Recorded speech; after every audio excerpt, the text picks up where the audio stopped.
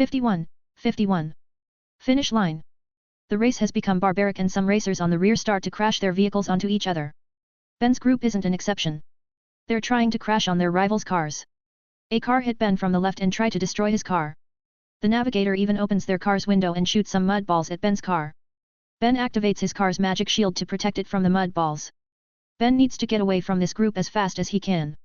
He knows that crashing onto other vehicles will just slow them down. It is proved when the ones behind start to get left further.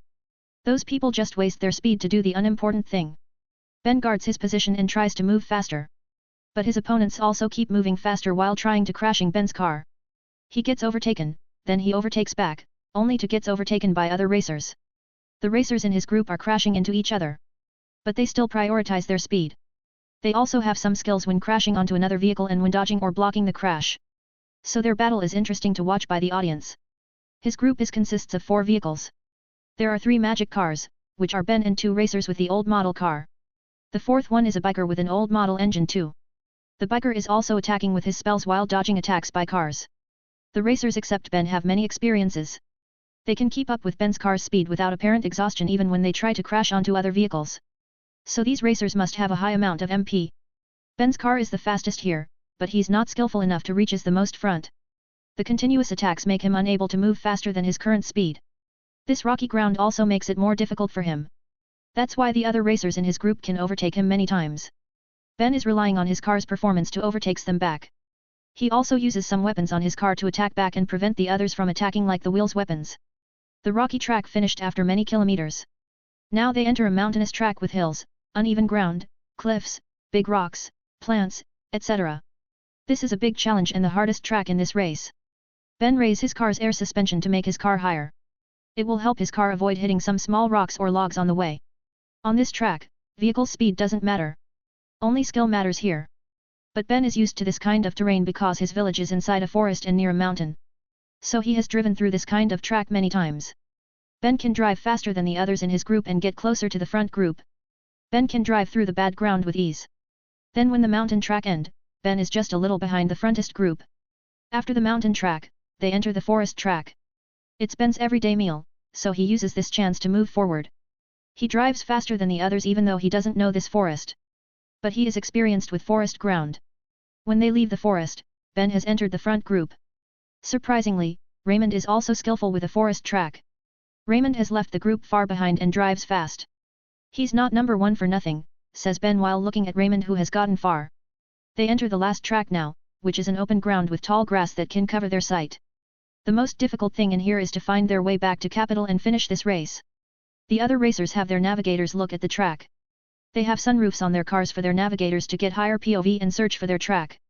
The 2 racers in Ben's group and Raymond in front also have their navigator find the route. Ben doesn't have a navigator, so he uses another method. He uses his magic sense to detect other racers' positions. Ben locks his sense on Raymond and the 2 racers in his group. It takes 15 minutes for them to leave the tall grass field. It's really wide and they can't find the way out fast enough. When they get out, the positions haven't changed at all. They finally enter the highway near the capital.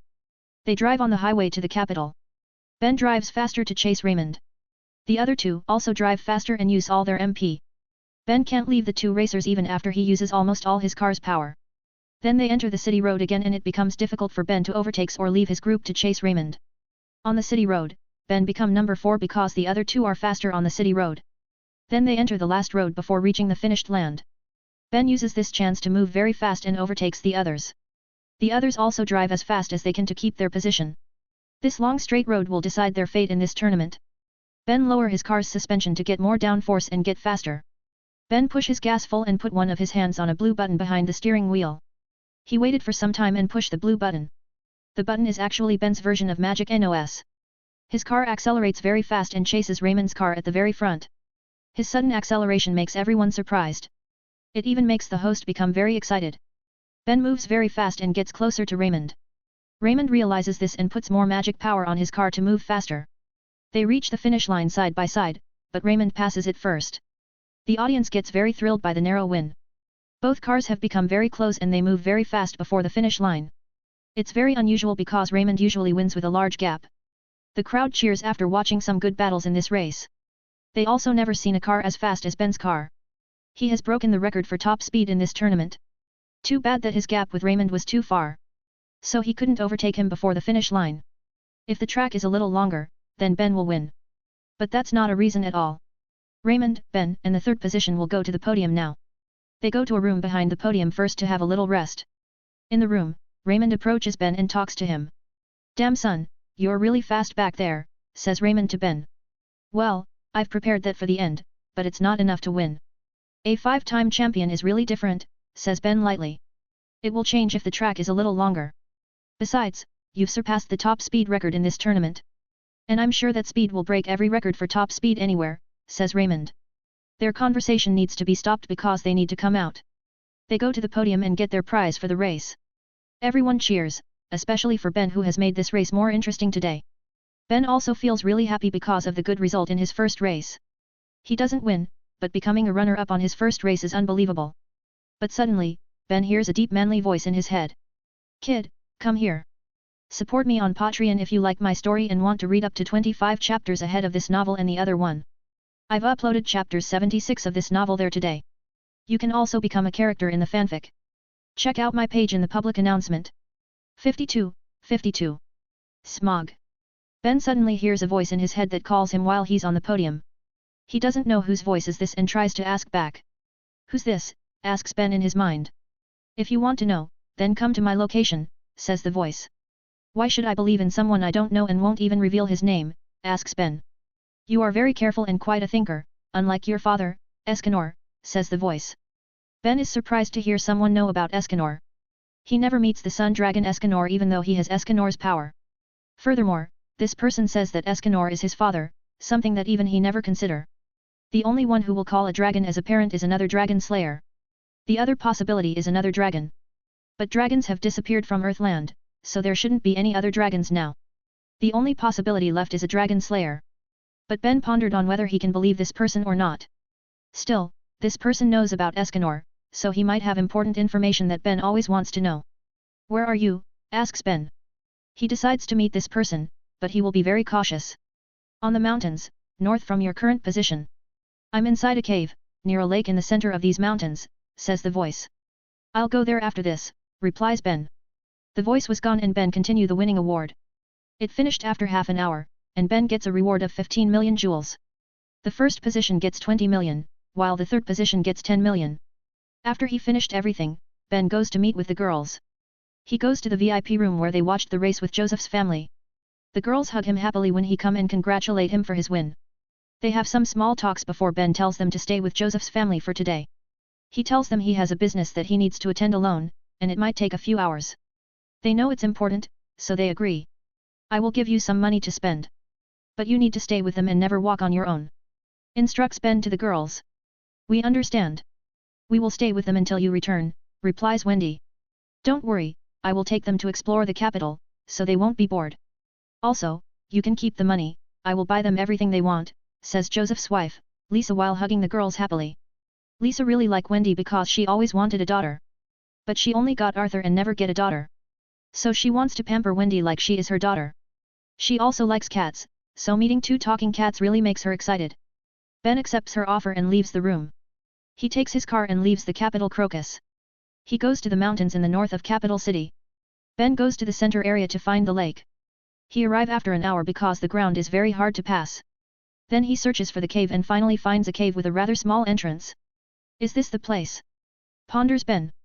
It is, just comes inside. But be careful of the slippery ground, Ben hears the voice again. Ben enters the cave and the floor is made of very wet rock. Ben heated up his feet to vaporize the liquid on the ground.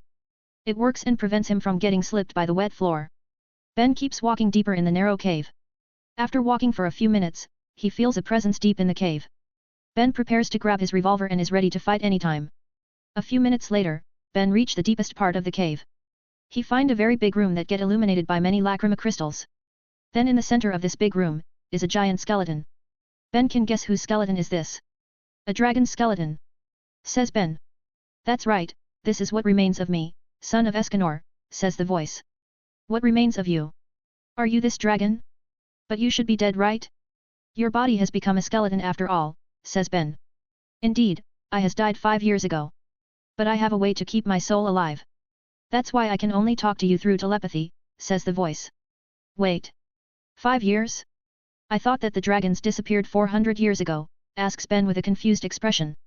No, we didn't disappear 400 years ago. Although the cause for our disappearance was 400 years ago. What is it? The cause is an individual. Someone that people now called as Black Dragon, Aknologia. Ben is surprised to hear this. He has heard about Aknologia from some books. But he never knows too much about Aknologia, except that he is very strong. My name is Smog, the Heat Dragon. I am one of the last dragons who lived until this age. Although I can be said to be dead by now, Smog introduces himself. Smog then explains to Ben that he is born around 700 years ago when the dragons still rule this world. He is an admirer of the sun dragon Escanor. Smog says that Escanor is one of the ancient dragon gods who lived more than 2000 years ago. This is something that Ben never know, so he gets very interested in this. Smog asks Ben how he got Escanor's power. So Ben tells him the story that he got from AI chip. Smog then asks how Ben can live more than 400 years as a human. So Ben explained the time travel briefly. So you were sent from 400 years ago together with the other dragon slayers. Is it to save you from Aknologia's dragon hunt, says Smog. Dragon hunt? What is that? Asks Ben. Well, it's just a name that I made to call what Aknologia did. He hunted and killed dragons since 400 years ago, says Smog. Smog then tells Ben about Aknologia's story briefly. Aknologia was a human who became a dragon slayer. Then he hunted dragons and killed them. By killing dragons and bathed in their blood, Aknologia received an unimaginable power. He can also take the form of a dragon because of his dragon slayer magic overuse. Aknologia killed a lot of dragons and no one know the exact number. He is very strong and dangerous, so the remaining dragons like Smog went to hide themselves. Then Aknologia got a title as the Dragon King, and he keeps searching for dragons even to this day. His target isn't just dragon, but also dragon slayer like you. So you need to be careful, Smog warns Ben. He is that dangerous, hey? Alright, thanks for the reminder Fossil Dragon, says Ben. I am a heat dragon, Smog tries to correct Ben. But you're a fossil now, so I'm not wrong, right? Ben doesn't want to lose, make Smog sweat drop at him. Sigh, whatever. Anyway, the reason I call you here isn't just to talk about Aknologia. I feel Escanor's power from you, so it piqued my interest. But I feel something is wrong with your body and I know what it is, the dragon seed. Yeah, this is a problem that troubled me until now. Unlike other dragon slayers who have their dragon parents live in their body, I don't have it like them because Escanor died shortly after giving me his power. Then, how if I help you? Smog suddenly offered to help Ben's case, so Ben becomes serious now. I'm listening. Support me on Patreon if you like my story and want to read up to 25 chapters ahead of this novel and the other one. I've uploaded chapters 77 of this novel there today. You can also become a character in the fanfic. Check out my page in the public announcement. 53. Solution. Smog offers a solution for Ben's problem with Dragon Seed. Ben gets serious and listens to Smog. You know about Dragon Seed, so I believe you've also known the solution. Which is having a dragon reside in your body so it can adapt to Dragon Slayer's power. That's why the best dragon that needs to reside in a Dragon Slayer's body is the one who gave you the power, says Smog. Yeah, I know that much. That's why it become a problem for me because Escanor had died, says Ben. Yeah, that's why you can only have another dragon to do that job. But you won't find any dragons again because almost all of us have disappeared. However, you don't need to worry because you have another option, me, says Smog. You? But you only have your soul right now, says Ben confusedly. That's right, but even my soul has the remnants of my power. Furthermore, as a heat dragon, my power has similarity to Escanor. So it will be more effective rather than if you have another type of dragon in your body. It's a matter of compatibility, says Smog. Smog explains that as a sun dragon slayer, Ben will get a better result if he has a dragon with a similar type of power like fire, heat, or even light. It will be less effective or even ineffective if he has another type of dragon that doesn't have a similarity with Sun Dragon's power. But Smog says that Ben also has another problem. That is the power of his Dragon Slayer magic. Sun Dragon Escanor was said to have immense power that scared the other dragons, even dragon gods and kings. That's why as Sun Dragon Slayer, Ben's magic can grow that powerful. To nullify the effect of such powerful magic, he needs equal or stronger magic. Without it, that effect won't disappear at all. I must say this to you before we continue. My power is a lot lower than Escanor, so I won't be able to fully cure you even in my perfect form. But at least I can slow the process of dragonization because I have the same type of power as Escanor, says Smog. Temporary is better than nothing I guess. I can search for the permanent solution later, says Ben. Don't worry, I've already thought about the permanent solution. That is to have Aknologia in your body. What? Are you serious now? Yeah, he is the closest to Escanor's level, or maybe even surpass Prime Escanor, I don't know for sure. But what I know, Aknologia is the strongest right now. I can understand that, but he is a human, a dragon slayer. So it won't be effective, right? He is not a human, although he was a human. So he's not quite a human because he has turned into a dragon. But he is not quite a dragon too because he was a human. However, that's not the point here. The point is that he have dragon slayer magic and he overused it until he became a dragon. His power is immense too, so he is very suitable for your problem, says Smog. But what's his element? That will affect the process too. I don't know what kind of element that he has. But he has immense power, so the element doesn't matter anymore. You just need his power to nullify the dragon seed's effect. Ben thinks about it and asks AI Chip to calculate the possibility. AI Chip tells him that the possibility is quite high. It's a lot better than Ben's initial method to get Demon Seed and God Seed to nullify the dragon seed. However, there is a very big problem with this method. His target is Aknologia, someone who got the title of Dragon King. That means that he is the strongest among all dragons, proved by his feat to slay many dragons. What worries him is that his dragonization might happen before he can defeat Aknologia. There's no way Aknologia will agree to live in his body. So he needs to defeat Aknologia first. Ben doesn't know exactly how strong is Aknologia. But he knows to reach that level of power isn't easy and needs a long time. He doesn't even reach S-class now, so his way is still long. That's why Smog's offer to live inside Ben's body is very good. It will only slow down the effect, but it will also give him more time to be stronger than Aknologia. But Ben still has something that he wants to ask Smog. Why are you helping me? I've said it to you, I admire your foster father Escanor. I don't believe that admiration can make you agree to help me, says Ben seriously. Smog gets silent and Ben just waits for Smog to talk. Sigh, fine. My admiration is also one of the reasons. The biggest reason is that I want to see Aknologia's defeat. If I just stay here like this, then my soul will disappear in 5 years at most. But if I live inside your body who has Dragon Slayer magic, my soul won't disappear easily. Did Aknologia killed you? Me and my family. He killed my wife and 3 sons years ago. He injured me badly and forced me to hide in this cave. I want to have my revenge on him, but I couldn't even stay alive. That's why I used a technique to preserve my soul. Smog used a technique to preserve his soul in his body parts. He chews his bones because they have the best durability.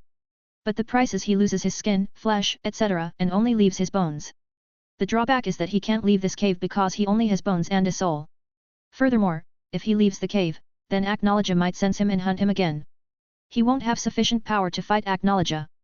This cave has a high amount of ether nano, and it even formed into these crystals. That's why it can mask my presence and hide it from Aknologia. Wait. Then won't he detect me too if you enter my body? No, your presence will mask mine, so don't worry. Aknologia won't be able to sense you except if he is close enough. Your presence is a human, not dragon, so it will be harder. You're also not strong enough for him to notice you. I guess you're right. Fine, I will accept your offer. Ben accepts the offer after AI Chip concludes that Smog doesn't lie. There's no ill intention too, so Ben can trust Smog. Besides, Smog can't take over Ben's body after he enters it. AI Chip has ensured this because Smog's heat magic is inferior to Escanor Sun Dragon magic. He also has gotten weaker after keeping his soul in his bones for years. So he won't be able to overpower Ben's Sun Dragon's essence.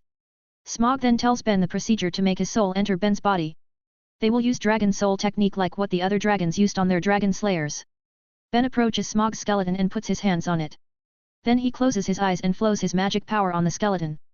The skeleton glows red and gets heated up a little before it gets absorbed by Ben and enters Ben's body. My soul has entered your body, son of Escanor. Now I will enter a slumber so my power will focus on suppressing your dragon seed and you will get the full benefit of it. I will awaken at the day when you fight with Aknologia come. Until then, I hope you will grow strong like your father.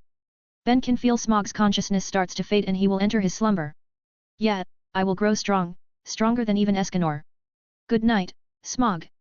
Support me on Patreon if you like my story and want to read up to 25 chapters ahead of this novel. I've uploaded chapters 78 of this novel there today. You can also become a character in the fanfic. Check out my page in the public announcement. 54. Dragon Lacrima.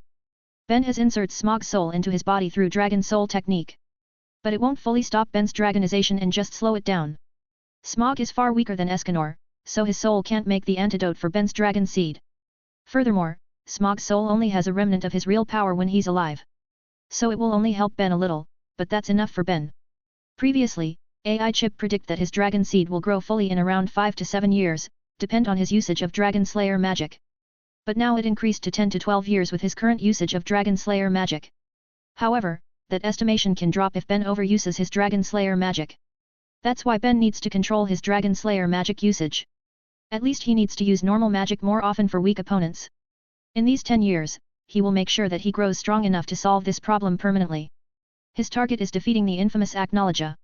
He only has 10 years to do that. He is sure that he can do it, he will make sure that he can.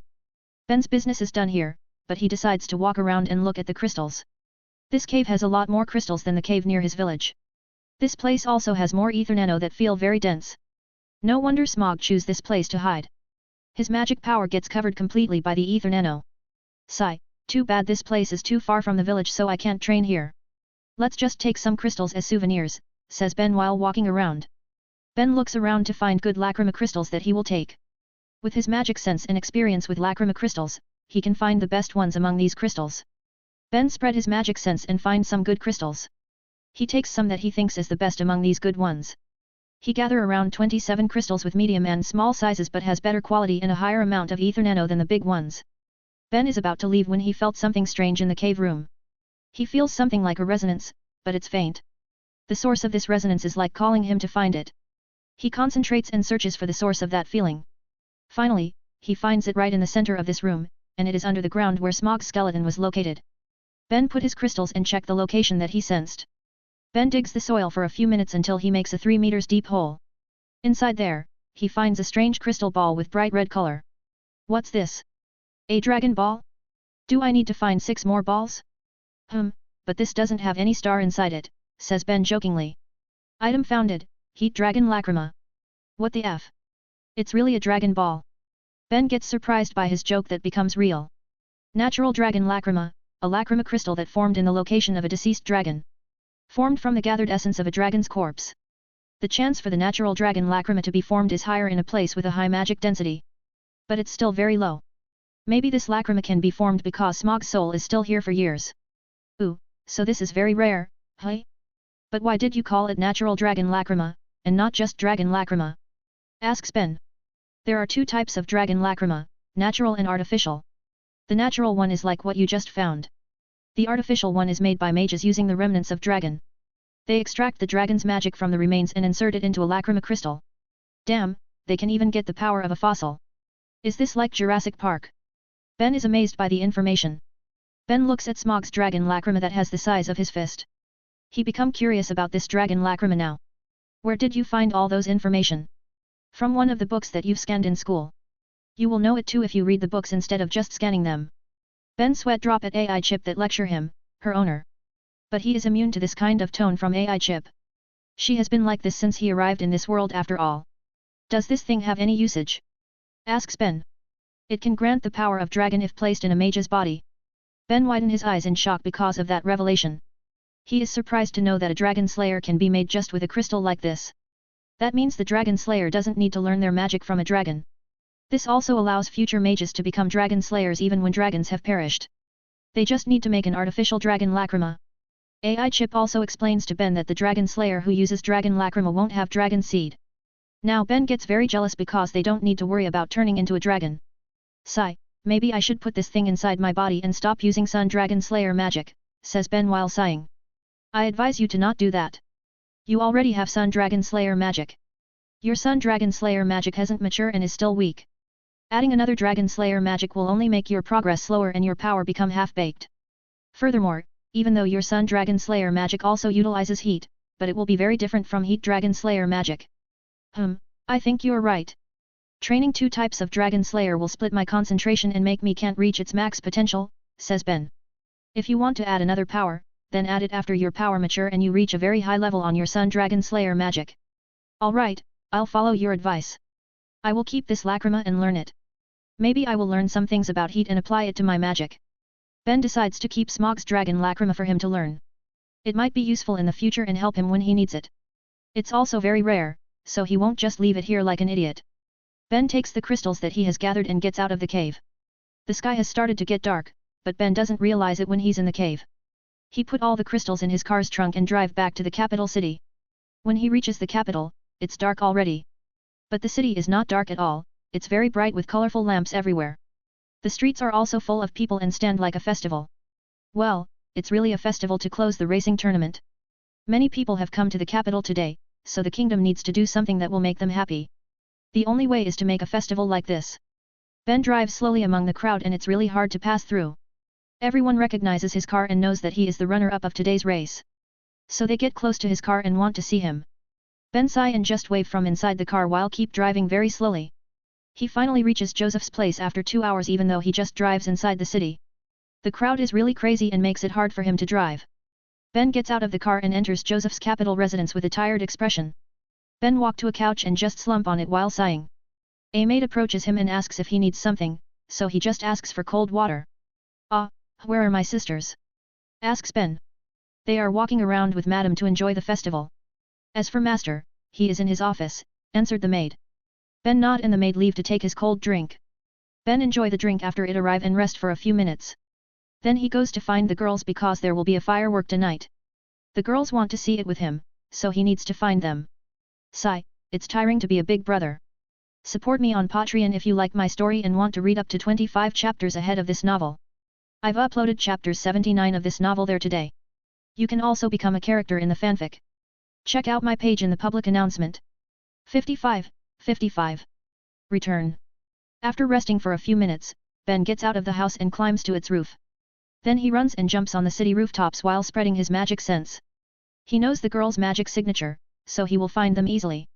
Ben finds them while they watch a dance performance. Ben. Bella notices him coming and fly to Ben. Ben catch Bella and rub her head then put her on his head. "Did you have fun?" asks Ben. "Yeah," the girls answer together. "That's good then. Do you want to do something after this?" asks Ben. "We want to see fireworks. Aunt Lisa said that it will be the festival's main event and it looks really pretty," says Wendy. "Fireworks? If it's the main event, then won't it be held at midnight? Can you really stay awake until midnight?" asks Ben unsurely. The girls answer together, "We can." Ben just sighs and lets the girls do what they want. Ben join the girls and Aunt Lisa to walk around. They try some foods, buy some interesting things and obviously enjoy the festival. Hours passed and it's almost midnight now. The firework will start soon, so people now stop what they do and wait for it.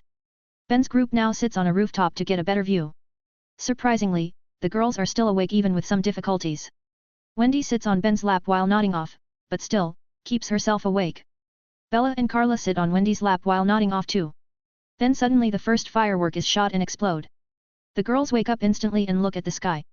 The fireworks start to get shot in the sky in high quantity and many colors. "Wow, so pretty," says Wendy. The girls smile happily when they see the fireworks that cover the dark sky. They never see something like this and get very happy. Ben also smiles because it's been a long time since he enjoy a firework festival like this. The firework festival finished after 15 minutes. Ben smile and call the girls to return to Joseph's residence. He calls them, but no one of the girls answers him. So he checks on them and finds out that they've fallen asleep. "Sigh, they're forcing themselves too much to stay awake," says Ben. "Well, they've waited for this event all day. So they're very excited to watch this event," says Lisa. Ben smile and rub Wendy's hair. He's glad that they enjoy this trip to Capital Crocus. He really should take them on a trip every once in a while. This trip to the capital is very fruitful for them. He gets the runner-up position in the race, he met a dragon that can help him even though it's just a remnant, and the girls like their trip very much. Ben then carries Wendy in front of him and puts Bella and Carla on Wendy's stomach. Then they return to Joseph's residence to sleep before return to the village tomorrow. The next day, Ben and the girls bid their farewell to Joseph and Lisa after breakfast. They will return to their village now so the others won't be worried. Ben and Co leave the Capital Crocus with many souvenirs that they've bought.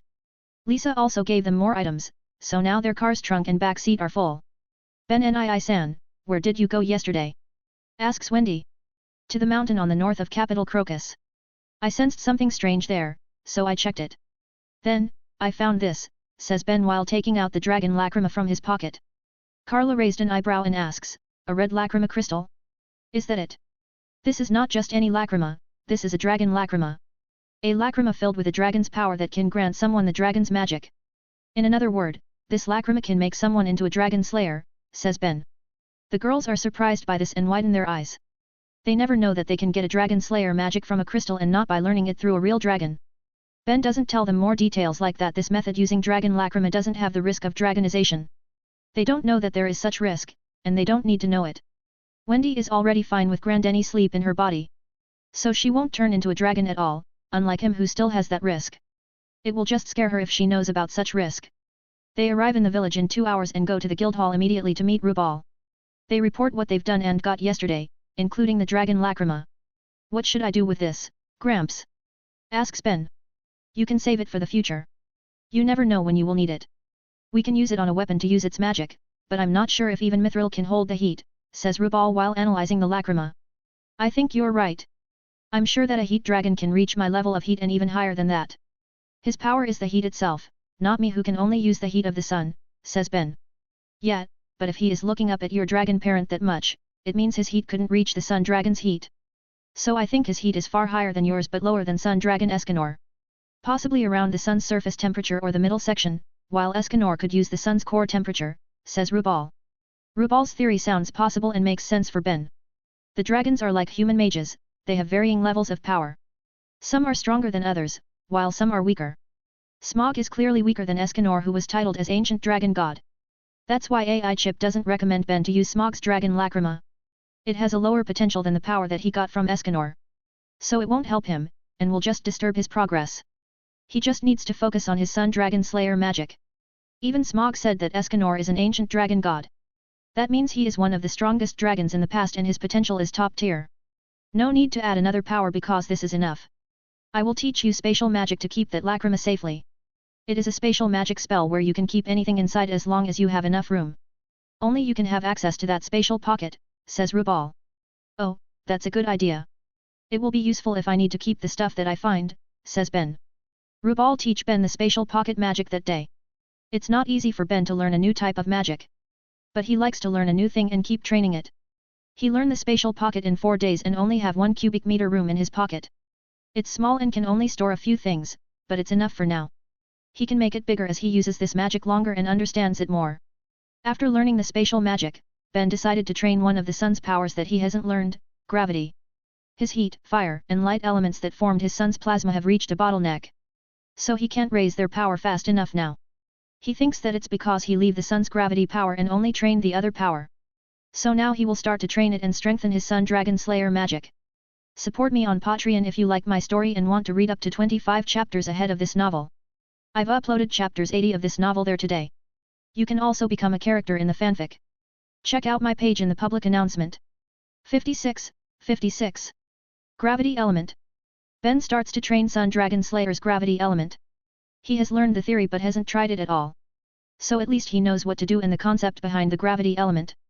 AI Chip told him that he need to learn the fire, light, and heat first because they will form the plasma. It's also because gravity is harder to train than the others.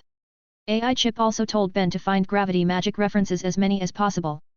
But it's very hard to find gravity magic even in the school library. He only found 6 books about gravity magic so far. All of them are just basic and only available in the school library. He doesn't find any in Magic Public Store. Even Rubal doesn't understand much about gravity magic. The Sun Dragon Slayer Magic Manual in AI Chip's database has more information than the books that he found. But the books have some pieces of information that the Dragon Slayer Manual doesn't have. AI Chip transfers all the information about gravity magic to Ben's brain. Ben needs an hour to process all those information completely. Then he tries to use gravity magic. He starts from the basic spell which is just pulling an object to his hand. He tries it on a cloth because it's light and small. He won't start by using a heavy weighted object on his first try. Sun Dragon's Attraction. Ben says the spell name. Ben used the spell and formed the magic circle on his right hand. Then he pointed at the small piece of cloth on the ground. The cloth then moves close to Ben's hand and finally flies to his hand. Ooh, it's very interesting. I think I will like this gravity element, says Ben while smiling wide. Ben then tries it again on heavier objects until he finds his limit. The max weight that he can pull is 50 kilograms now. Well, he just started, so he can't pull something too heavy. Then Ben tries to use another spell that has a wide area of effect. This spell increases the planet's gravity on an area. So it will pull anything on that area down. Sun Dragon's Authority. Ben tries it, and he can use it in 5 meters radius with him as the center. As the magic user, he doesn't feel any change with the gravity. But AI chip calculated that the spell add the normal gravity by 20%. This spell can be used around him or another place that he aims. He can also make the gravity affect him or not. It's quite versatile, as long as he masters it and can use it freely. The spell's name is also quite unique, Sun Dragon's Authority. It was made by Escanor because anyone who entered his gravity spell domain will be pulled down by it. They would look like bowing down to him, hence the name Authority. It was the representation of Escanor's high pride in his power. Escanor was a very prideful dragon that has full belief in his power. He believed that he was the strongest among the dragons, but it is true even to this day. At least that's what Ben read from AI Chip's narration of Escanor. He doesn't know whether it's a coincidence or not. But this Escanor is similar to the Escanor from Seven Deadly Sins. Both of them are very prideful with their power, and they're the strongest among their kin. Maybe it's the multiverse theory where there are many versions of someone in a different universe? Ugh, it's confusing, let's forget about it, says Ben. Ben then asks Bella and Carla to throw rocks of the same size in the spell area and outside area. Bella throws a rock in the spell area while Carla is on the outside.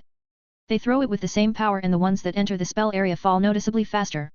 Even 20% addition has shown such change. It's just a fifth of the normal gravity, not even double of it.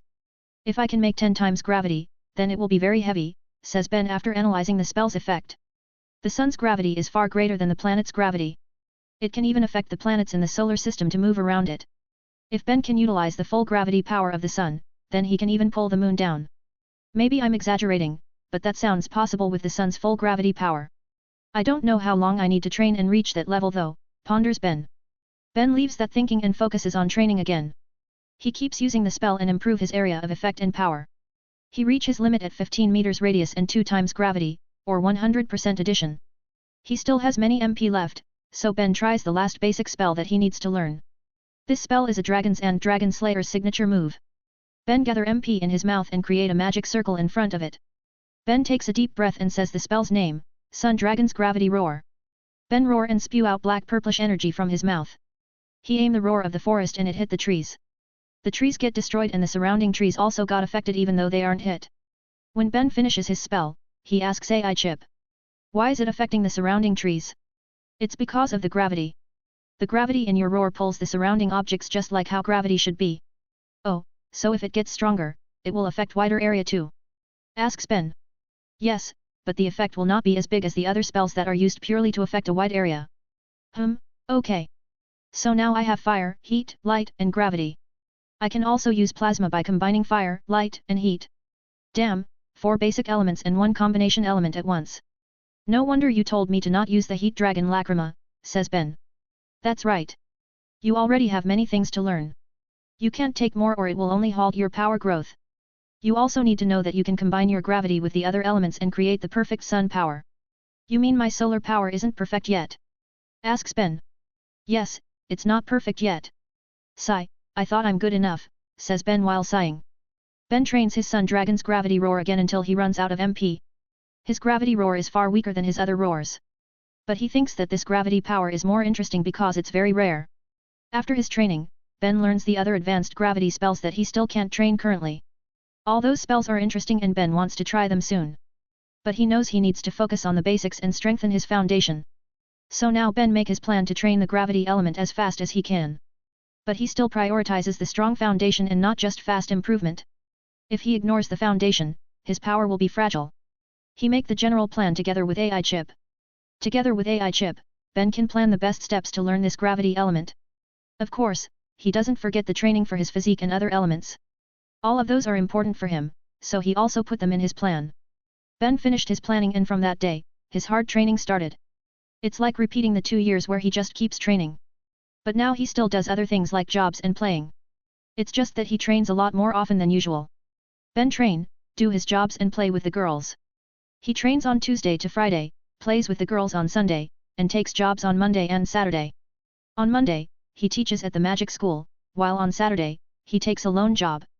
Ben now takes a lone job almost every week, not once every 2 weeks. He uses the lone job as training after all. His training and jobs are done very well. He can solve the problems that he faces in his jobs and training. Then 5 months after he started his gravity element training, a piece of news come from Magic School. They will hold a graduation exam. Support me on Patreon if you like my story and want to read up to 27 chapters ahead of this novel, on progress to 30 chapters ahead. I've uploaded chapters 81, 82, and 83 of this novel there today. You can also become a character in the fanfic. Check out my page in the public announcement. 57. School exam. It's Monday now and Team Ben goes to magic school. There will be a graduation exam now and the headmaster asked them to help. The exam will be held for around a week, so they need to clear their schedule. Will everyone be okay in this exam? Asks Wendy worriedly. They'll be fine. They've shown good progress in these 7 months since we taught them. Besides, this exam is just a formality, says Ben. Formality? Asks Carla. Yet. The school won't make someone fail at all because that's not what they're made for. This exam is just for them to show their progress and achievements after learning in school. The scores that they get will help them to enter a guild or organizations like the council, says Ben. So it will be easier for them to get jobs if they have high scores. Asks Carla. Yeah, says Ben. Team Ben arrive at the school after half an hour. They go to the headmaster's room to meet him first. The headmaster welcome them and then take them to the meeting room. In the meeting room, there are many teachers. Of course, all of them are adults. Only Team Ben's members who are still children here and 2 of them are not even humans. The adult teachers are looking at Team Ben curiously. Wendy hide behind Ben while hugging Carla. Bella just lay lazily on Ben's head, uninterested by the gazes. Who are these kids? And cats? Asks a buffed male teacher. They're also teachers here, although just part-time teachers. They teach on Monday to help Mr. Raoul, says the headmaster. Raoul? So these kids are teaching that class? Ha ha ha, kids are teaching kids. So laughable, says the buff teacher while laughing loudly. Ha, it's decided. Those kids will only get low scores, just like the last year's students in that class. They'll be nothing after graduation, says another male teacher while snickering. Low-leveled class and students always need low-leveled teacher, right, Raoul? Asks a female teacher while smirking. You guys, stop it. They are still our school's students, we need to support them and hope the best for them, says a female teacher who wears glasses. It's useless, the students in that class never show any good results after graduation. Most of them will just be stray mages or even dark mages, says another teacher. The teachers get into heated-up arguments. Many are mocking the last class students, while a few are supporting them. Raoul doesn't say anything and just sips his tea calmly. He knows his students are not bad and he's sure that they're actually the best in their grade. Ben just sighs and says in low voice, "What a bunch of clowns." The loud room suddenly turns silent and everyone looks at Ben. Ben looks back at them with a strong gaze. He messed up and doesn't realize that they can hear him. But he doesn't care and looks back at them. What? You don't like what I said, clowns? Asks Ben nonchalantly. Kids, you should watch your mouth. Every one of us here can beat you up with ease. So don't make us angry, says the buff teacher. Whoa, so scary. Look, you scared the headmaster until he doesn't say anything at all until now, says Ben while pointing at the headmaster. The teachers look at the headmaster and realize their blunder. They got so absorbed in their arguments that they forget that the headmaster is here. They immediately sit back in their seat and only look at Ben angrily. This kid, he uses me as a shield. Sigh, but at least we can start the meeting now, thinks the headmaster. The headmaster takes his seat and they start their meeting. Ben doesn't say anything and just listens to the discussion. He just needs to know the contents of this school's exam. The exam will be held for 5 days starting tomorrow. There will be a written exam on the first day. Then magic practical exam on the second day, and battle exam with tournament system for the next 3 days. Ben and Raoul aren't worried at all about their students. Those kids will do just fine on every exam, especially practical and battle exams. It's because Ben and Raoul are focusing on teaching them practical things. After all, those kids aren't that smart. But Raoul still tried his best to teach them theoretical stuff because he know they will need it. Nothing much happened until the meeting finished. They all agree with the exam and then return home. Team Ben also returned to their guild to prepare for tomorrow. The next day, they start the written exam. The questions in this exam came from the Kingdom Magic School Committee. So there won't be any difference in difficulties for every student. There's no problem with the written exam and it finishes right on time. The answer sheets are scored right away using a magic item that can help them check the answer sheets fast. The result of the written test surprised the teachers. Ben's class students actually get high scores. Furthermore, all 11 students in that class enter the top 30 from 124 students, and one of the students, Dito, gets the highest score. They accuse Ben's class of cheating, but they can't find any proof. They can only accept it and think of it as a bluff or luck. No one of them believes that these students can achieve this result on their own. But at the magic practical exam on the second day, the teachers are dumbfounded. In this exam, the students showed their best magic spells and will be scored. The judges for this exam are 3 guild masters from nearby guild, and 2 officers from Magic Council. Whether it's a coincidence or not, but one of the officers is Geld who always worked with Ben. Ben's students are dominating this exam and all 11 of them enter the top 15. There are only 4 students from the S class in the top 15. Even so, these 4 can only get the 6th, 10th, 14th, and 15th positions. Headmaster, your students this year are very strong. The top 20 students only have small gaps between them. They will easily enter the council with their power, says Geld to Headmaster. Yet, we don't need the result of the battle exam to accept these students. Our guild will happily take them and nurture them, says Titan Nose's guild master. He is right, fighting skills are formed through experience. But magic spell mastery is hard to achieve. Of these 15 students, 11 of them are just using basic spells. Even so, their spell's power is really high. That means their mastery over their spells is quite high, says Phoenix Graves guild master. The 11 students that he mentions are Ben's students. Ben has told them to use the spells that they've mastered the most. That's why all of them use their basic magic spells because they've mastered it completely. But their basic spells can even surpass the power of high-leveled spells that the S-class students used. It's because those S-class students have just learned their high-leveled spells. So their masteries are still low even if the spells have high power. Actually, those 11 students are from the same class, says Headmaster. As I thought. They are too similar, says Orikai's Finn's guild master. What do you mean? Asks Geld's comrade. They use basic spells while the others use higher level spells. Then from their spell, I can sense their magic control is about the same. Furthermore, the 11 of them can cast their spells at a similar pace, says Titan Nose's guild master. That means they're taught with the same method and curriculum, which must have come from the same teacher, says Phoenix Graves guild master. The headmaster is surprised by the guild master's fast and accurate analysis. High-level mages are really different. Basic level spells are the base of their magic spells. So by mastering it, they will have a better foundation for more advanced spells. Headmaster, you must have a good teacher for this class. I can't wait for the battle exam tomorrow, says Geld while smiling and looking at Ben who is with his students. Support me on Patreon if you like my story and want to read up to 28 chapters ahead of this novel, on progress to 30 chapters ahead. I've uploaded chapters 84 and 85 of this novel there today. You can also become a character in the fanfic. Check out my page in the public announcement. 58. Battle exam. On the 3rd day, the battle exam started. This exam is held like a tournament with a knockout system. The pairing is random and decided by drawing lots. All Ben students in E class get paired with students from B to D class. It's really a coincidence that none of them get paired with AORS class students. Although it won't be a problem if they are paired with AORS class students. Ben will be happier that way because his students will get strong opponents, which means a better experience. They'll also be able to show their full power that way. The tournament is held on an open field outside the town. There are 4 arenas to facilitate the battles of more than 100 students.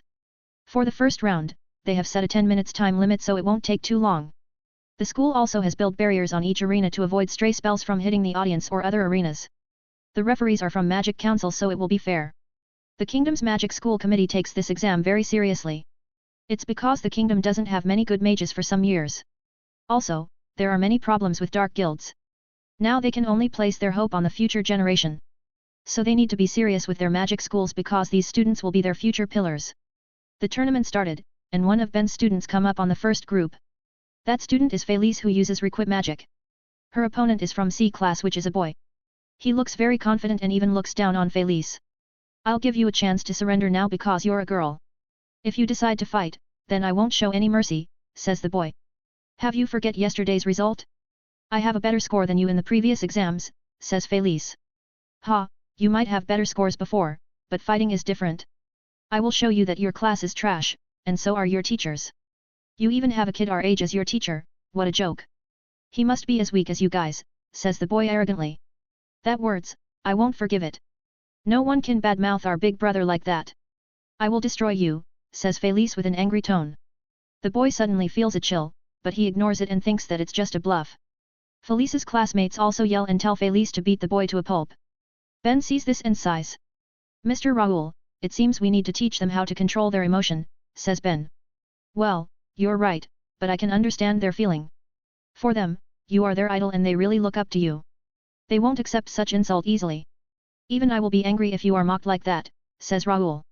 Come on, don't support them like that. It can be dangerous if they can't control their emotion well you know, says Ben while raising an eyebrow. But that boy also makes me angry, so Felice isn't wrong, says Wendy while snorting. Wendy, not you too, says Ben. Haha, alright, I will tell them about it, says Raoul while smiling. The battle starts and Felice's opponent prepares his first spell. He makes a yellow magic circle and shoots a light beam at Felice. Felice doesn't make any spell and just waits for the beam. The boy grins, but then his grins disappear when Felice dodges the beam easily. After she dodges, Felice rushes toward the boy while using her magic. She just summons a long sword and runs to the boy. The boy shoots some light beams again, but Felice can dodge them. When Felice gets very close to him, the boy uses another spell. He makes a rain of light that shoots in every direction. Felice can easily dodge and deflect them with her sword. Then she reaches the boy and swings her sword at his neck. The referee jumps to stop the sword from cutting the boy's neck, but Felice has stopped it herself before touching the referee's hand. The boy has cold sweats running on his back and he falls on his butt. The referee announces Felice's win and Felice stores her sword again while looking down on the boy, make him shivers. Felice walk away without saying anything. Her classmates cheer at her happily while the other class students and teachers are dumbfounded. They thought that the previous exams results are just bluffs. Now they need to take the E-class seriously like they face S-class students. Ben praises her and it makes her happy. But then he also scold her about her rage and tell her to control her emotion. She scratches her head and giggles guiltily, but she doesn't regret it.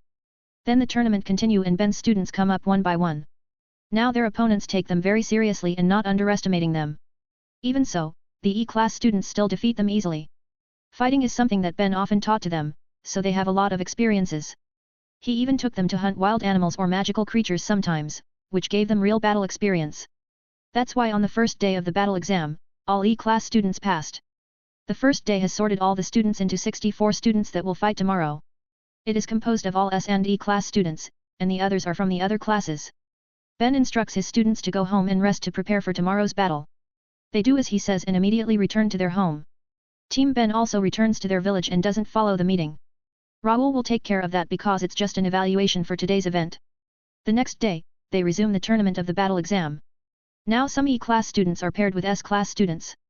Everyone anticipates their battle because these students have become favorites in this tournament. 7 from 11 E-class students are paired with S-class students. They're Ron, Mina, Hans, Dito, Dan, Olive, and Yorkie. While the others are fighting students from other classes. Ben instructs his students to enjoy their battles and use all their strength. He tells them to not underestimate their opponents just because they've got high scores and won easily yesterday. The S-class teacher, however, gives different instructions to his students. The S-class teacher is the buffed man who mocked Ben in the meeting before the exam. You guys, those E-class trashes have taken the spotlight from you. Can you accept that? Asks the buffed teacher. The students answer together, no. That's right, you are the best students in this school. So show them that you are the best. I allow you to do everything you have to defeat them. I don't care if you injure them badly until they can't walk again. I want you to win this round, says the teacher. The S-class students nod and agree to do anything to win. These students have high self-esteem and think that they're the best. However, their high self-esteem doesn't come from confidence, but arrogance. Ben can hear them clearly even though they're rather far. He is a dragon slayer, so his senses are strong. He can hear them even with the quite far distance between them. Ha, what a bunch of clowns, says Ben while smirking. They're very mean, says Wendy with a worried expression. She also heard what they said just now with her sharp hearing. What is it, Ben and Wendy? Asks Yorkie. Ha, they're looking down on you, says Ben. Ben tells them what the S-class guys discussed just now. The E-class students get mad at the S-class teacher and students. Calm down.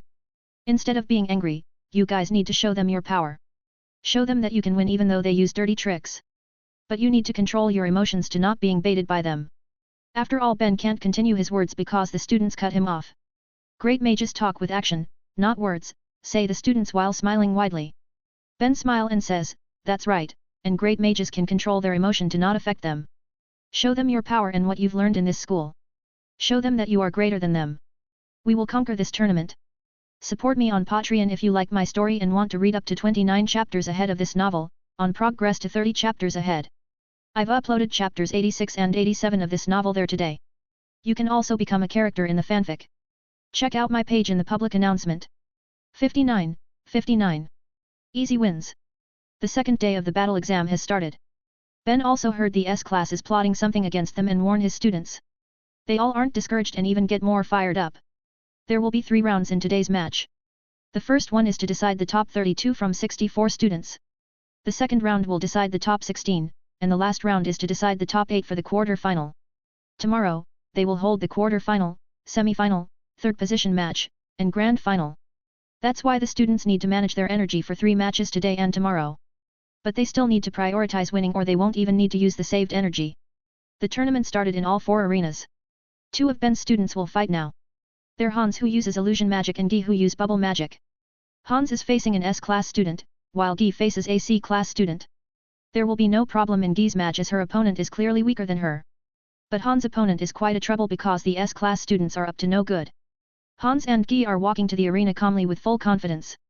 They know that their training for months with Ben and Raoul will not disappoint them. They will win their battles and show the others that they're not useless. The matches start and all eyes go to Hans' battle. His opponent is a boy who keeps smiling sinisterly since the beginning.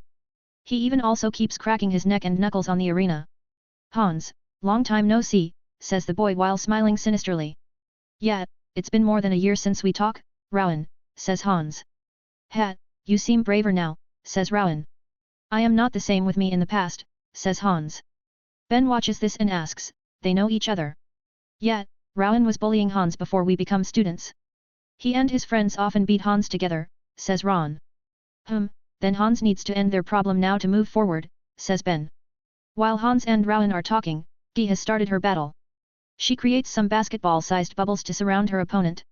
Her opponent is a boy who looks scared of her. He tries to dodge the bubbles, but then his shoulder touch a bubble and pops it. The popped bubble creates an air explosion. Then it creates a chain reaction and pops the other bubbles. They create explosions too. The explosions hit the boy multiple times and make him fly around because of the impacts. The referee moves fast and saves the boy before he gets bad injuries. Then the referee announces Guy's victory. Hans sees Guy's fast win and decides to start his fight too. Rowan also thinks the same and immediately uses his magic. Rowan makes a brown magic circle under his feet and then a lot of sands appear. Rowan then shoots many sand bullets at Hans. Hans doesn't move and just waits for the sand bullets. Rowan grins, but then he freezes when his bullets pass through Hans' body. What the Rowan can't finish his words because he suddenly feels a big pain in his stomach. Hans suddenly appears in front of him and punches Rowan with all his strength. Hans' punch is really strong for his peers, as Ben has trained all his students in physical strength. Rowan flung back and roll on the ground until he hit the arena's barrier. He coughs some blood and gaped for air while looking at Hans in disbelief. Why you, but how? You were there a moment ago. You are there even now, Rowan pointed at Hans who stands on the other side. Rowan widened his eyes when Hans disappeared slowly. The one that Rowan attacked was just an illusion that Hans created. Hans created it stealthily while he talked with Rowan. It's the end, Rowan, says Hans. After Hans said that, Rowan suddenly sees some wild beasts are running toward him. He knows they're illusions, but he can't help but get very scared. Then when the wild beasts jump at him, Rowan faint. Ben and Raoul smiles while the S-class teacher fume in rage. Rowan isn't the best in S-class, but he is still an S-class student. Losing from an E-class student is really an embarrassment. Defeating his old enemy will be a good step for Hans to move on. It will lift a lot of weight from his shoulder, says Ben. That S-class student can use strong magic, but his usage of that magic is not good. What's their teacher taught in this 1 year actually? Asks Carla. He taught them how to fight every once in a while, but it's just light sparring. They aren't experienced with real battles like our class, so their judgment and battle senses are low. Sparring is a lot different from a real battle, after all, says Raoul. Sigh, then they aren't ready to take most of the jobs in guilds, says Carla. Hans and Guy return and their friends are congratulating them happily. Their class has the lowest amount of students, so they are close to each other. The other classes have 30 students, except the S class with 20 students. The tournament continues and now it's Mina's turn. She'll also fight with an S-class student. Her opponent is a girl who looks calm and composed. She doesn't seem to hate the E-class students like her classmates. I'm sorry for my classmates' behavior. They're very arrogant with their power and look down on other classes. All of them are very childish, even our teacher, says the girl. Mina is stunned and take a moment before she says, you're very direct and honest with your words. This is how I am. Besides, I know your class will be strong when I found out that he teaches you, says the girl while smiling and looking at Ben. You know Ben Nii-san? Asks Mina. Yes, I am the mayor's daughter, and my father often hires him for some jobs that our men couldn't take. He always succeed and finished his jobs fast. He is a great mage and my father trusts him very much, says the girl. Whoa, he never failed? As I thought of Ben Nii-san, says Mina. Honestly, I'm very jealous of you. If I could, I will join the E-class. But too bad, I know him quite late, says the girl. It's okay, maybe we can talk about it sometime later. I'm Mina, what's your name? Asks Mina. Rose, nice to meet you, says Rose. Nice to meet you too, Rose, says Mina. Rose and Mina end their talk and start their battle. They use their magic and prepare to attack. Mina transforms into a wolf, while Rose creates a lot of red flower petals. Rose sends the petals to attack Mina and force her to dodge. The petals hit the floor and damage it a little. They have some power even though they're small. Is that flower magic? Asks Wendy. I think it's plant magic, but it seems she only uses Rose, maybe to match her name. But it also means she can make thorned vines, says Ben. Ben is right, because a moment later, Rose creates some thorned vines. The vines move to attack Mina, who is dodging the petals in her wolf form. Mina sees the vines coming and dodge right on time. Then Mina transforms into an armadillo now. She then roll herself and move toward Rose like that. She dodges the petals and vines while rolling. Then when Mina reaches Rose, she transforms into a big snake. Mina binds Rose with her long body and makes Rose can't move. Rose can't move to make any magic at all, so she gives up and Mina wins. In the next matches, the E-class students also win easily. They can win easily even when they fight with S-class students. Their experience are very different, after all. Ben smiles and says, it seems we will win this tournament. Support me on Patreon if you like my story and want to read up to 30 chapters ahead of this novel. I've uploaded chapters 88 and 89 of this novel there today. You can also become a character in the fanfic. Check out my page in the public announcement. 60. Top 32. The exam continues and the E-class students keep winning their battle even when they fight with S-class students. In the end, all E-class students passed to the top 32. Now the students have half an hour to rest before fighting for the top 16. Ben tells his students to just rest and restore their MP. Half an hour is enough for them to restore their MP fully because they didn't use a lot of MP. After half an hour, the tournament starts again. Now the defeated students are watching the matches to learn from the battles. Some even make notes about the strategies used in the matches. The top 32 are dominated by S and E-class students. There are 11 students from E-class, which are all of them. The S-class has 13 students left after 7 of them got defeated by E-class students. The remaining 8 students are from A-class, which has 4 students, B-class with 2 students, C-class with 1, and surprisingly there is 1 D-class student. The C and D-class students are very lucky in previous rounds to fight with some weak D-class students. But now they won't be so lucky because all their opponents are very strong. The match's random drawing starts and the results come out. 3 E-class students will fight with B, C and D-class students each. 2 E-class students will fight with A-class students. 4 E-class students will fight with S-class students. Then lastly, 2 of them will fight with each other. These 2 are Ron, who uses fire magic, and Dito, who uses telekinetic magic. Both of them are quite strong and often spar with each other. Dito, let's settle this. We have 9 scores, so whoever wins this battle will be the winner in before we graduate, says Ron while grinning. Sure, Dito grins too. The match started, and the ones who come up are Dan and CYA.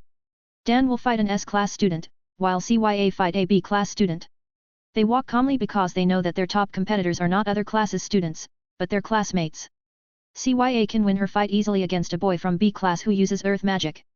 She uses her water magic to blast the boy to the barrier before he can even start his spell. Dan also win easily like CYA against an S-class boy. He shoots his bullet magic at his opponent before the S-class boy can make his spell. The S-class boy uses speed magic, but he isn't fast enough to make his spell. The next matches are for Olive, Parka, and Yorkie. The Olive will fight against a C-class student, Parka against a B-class student, while Yorkie against an A-class student. The 3 of them also win easily in their battles. Olive uses her sound magic to make her opponent sleep before he can even move. Parka transforms into a muscle giant and it already makes his opponent give up.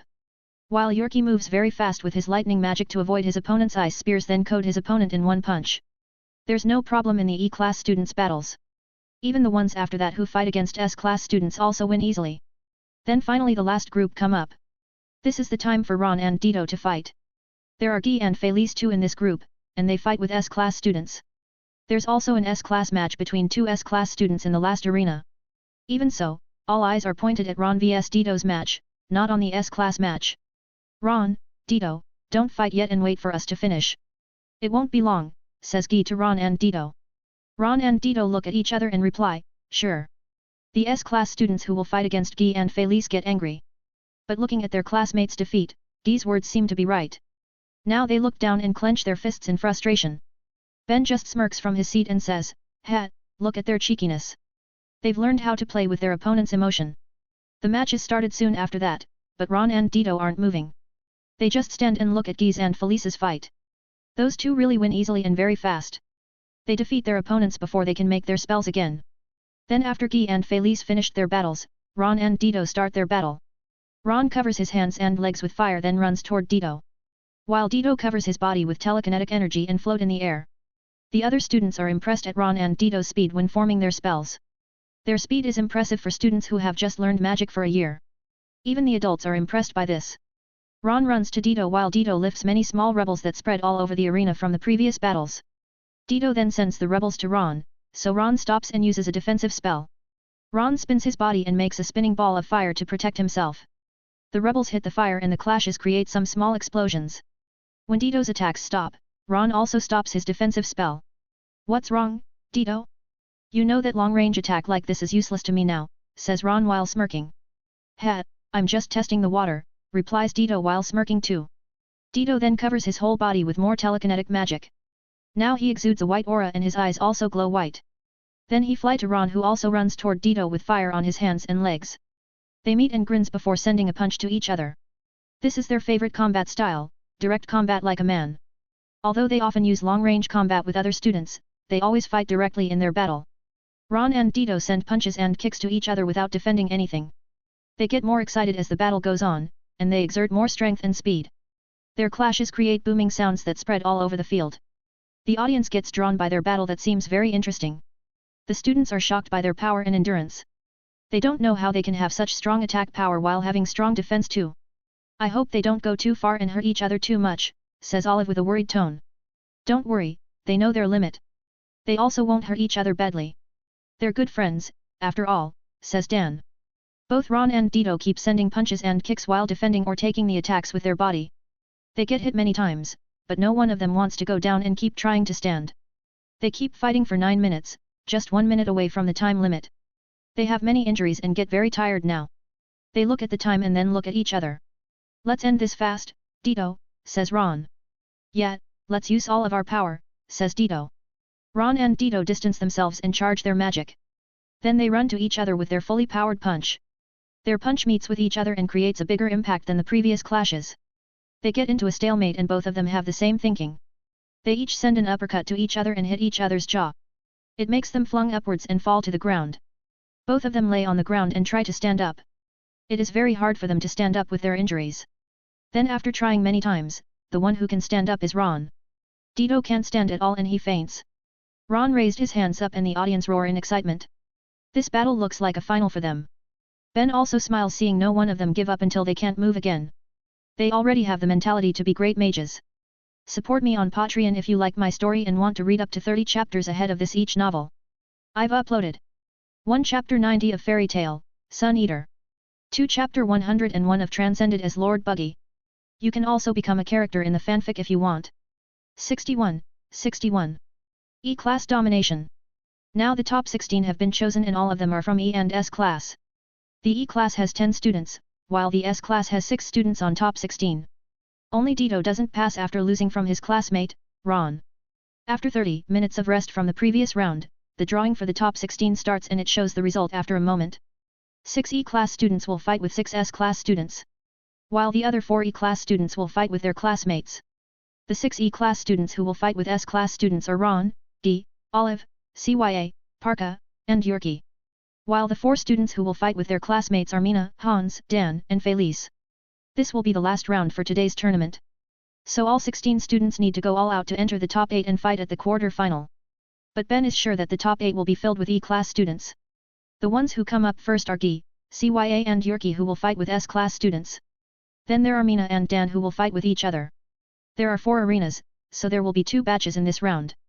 The battles start, and Guy, CYA, and Yorkie move fast to make a big attack.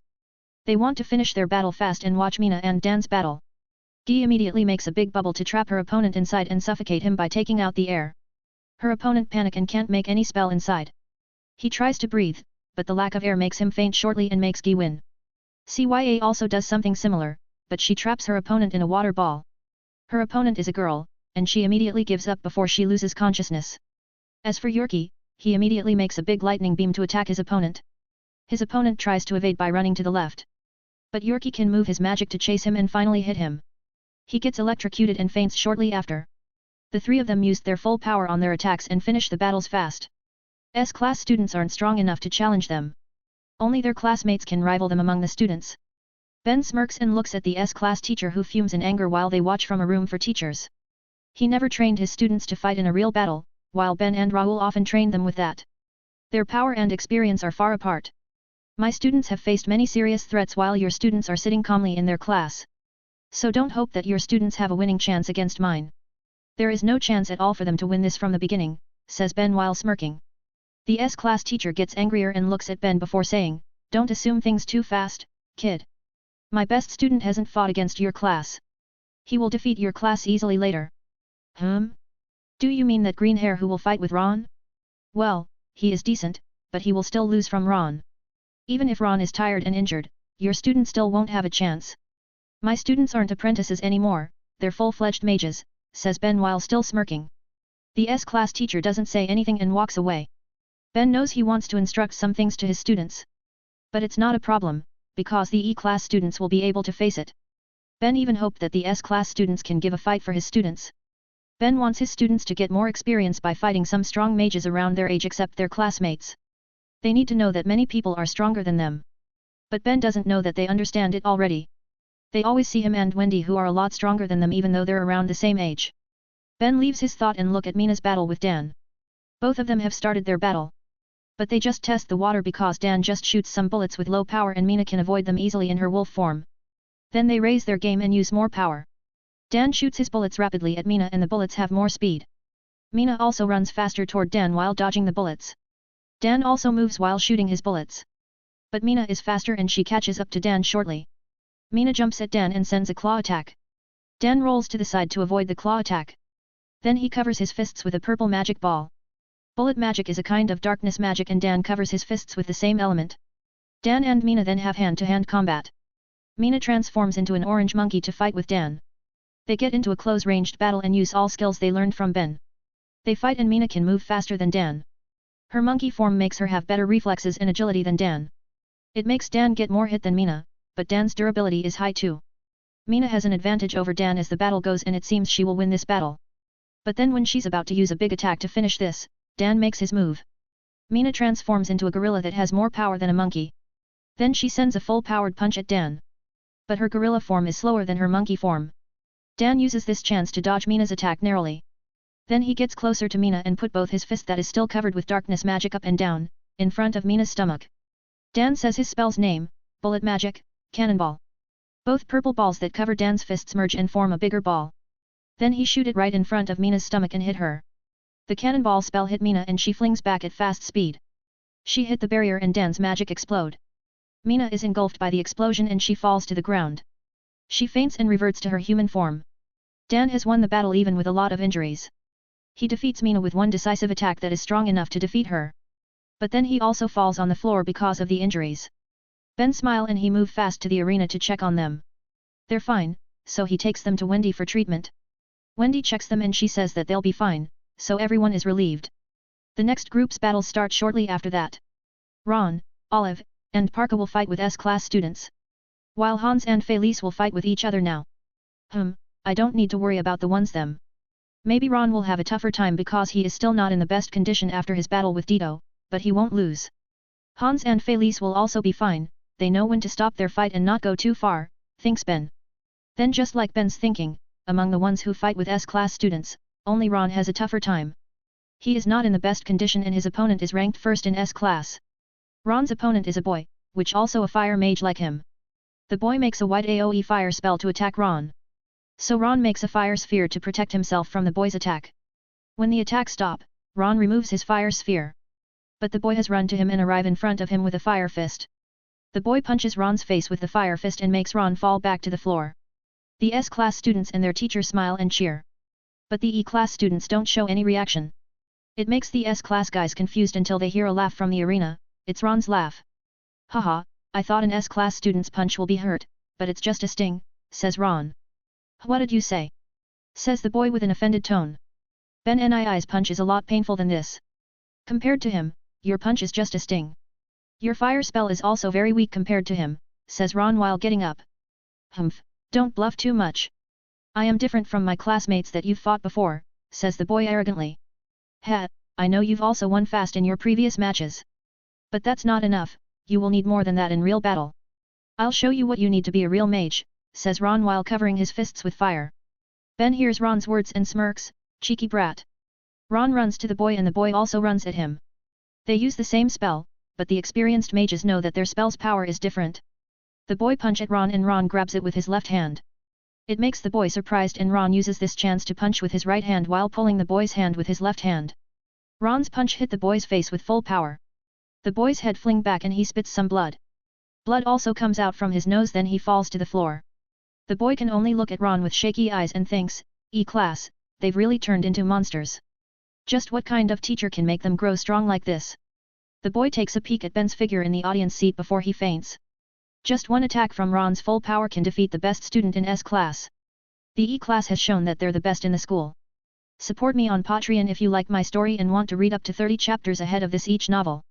I've uploaded 1 Chapter 91 of Fairy Tale, Sun Eater. 2 Chapter 102 of Transcended as Lord Buggy. You can also become a character in the fanfic if you want. 62. Last exam day. All battles until the top 8 get decided have been finished. All top 8 students are from E-class. They're Ron, Guy, Hans, Dan, Olive, CYA, Parka, and Yorkie. Felice had lost in her battle with Hans in the top 16 round. Hans tired her out using his illusion clones and she can't find the real him. Hans strikes her when she gets very tired and won easily. The quarter-final matches will be held tomorrow. So now everyone can return to their home and rest. Team Ben also returned to their village after checking the students' condition. The S-class students felt bitter after they all lost to E-class students. But many of them start to evaluate themselves and resolve themselves to get stronger. Although some of them don't take their loss lightly and are still angry at it. Teacher, we can't accept this. Those E-class students must have cheated, says Rowan, Hans' enemy. That's right, teacher, say some other students. Stop it. You're just embarrassing yourself. If you're a real mage, a real fighter, then you need to accept your loss, says the first-rank student in S-class, Matt, who got defeated by Ron. Matt is right, you need to accept your loss and use it to be stronger, says the mayor's daughter, Rose. The students look down and think that Matt and Rose are right. But they are still angry and can't accept it easily. But now our class is being looked down on by everyone, says Rowan while gritting his teeth. Then how about this? How if teacher challenges their teacher to show that our class isn't weak? Their teacher is just a kid like us, so he shouldn't be that strong, says a random S-class girl. That's right, if teacher win, then our class won't be looked down on anymore, says a random boy. Matt and Rose sigh at their simple minds. If Ben can make the E-class that strong, then he must be very strong too. Rose also knows it very well because Ben often took difficult jobs from her father. Fine, I also want to give some lesson to that brat, says the S-class teacher. Everyone is surprised by this and shows a different reaction. Matt and Rose are surprised because their teacher is too hot-headed. They know that their teacher is angry because of the result, but he shouldn't follow his impulse like this. The other students get excited though. They are happy because they think their teacher can avenge them. They're just brats, after all, so their minds are simple. The teacher seems to be like that too. The next day, they start the quarter-final round. Ben doesn't think too much of who'll win now. It is guaranteed that his students will win this tournament of the battle exam. It's not a problem of who's gonna win among his students. On this last day, the stadium is filled with many people. There are a lot of people from the kingdom's government, magic council, and magic guilds. They've heard about the strength of E-class students and come to check it. The guild masters and magic council members who act as judges have spread the news. They said that this school's exam is the most interesting among all magic schools. So some organizations sent their men to check it. They want to see if the news is true, and if it is, they'll try to recruit the students. Magic schools are a field for them to find new members for their organizations. So they hope the news is true. The quarter-final is held one by one in an arena. There are only 4 matches, so they won't hold it on all 4 arenas. At the end of the quarter-final, 4 students who win are Ron, Olive, CYA, and Yorkie. Then the semi-final starts shortly after that. Ron vs CYA, the winner is Ron. Then Olive vs Yorkie, the winner is Yorkie. So the final will be Ron vs Yorkie. But first, they will hold the third position battle between Olive and CYA, which is finally won by CYA. The guests from organizations are very excited by the battle so far. They all think the same, these students on the top 8 aren't just students, they're full-fledged mages. Their mentality isn't that of students and they're ready to face the real mages world. They all ask the headmaster of his school's method to raise these students. The headmaster just laughs and says that it's not the school who made them like this, but their teacher. Just what kind of teacher can raise students with low talents like them to be like this in a year? Asks a guild's representative. Hehe, I'll tell you later. For now, let's watch the grand final, says headmaster. You're right, says the representative. They all focus on the grand final that will start now. Ron and Yorkie come up to the arena and get ready to fight. The battle for the final isn't a surprise for E-class students because Ron and Yorkie are some of the strongest students in class. They get ready to fight and the referee starts it after a moment. They rush to each other with their fists covered in their magic, fire and lightning. They get into close combat and use all their skills. They fight like that for a moment and change into ranged attacks sometimes. They also use big attacks once in a while, but not too often. They can't waste too much energy when fighting their classmates or they'll get tired first. Their battle gets more heat up and it draws everyone's attention. They hit and get injuries, but they don't stop. They fight for 15 minutes, back and forth many times. Then finally at the 17th minute, the winner is decided. Both Ron and Yorkie use their biggest attacks. Ron uses a flame tornado that spins fast to attack Yorkie, while Yorkie uses lightning cannon which makes a big lightning shot. Their attacks clash and get into a stalemate. But then, Yorkie's lightning cannon pierces through the flame tornado and keep going to Ron. Ron gets hit and electrocuted by it, then he falls, defeated. Yorkie has won the tournament, and everyone cheers at him. The final battle is the most interesting to watch because both Ron and Yorkie have to go all out from the start. It's a very interesting battle for Magic School students level. The exam has finally finished now with E-class dominating all the exams. It has finished, or that is what should be the case. But the S-class teacher makes it run longer when he suddenly goes up to the arena. What are you doing, Mr. Henry? Asks the headmaster from his seat. Headmaster, I want to challenge the E-class's teacher for a duel. I want to see if he's truly strong or he can only talk. I don't want to disturb students' exams, so I challenge him after the exam finished, says Henry. Don't be stupid, Mr. Henry. I won't allow. The headmaster wants to say something, but Ben interrupts him. It's okay, headmaster. He is doubting me and he must be doubting my students' power too. I assume many teachers and students here also think the same. So let's just finish this once and for all to not make a bigger problem, says Ben. The headmaster stays silent for a moment before he says, all right, but you need to stop when it gets dangerous. The teachers and students now get into an uproar. But the clueless guests are confused at this. Who's the kid? Why did he talk like that? Asks a kingdom representative. He is the E-class teacher that you've been asked for, says the headmaster. The guests are surprised and headmaster explains what happened shortly. They all get surprised by the story and can't wait to look at the duel. You're dead, brat, says Henry while smirking. Ben is just silent and smirks a little while shaking his head. Henry takes this as a provocation and gets mad. He gets into a stance and when the referee starts the battle, Henry immediately makes his magic. Henry's magic is earth elemental magic. He immediately makes many long earth spears to stab Ben. The spears come to him, but Ben suddenly disappears and only leaves yellow light. Ben has covered his legs with light magic to move faster. He flashes at Henry and jumps to Henry's head. Then Ben kicks Henry's head with a full-powered light kick. The impact makes Henry fly fast to the barrier and crack it. But Ben hasn't finished. He flashes again and now he punches Henry's jaw with his right hand. The punch is so strong that it cracks Henry's jawbones and make him faint. Ben has won easily. Support me on Patreon if you like my story and want to read up to 30 chapters ahead of this each novel. I've uploaded 1 Chapter 92 of Fairy Tale, Sun Eater. 2 Chapter 103 of Transcended as Lord Buggy. You can also become a character in the fanfic if you want. 63. Graduation. Ben defeated the S-class teacher with ease. It surprises everyone there except those who know Ben. Even so, only his team who knows Ben's real power. He doesn't use his full power just now and can defeat the S-class teacher already. Most teachers in magic schools usually aren't strong mages, even this S-class teacher. If they're strong enough, they'll choose to join a guild or magic council that will pay them more. Although some people become teachers because they've retired and just want an easy job. They usually retired because of old age or injuries, but that's a rare case. But there's no such teacher in this magic school. All of them are weaker than Ben, even the headmaster who is the strongest in school. Well, it's not strange considering Ben's current power. Name, Ben Cooper. Age, 13. Status, alive. MP, 73,541/73,541. STR, 122. AGI, 116. STA, 120. INT, 135. Ben has grown a lot stronger in this 1 year after he starts taking jobs. His lone difficult jobs have made him stronger because he fought with many strong enemies. He could take the S-class exam last month, but he halted until his student's graduation. He also wants to prepare his team first before he takes the exam.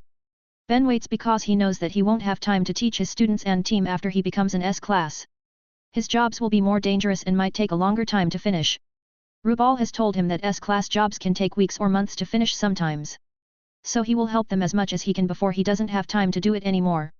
After he becomes an S-class, Ben will just take jobs with Bella. So Wendy and Carla will stay in the guild most of the time. Rubal won't allow them to take jobs without Ben before Wendy turned 12. If some E-class students want to join our guild, then Wendy and Carla will be able to take some menial jobs. I hope there are 2 or 3 students who want to join our guild so they can team up with Wendy, thinks Ben. Ben looks at his students that seem happy with the result of this exam. None of them could imagine this result before Ben taught them. They've grown a lot stronger since Ben taught them and they even surpassed the S-class students. With the battle exam finished, the graduation exam has finished too. They continue with the graduation ceremony and the students get their certificates. Of course, all E-class students get the top ranks. After the graduation ceremony, the E-class holds a celebration party in a restaurant. Ben and Raoul pay for the food and drinks as they're the teachers. They talk about many things that they've gone through so far. Then suddenly the students lined up near the table. They all have serious expressions and suddenly bow deeply at the same time. Then they all say, Teacher Raoul, Ben Nii, Wendy, Bella, and Carla. Thank you for everything that you've given to us.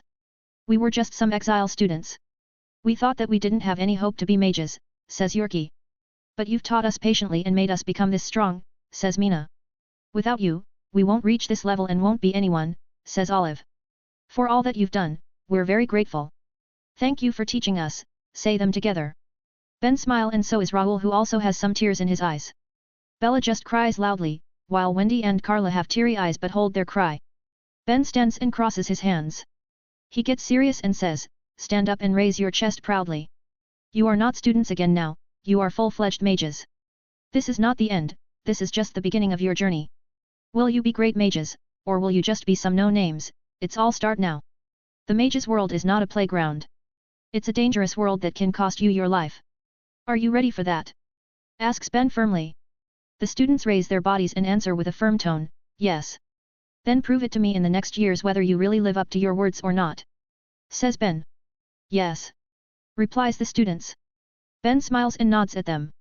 The other guests in the restaurant are looking at them from the beginning. They don't know what happened, but they can feel the students' spirit. So now they all clap at the students and cheer at them. The students get embarrassed and return to their seats. Ben apologizes for the disturbance and buys drinks for every guest as an apology. They all accept it happily and thank Ben. Ben then talk again with the students about their next plan after graduation. Some of them want to join the Magic Council, Kingdom's Mage Squad, and Magic Guild. There are 5 people who want to join a Magic Guild. They are Ron, Yurki, Mina, Guy, and Hans. The 5 of them also have the same guild that they want to enter, Kate Shelter. You want to join our guild? Asks Ben. Yeah, we don't know much about guilds, so it worried us.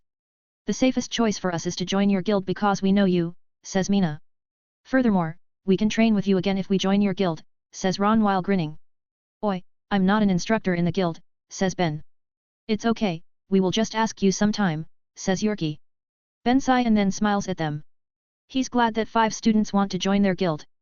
Now he doesn't need to worry about Wendy and Carla because they'll have some friends. Wendy, Bella, and Carla also seem happy with the 5's decision to join their guild. They will have some friends in the guild from now on. They don't have any guild members of the same age as them after all. Alright, I will ask our guild master later. We can't decide anything because it's a guild matter.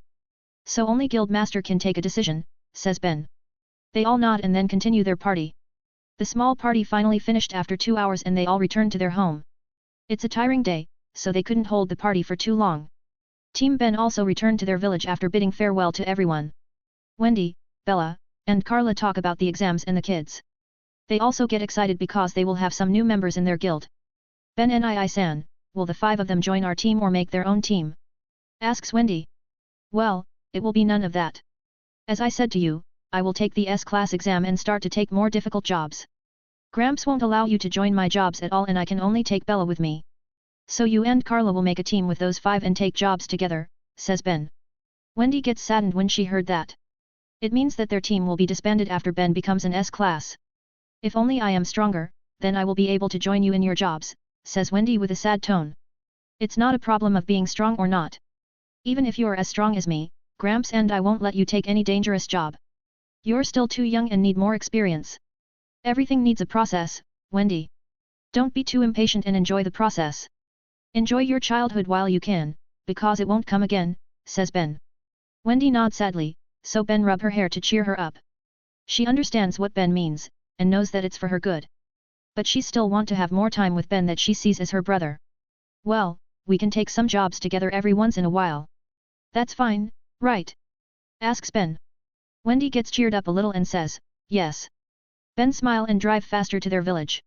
After they arrive there, they immediately go to the guild hall. Ben talks to Rubal about the 5 kids' intention to join their guild. But Rubal says, no, I can't accept them. Support me on Patreon if you like my story and want to read up to 30 chapters ahead of this each novel. I've uploaded 1 Chapter 93 of Fairy Tale, Sun Eater. 2 Chapter 104 of Transcended as Lord Buggy. You can also become a character in the fanfic if you want. 64. Refusal. No, I can't accept them, says Rubal to Team Ben. Ben and his team are surprised to hear Rubal's refusal. They thought Rubal will be happy to get some new guild members. Why can't they join, Master? Asks Wendy with teary eyes. That's right, Gramps. Isn't it good for our guild to get new members? We don't have young mages except the 4 of us here, says Ben confusedly. Ben boy, our guild is located deep in the forest. How will they come here every day? Unlike you who has your car, they don't have it so they need to walk, says Rubal. I can make a vehicle for them if that's the problem, says Ben. A guild is mage's second home, so are they ready to leave their family and live on their own? Asks Rubal. That's... Ben can't answer that question. It might be hard for you, but they still have their family and home. For you, this is your only home, but for them, this is just a workplace.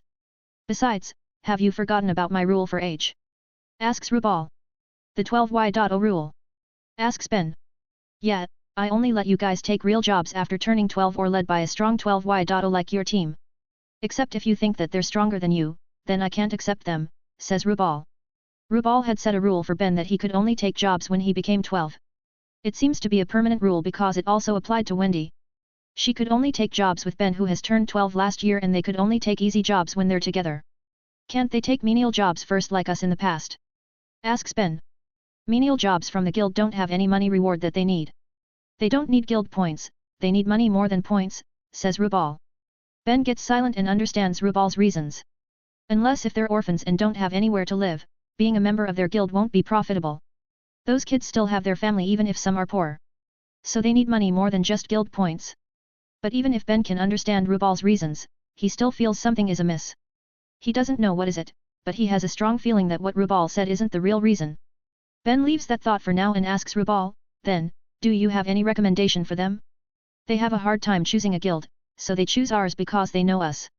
For now, they can join any legal guild that is close to their home and have easy access. Clover Town doesn't have any guild, so maybe on Ashtabana. They can use the train as transportation, it will be easier, says Rubal. Sigh, alright then, I will tell them about it tomorrow, says Ben while sighing. Sorry about this, Ben boy, says Rubal apologetically. It's fine. You're the guild master and need to think about what's best for the guild. I also haven't thought about those problems that you've said, says Ben while smiling. Ben can accept Rubal's decision rather easily, but the girls can't. They're rather sad and disappointed by the decision. But they can understand Rubal's reasons and accept them. Ben rubs their head and says, don't worry, we can visit them if we have time. Yes, replied the girls with a sad tone. The girls then leave the guild building and go to Wendy's house. Ben and Rubal sigh because they know the girls have got attached to the kids. Gramps, you should take responsibility, says Ben. I've become the bad guy, hey. Says Rubal while looking down. So you know it, bad Gramps, says Ben jokingly. Rubal's sweat drop at Ben's joke, but he is really a bad Gramps now. He has an important reason to refuse the kids that he can't say to anyone, even Ben. Rubal can only sigh and massage his temples. Ben can accept Rubal's decision easily, unlike the girls. He is an adult inside, so he won't get too affected by this. He had gone through a lot more, so this is just a small problem for him. Ben leaves that topic and says to Rubal, Gramps, I want to take the S-class exam. You finally asked it. Have you thought it through? Asks Rubal. Yeah, my jobs have become easier lately and I didn't get any challenge from those jobs. I can't grow stronger if I keep taking jobs like those, says Ben. Alright, I've seen your progress and you're qualified to take the exam. We will do the exam next week, so prepare yourself. Says Rubal. Ben nods and leaves the building to rest. He will start his preparation for the exam tomorrow. Ben is confident he can pass the exam, but he won't be overconfident and still prepare himself. The next day, Ben goes to Clover Town with the girls. They will tell the kids about Rubal's decision. They go to each of the 5 kids' houses and tell them the news. Ben tells the kids and their parents of Rubal's reasons for refusing them. The kids and their parents can accept the reasons easily. They also just realized that the guild's location is deep in the forest. The kids are sad because they can't train with Ben and the girls again. But they know they still can meet up in the future, so it's not a big problem. Ben decides to meet with all his ex-students and play together for this day. He also calls Raoul to join them before they really part ways from now on. It will also cheer the girls up a little. They play together for a whole day before returning to their home. Wendy, Bella, and Carla also get better now after playing with the kids. Ben also bought communication lacrima for all of them, so they can call each other contact anytime. The next day, Ben starts his training for the S-class exam. He doesn't know what the exam will be, so he needs to prepare himself. Although he doesn't know the exam's content, he knows it will be difficult or everyone can be an S-class. Ben trains like usual because his training is quite effective. With AI Chip's help, Ben could formulate his training and adjust it as he grew stronger. He never misses his training too, that's why he can be this strong just in 3 years since he arrived in this world. For a whole week, Ben keep training all his power. Physical power, magic power, spells, battle skills, and even supportive skills. All those things are important and Ben never leaves them in his training. Ben also still has his habit of bought and reading, scan, new books every time he went out on his job. Up to this day, Ben has scanned more than 2,000 books. But not all of them are related to magic because it's getting harder to find magic-related books in public stores. However, all the books that Ben bought are useful one way or another. Life isn't just about magic, so any knowledge has its usage. Besides, this is a new world for him, so he needs to know a lot about it. That's why Ben bought and scanned them. He never knows when he will need that knowledge. That's also why his intelligence stat is still the highest now. Ben keep training for a week and even train the girls while he rests. The girls have become more spirited to train and grow stronger. They've made a promise with the ex-students to get a lot stronger when they meet again. Then after a week, Ben's S-class exam finally come. Ben will go with Rubal to the other side of the mountain behind their village. They go after Rubal set a barrier to protect their village while they leave. It doesn't take long for them to reach the exam site. It's a wide open rocky field surrounded by mountains. Rubal then takes something that Ben knows very well, the black knife that he found in the serpent's cave. Rubal says, Ben boy, your S-class exam is to defeat the demon inside this knife. Support me on Patreon if you like my story and want to read up to 30 chapters ahead of this each novel. I've uploaded 1 Chapter 94 of Fairy Tale, Sun Eater. 2 Chapter 105 of Transcended as Lord Buggy. You can also become a character in the fanfic if you want. 65. S-class exam. Isn't that the knife that I got from the Two Serpents Cave? Asks Ben to Rubal who holds the black knife. You're right. I have calculated the strength of the Aetherius inside this knife. It will be the perfect opponent for your S-class exam, says Rubal. Ha, an Aetherius, hey? I've only fought one so far. It's that eyeball Aetherius that could petrify things, says Ben. That is months ago when you're still not this strong. This Aetherius is different, it is a lot stronger than that Aetherius, says Rubal. Rubal then set up a barrier dome that cover the field. It will prevent the Aetherius from escaping. The Aetherius in the black knife is dangerous so they can't let it escape. Ben gets ready to fight and Rubal also gets ready to help if something goes wrong. Then Rubal opens the seals on the knife that holds the Aetherius inside. He throws the knife to the other side after that and it starts to crack. Black smoke come out from the knife and then it shattered into pieces. The black smoke gathers and gets denser. After some time, the smoke starts to disappear and a black werewolf-like creature is seen. Haha, I'm free. I'm finally free. Those damn mages, I will tear them apart now, haha. Says the Aetherius while laughing and looking to the sky. Ben now can sense that this Aetherius is very different from the one he fought in the past. Compared to this guy, that eyeball is just a kid in front of an adult in terms of strength. This guy is the strongest opponent that Ben has ever faced. This will be very difficult, but Ben still thinks that it's doable. He knows that his power and the Aetherius are not that far apart.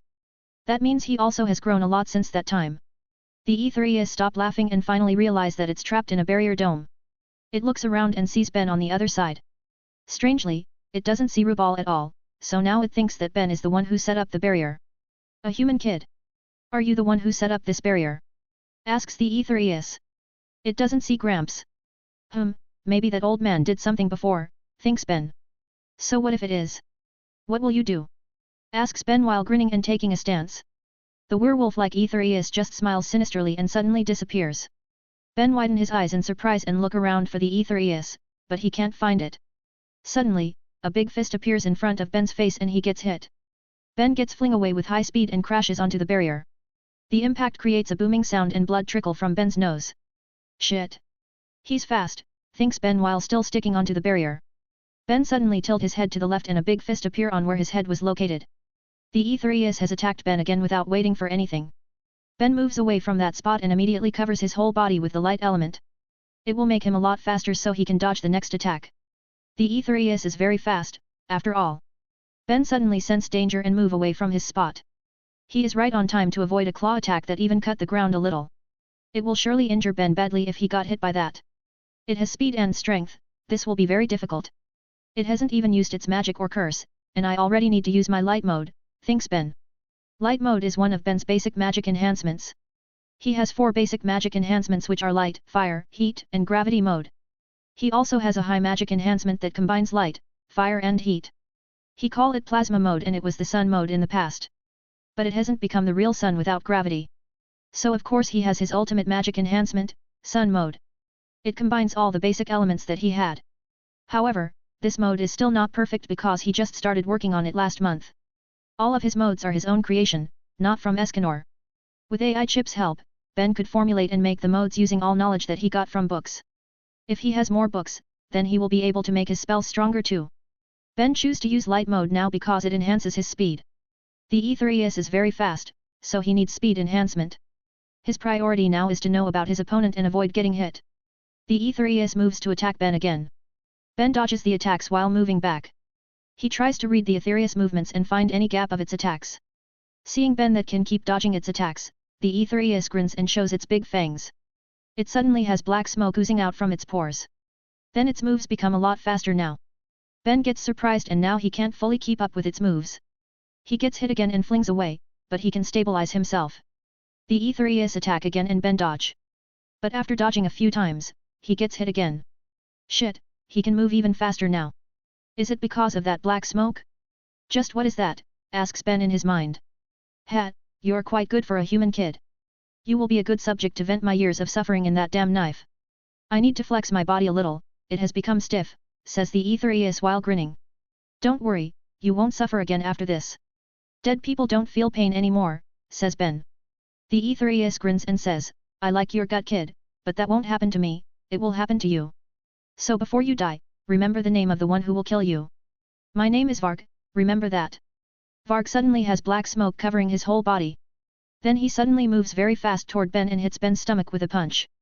Ben can't dodge because Varg is too fast, even for Ben's light mode. Ben fling then crashing to the barrier and coughing some blood. Ben can't even move yet when Varg appears in front of him and send a barrage of attack. Ben gets into a defensive position and keeps covering his body with magic. Damn, why do his attacks feel so painful? His attack's power isn't that strong, but they're very painful. It must be his ability, be it magic or curse, thinks Ben. Haha, you can last this long after getting attacked for this long. It's the first time for someone to last this long after getting punched by me numerous times, says Varg with glee. I've been through worse, this is nothing, says Ben. Ha, I wonder how long can you withstand my pain curse? My curse will make my attacks very painful even for a simple flick, says Varg with a smug expression. Varg is very confident of his winning, so he told Ben about his power. Ben is happy with this, now he knows about Varg's power. Varg's arrogance will be his demise, but this must be his nature. Sun Dragon's light roar. Ben suddenly attacks Varg with his roar attack. Varg gets hit because the attack is so sudden. He flings back and crashes to the barrier. But Varg doesn't get an apparent injury because Ben just uses a little power. He focused on attacking fast because he need to make Varg get away from him. Ben takes a deep breath to get relaxed. He dispelled his light mode and then use another magic. A purple magic circle appears above his head. Then it moves down toward his feet like scanning him. Gravity mode. Ben activate another mode now, gravity mode. His body now is surrounded by a purple aura. The ground around his feet dents and cracks a little. The gravity mode has raised the gravity on the area around him in 5 meters radius. Ben then says, gravity domain, 5 times gravity. What is this? Another spell of yours? Ha, what a useless struggle. Any spell of yours will be useless to me, says Varg. Varg rushes again at Ben with high speed and enters the gravity domain. Varg suddenly feels his body get very heavy and he falls to the ground. He doesn't know what has happened yet, but Ben has made a move. Ben jumps and stands on top of Varg's body and cracks his fists. Ben grins and says, it's payback time. Support me on Patreon if you like my story and want to read up to 30 chapters ahead of this each novel. I've uploaded 1 Chapter 95 of Fairy Tale, Sun Eater. 2 Chapter 106 of Transcended as Lord Buggy. You can also become a character in the fanfic if you want. 66. S-Class. Ben now stands on Varg's back who lay down because of the gravity. 5 times gravity doesn't seem to be much, but for anyone who never felt it, they will feel their body to be very heavy. Varg tries to move his body, so Ben needs to stop him. Oops, need to make sure that you won't move at all. Ben makes a black purplish magic circle on his right hand and points it at Varg's right hand, gravity balls. Ben shoots a small black purplish ball on each of Varg's limbs and head. The balls have stronger gravity than his gravity domain at 10 times gravity. But the gravity spells don't stack up, so Varg's limbs and head only get 10 times gravity, not 15. But that's enough to stop Varg from moving his limbs and head. So now Ben can attack Varg's defenseless body easily. Ben cracks his hands and grin victoriously. Then he clenches his hands and covers them with gravity magic. Sun Dragon's heavy fists. Ben starts to punch Varg's body from behind many times. Varg feels the punches are very heavy and his bones start cracking. Varg wants to move away, but he can't because his limbs and head feel very heavy. Varg, who never felt this level of gravity, can't move his body at all. Ben keeps punching Varg and want to defeat him before Varg gets used to the gravity. Varg is strong, so he might get used to the gravity fast enough. Ben's heavy punches and the gravity break Varg's back ribs. Ben is focusing his attack on one spot, the ribs on the left side. It didn't take long for Ben to break them and now his hand pierces through Varg's chest from the back. Ben opens his palm and grabs a big beating heart from Varg's chest. Ben pulled it and ripped it from the veins. Blood sprayed out from the hole on Varg's back chest. This is revenge for everyone that you've hurt in the past. You should be grateful that I give you an easy death, says Ben before crushing the heart and making blood sprayed to his face. Varg's eyes shake in disbelief before the light on his eyes dimmed and gone. His defeat is too fast, so he can't believe it until his end. He has dominated Ben before, but the situation changed really fast. After Varg died, his body turned into black smoke again. Even the blood that sprayed onto Ben's face turned into smoke. The smoke then gathered and became a black book. This Aetherius seems to be a medium-level Aetherius. It is proved by his inability to take human appearance, says Rubal. They can transform into humans? Asks Ben. Yes, usually the high-level ones. Although not all of them can do that, says Rubal. I never know that, says Ben while taking the black book. Ben doesn't sense anything from the book. It's different from the one where Mrai came from. Is it because the Aetherius has died that I don't feel anything? When Mrai held his book and when those dark mages did the ritual, I can sense an ominous aura oozing out from the book, says Ben. It should be the reason. The books of Zeref are tools that he used to make Aetherius. So if the Aetherius died, the magic book will just become a normal book, says Rubal. Then can I learn it? Asks Ben. Sure, but don't try to make something like Aetherius. Warns Rubal. I won't, I just want to learn about curse power, says Ben. Rubal nod and let Ben keep the book. He knows Ben always likes to learn new things and he knows Ben has high responsibility. So it won't be a problem if Ben keeps and learn the book of Zeref.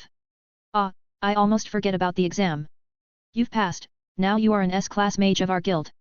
Congratulations, says Rubal. Ben also just remember that this is an S-class exam. His mind has been drawn to the book of Zeref. Now when he realizes that he has become an S-class, Ben gets very happy. Yeah, finally! Shouts Ben to the sky while raising his hands. Rubal smiles and dispels the barrier dome that surrounds them. Then they return to the village while talking about the S-class mage's responsibilities and jobs. As the only S-class, Ben will be the face of their guild after guild master. He will also start to take difficult jobs that are very dangerous. The S-class jobs are dangerous even for an S-class team, but Ben will do it alone. I can allow you to take Bella on your jobs, but you need to protect her. Don't involve her in the battle if it's too dangerous, says Rubal. I know, Gramps. I won't put Bella in danger. I'll prioritize our life above the jobs, that's what I always did, right? Says Ben. Yeah, I know. It's just a reminder because your jobs from now on will be very different from the ones that you've done, says Rubal. They keep talking until they arrive in the village. Everyone has been waiting for them, and when Ben raises his hands in a victorious pose, they cheer loudly. Their guild finally has an S-class mage, so everyone is happy. The adults leave to prepare a party to celebrate Ben's promotion. While Ben is being treated by Wendy now in the guild building. He doesn't have many injuries, even if Varg's attacks were very painful. So the curse of pain only makes me feel hurt but doesn't give much damage. It's messing with someone's nerves, says Ben. That makes it more dangerous. Taking too much damage can break your nerves and it might damage your brain too slowly, says Rubal. That's very dangerous indeed, Ben shivers when he thinks about it. Brain damage is a lot more dangerous than body damage. It is difficult to be cured and most cases are impossible to cure. That's why Ben shivers just imagining it. Wendy healed Ben quite fast, she has trained her healing magic a lot. She always used it on students every week after they have some sparring or hunting with Ben. She also used it on Ben after he came back from difficult jobs. With much experience and training, Wendy's healing magic has become strong. She also keeps training her Dragon Slayer magic to not lose to her friends. She is quite competitive now after befriending those kids. After he gets healed completely, Ben wash his body in the lake. He got a lot of sweats and dirt because of his battle. So he washes himself to look fresh at his own celebration party. Then at night, they have a party to celebrate Ben's promotion to S-class. Everyone enjoy the party and play around near the campfire. Party is not unusual here, they always celebrate any happy occasion. So everyone is good at parties because of that. They held the party for hours and many of them get wasted in the end. The wasted ones are sleeping outside near the campfire including Rubal. The others ignore the wasted guys and return to their house. Seeing people sleep outside after the party is a usual sight on their guild. So no one is surprised and leaves the wasted ones. Sigh, these drunkards never changed, says Ben while leaving the plaza. Ben returns to his house with Bella and they sleep immediately. The next day, Ben goes to Rubal to ask for an S-class job. But Rubal still doesn't have any, so Ben needs to wait for a few days. Ben used the days to train himself again for the first S-class job. He trained like usual and also scans the book of Ziref. Ben keeps getting surprised as he gets the scanning result by AI chip. This book contains the details of that Aetherius, even his power and how strong he can be, ponders Ben. Ben forgets it and keeps focusing on the knowledge that he got from AI chip's scanning. If every book is like this, then how long does it take for Ziref to create all the books of Ziref? There must be thousands of these Aetherius. That Ziref guy is really a super genius and hard worker, says Ben. Ben keeps training and learning the book for a week before he finally gets an S-class job. He is really excited now. This will be his first job as an S-class mage. Support me on Patreon if you like my story and want to read up to 30 chapters ahead of this each novel. I've uploaded 1 Chapter 96 of Fairy Tale, Sun Eater. 2 Chapter 107 of Transcended as Lord Buggy. You can also become a character in the fanfic if you want. 67. Yeti. Ben is talking with Rubal in the guild hall now about his first S-class job. Your job is to subjugate an S-class monster that resides on MTJ's summit. It's an ice monster, a Yeti. It has ice power, so your fire and heat power will be very effective, says Rubal. But the environment is disadvantageous for me, says Ben. Yeah, it is the best environment for ice mages. Some ice mages have taken this job, but no one succeeds because the monster is immune to ice and cold, says Rubal. So only fire and heat that can affect it. Asks Ben. Yeah, they're opposite, after all. Other elements might work, but it will be less effective than fire and heat, says Rubal. I guess you're right. This will also be a challenge for me. That place must be colder than winter, so my power will be restricted, says Ben. Ben thinks about the job and its environment. Cold and snowy place must have affected his magic. But he doesn't know to what extent. So this will be a good test and challenge for him. What's the reason for this job? Why should I kill that monster? Asks Ben. It has hunted a lot of creatures in the mountain. The creatures there are scarce even before this. Now it gets even more scarce. The kingdom is worried that it will start to hunt humans in the nearby village. Also, the mountain creatures are the food source for nearby villages, says Rubal.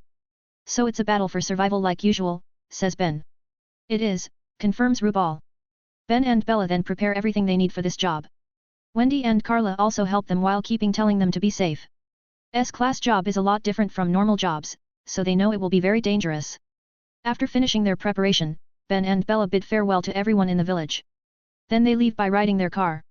On their way to MTJ, Ben tells Bella to not get involved in the fight. It will be bad if the monster targeting Bella because of her attack.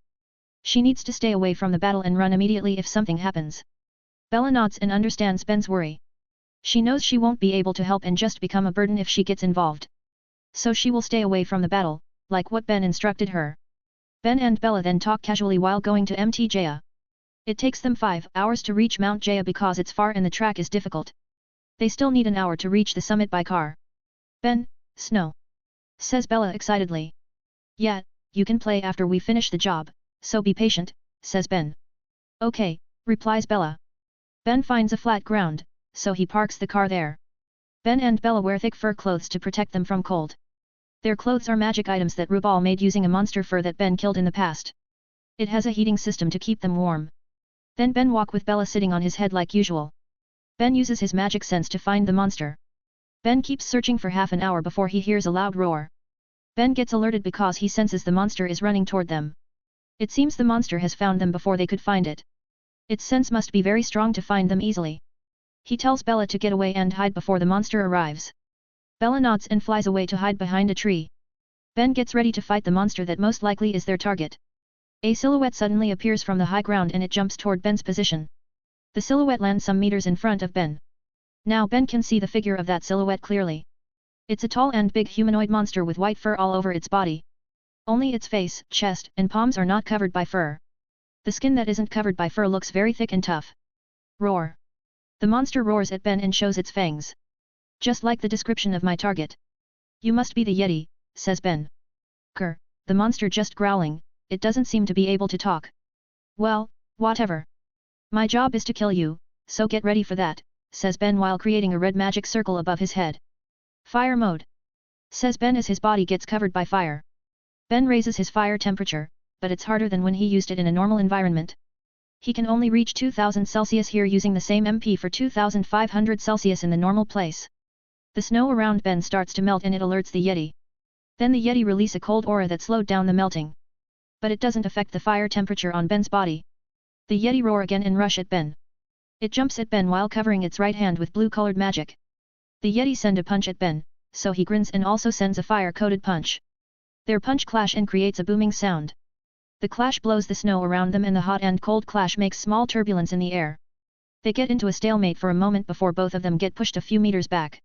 You have a nice punch there, says Ben excitedly. It's unusual for Ben to fight an opponent with a punch that equals his lately. The previous E3 that he fought at the S-class exam is too fast for him. So he couldn't face its punches with his punches and it wasn't interesting. Ben rushes at the Yeti again and sends many punches. The Yeti also send many punches to meet with Ben's. Their clashes create some tremors that break the snow ground slowly. They keep clashing and don't realize that the tremors from their clashes have shaken the snow around them. Then suddenly, a rumbling sound is heard from the high ground. Ben and the Yeti stop and look up at the sound's source. They see a white cloud is moving fast toward them from above. The tremors have created an avalanche. They widen their eyes and the Yeti run away immediately. Ben also runs toward Bella's hiding location and takes her to their car. He uses his light mode to run faster and reach the car shortly. They enter the car and Ben drives it down the mountain fast. Ben drives very fast and even overtakes the Yeti that run first. The Yeti sees Ben's car move very fast, so it jumps to Ben's car and hitches a ride. Oi bastard, get down. How could you hitch a ride without asking, yells Ben to the Yeti. Roar. The Yeti yells back angrily. What thr heck? Why are you getting angry at me when you're the one at fault here, yells Ben back. Ben, avalanche. Shouts Bella reminding Ben of the avalanche. Ben realizes their situation that doesn't seem good. It's not the time to worry about the Yeti. So Ben drives faster to run from the avalanche that almost reaches them. They reach the non-snowy area, but Ben still drives away because the avalanche has become too big and still chasing them. They are finally saved when they reach the mountain's foot. The avalanche can't reach this place. The three of them sigh in relief, but then they remember their battle. Ben yells at the Yeti to get down, so it gets down and jumps away. Ben tells Bella to stay in the car while he will fight the Yeti. Ben cracks his fingers and says, let's start round 2. Support me on Patreon if you like my story and want to read up to 30 chapters ahead of this each novel.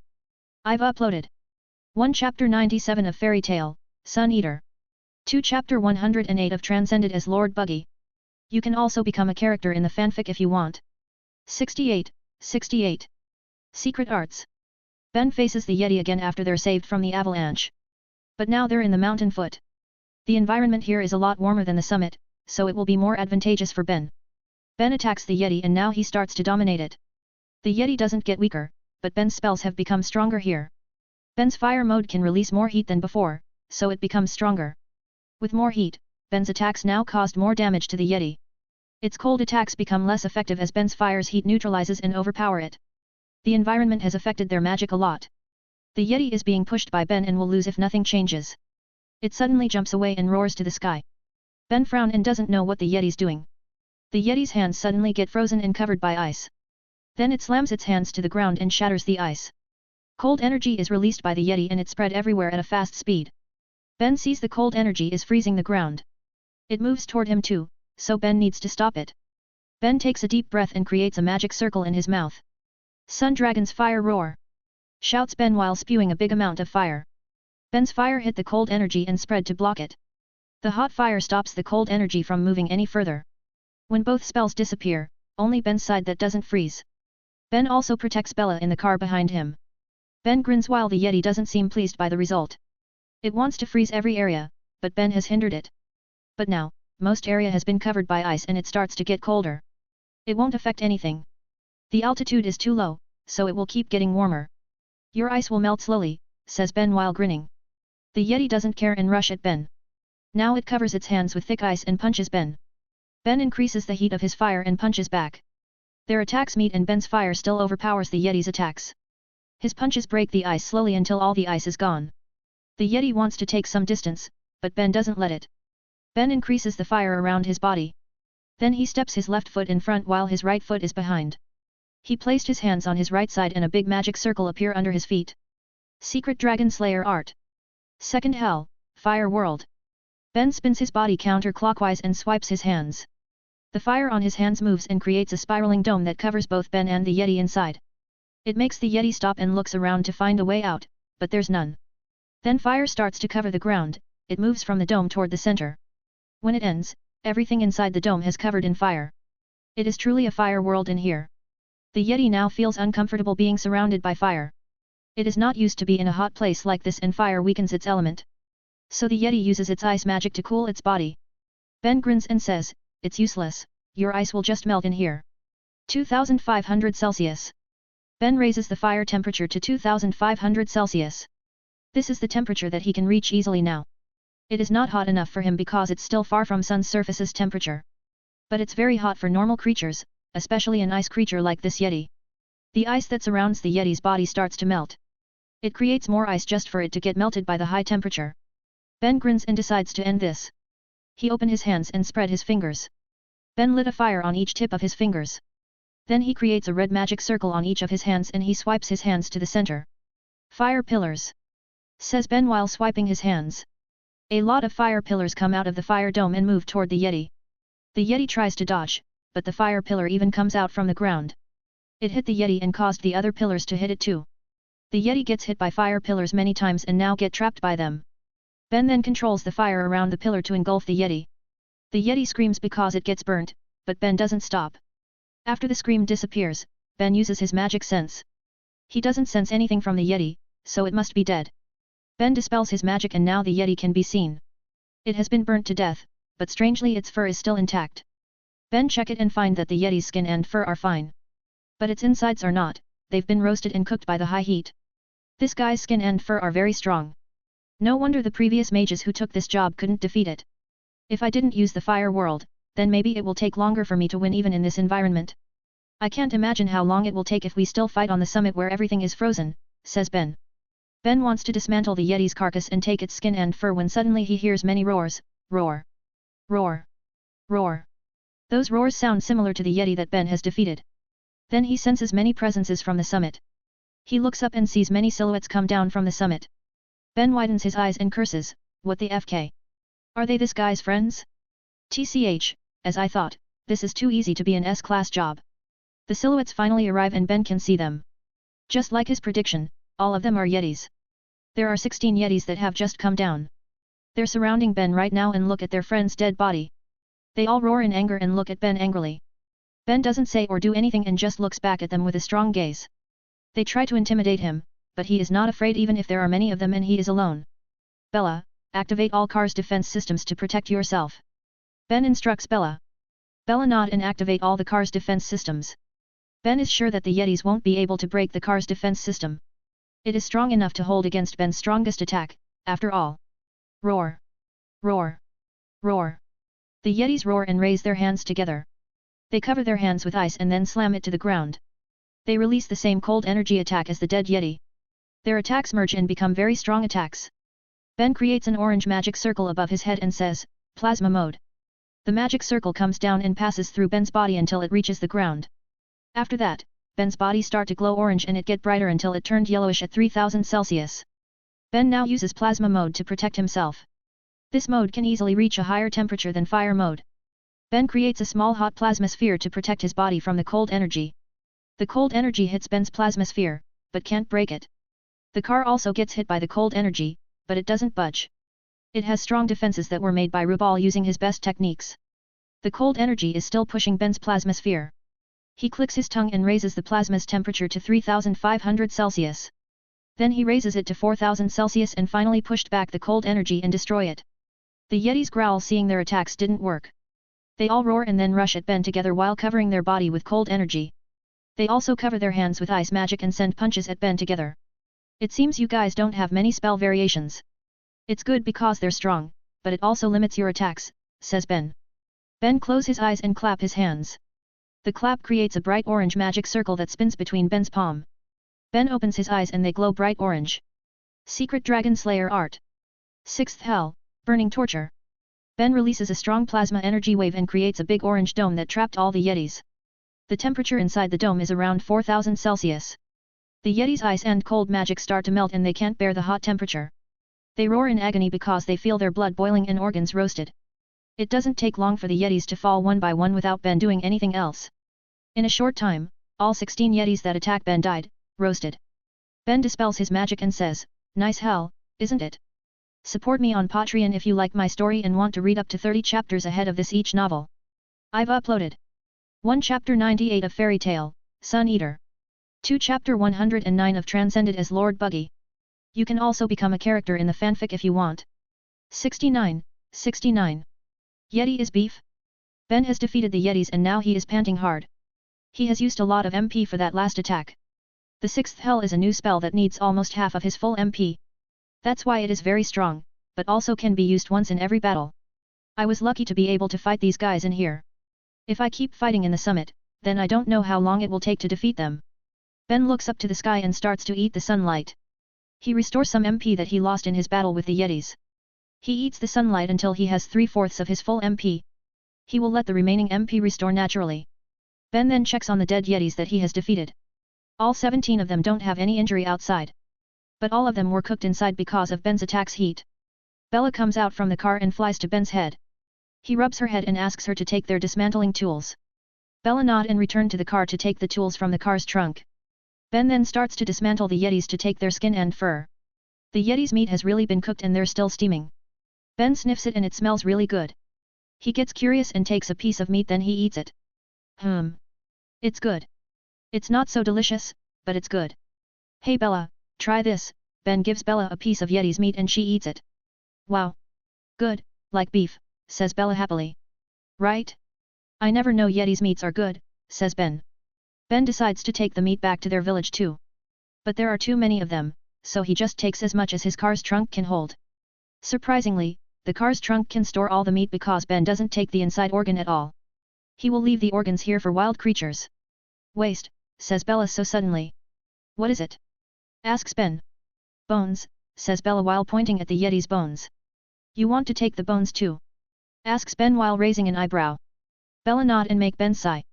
He finally takes the bones too and puts them in a big bag. Ben tied the bones on top of their car and Bella is satisfied. They only left the inside organs there. Ben and Bella then go to the summit again because Bella wants to play. She gets very happy and plays a lot with Ben using the snow. They play for 3 hours before deciding to return home. The sky has started to get dark, after all. Ben and Bella arrive in the village at midnight. Bella has slept on their way home and Ben is tired too. So he decides to sleep and report for the job tomorrow. He leaves the loots to the night guards. The next day, Ben goes to the guild hall to report his job. He says everything to Rubal and it surprised the old man. Rubal didn't know that there are more than one Yeti there. It's good that you fought them in the mountain foot. It could be different if you fought them on the summit, says Rubal. Yeah, the avalanche turns from a disaster into luck, says Ben while nodding.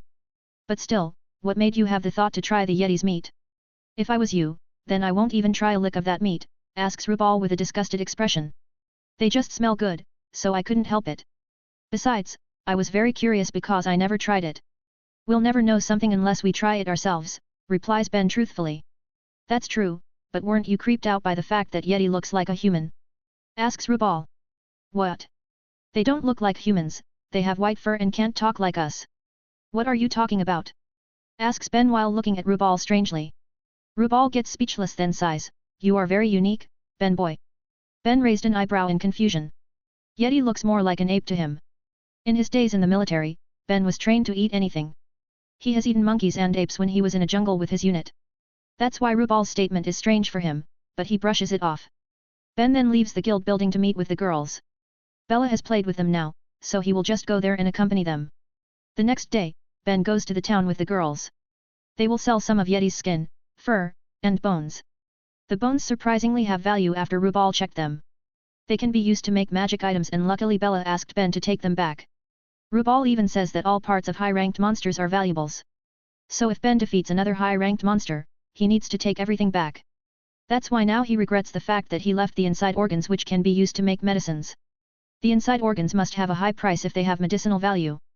They sold all the items to their usual merchant, Bikul, who buy and sell magic items and materials. Rubal was the one who told Ben to sell all his loot to this guy after the old man asked his mysterious friends that Ben had never seen until now. Bikul has always given them good prices so far. So Ben will still sell his loots to this guy. It's hard to find a merchant that is willing to give such prices, after all. Other merchants will try to haggle the prices a lot, but Bikul always buys from Ben at reasonable prices. You're an S-class mage now? Damn, aren't you 13 this year? Asks Bikul with a surprised tone. Hehe, I've worked really hard, after all, says Ben shyly while scratching his head. I'm sure you have. But well, the standard for S-class in each guild is different. An S-class in a guild might be weaker from another guild, says Bikul. What are you implying by that? Asks Ben angrily. Bikul flinches and quickly says, I don't imply anything bad by that. I'm just saying the issue of S-class mages standard in guilds. Ben gets silent for a moment before saying, certainly, the standard for each guild is different. But the standard for S-class jobs is the same. S-class mages are people who can take the S-class jobs. So unless guilds want to sacrifice their strongest members, then they shouldn't promote them to S-class. Ben is right, S-class mages need to be able to clear S-class jobs by themselves. They can have a team, but they also need to be able to do it alone. The standard for an S-class mage should be their ability to finish an S-class job or defeat an S-class creature. But each guild has its standard and some are lower than the others. Guilds with lower S-class standards will just put their best mages in danger. They want to raise their guild's prestige by having more S-class mages. But if their S-class mages are weak, then they won't be able to finish their jobs and reduce the guild's prestige. Kate Shelter's standard is quite high because Rubal doesn't want Ben to die on duty. The Etherius that he fought on the S-class exam could be categorized as a mid-level S-class monster. That's why if Ben couldn't defeat it, he won't pass. How many Yetis that you defeated? Asked Bikul. 17, but I just sold 10 to you because we need the other 7 as materials, replies Ben. 17. Even if these Yetis are low-level S-class monsters, but to defeat 17 of them means that you are strong for an S-class, says Bikul with a surprised expression. Gramps said I still have a long way to go. I can take mid-level S-class jobs at most currently. There are still high-leveled ones, or even SS class, 10 years job, and even 100 years job. I won't survive if I take those jobs now, says Ben. Well, you need to take it one step at a time. Only a few S-class mages are eligible to even take SS class jobs, says Bikul while giving the payment to Ben. Ben thanks Bikul and then leave with the girls. They want to have a vacation on Akane Beach today. They have never gone to a beach since 3 years ago, so they want to see it. Vacation is important, after all. Support me on Patreon if you like my story and want to read up to 30 chapters ahead of this each novel. I've uploaded 1 Chapter 99 of Fairy Tale, Sun Eater. 2 Chapter 110 of Transcended as Lord Buggy. You can also become a character in the fanfic if you want. 70. Strauss siblings. Ben goes to Akane Beach with the girls for vacation. They arrive in Akane Beach after 3 hours. The girls immediately change their clothes and run to the water to play. Ben just lay down on a beach chair and enjoy the sunlight. Sunbathing on a beach has never felt this comfortable to him. His body keeps absorbing the sunlight and being strengthened. The strengthening is very slow, but it's free, so Ben won't refuse it. AI chip, how's the progress on sun mode? Asks Ben in his mind. It has reached 65.66% and will finish in around 2 months. As I thought, the lack of gravity magic references are slowing it down, hey, ponders Ben. Yes, it will be a lot faster if there are more gravity magic references. The sun mode can also be strengthened if we have more references. I will do what I can to find more knowledge about gravity magic. But for now, we need to do it with what we have, thinks Ben. Ben stops his discussion with AI chip and looks at his stats. Name, Ben Cooper. Age, 13. Status, alive.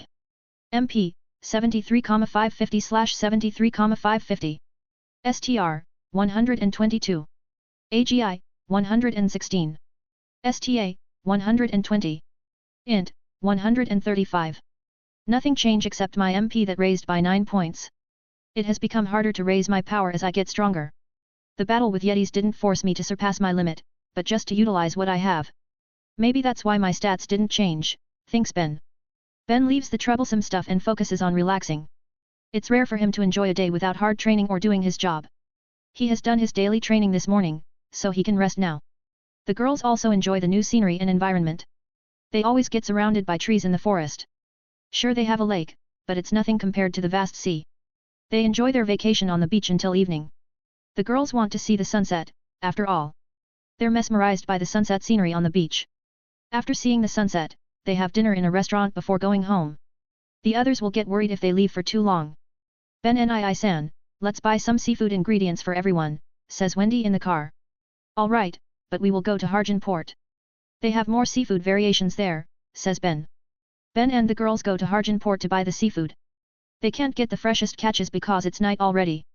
The freshest catches are only available in the morning. But it's fine, the seafood here is still good. After they fill the car's trunk with many kinds of seafood, they leave Harjan Port. They follow the highway that will lead to Ashibana through 3 towns which are Magnolia, Onibus, and Kunuji.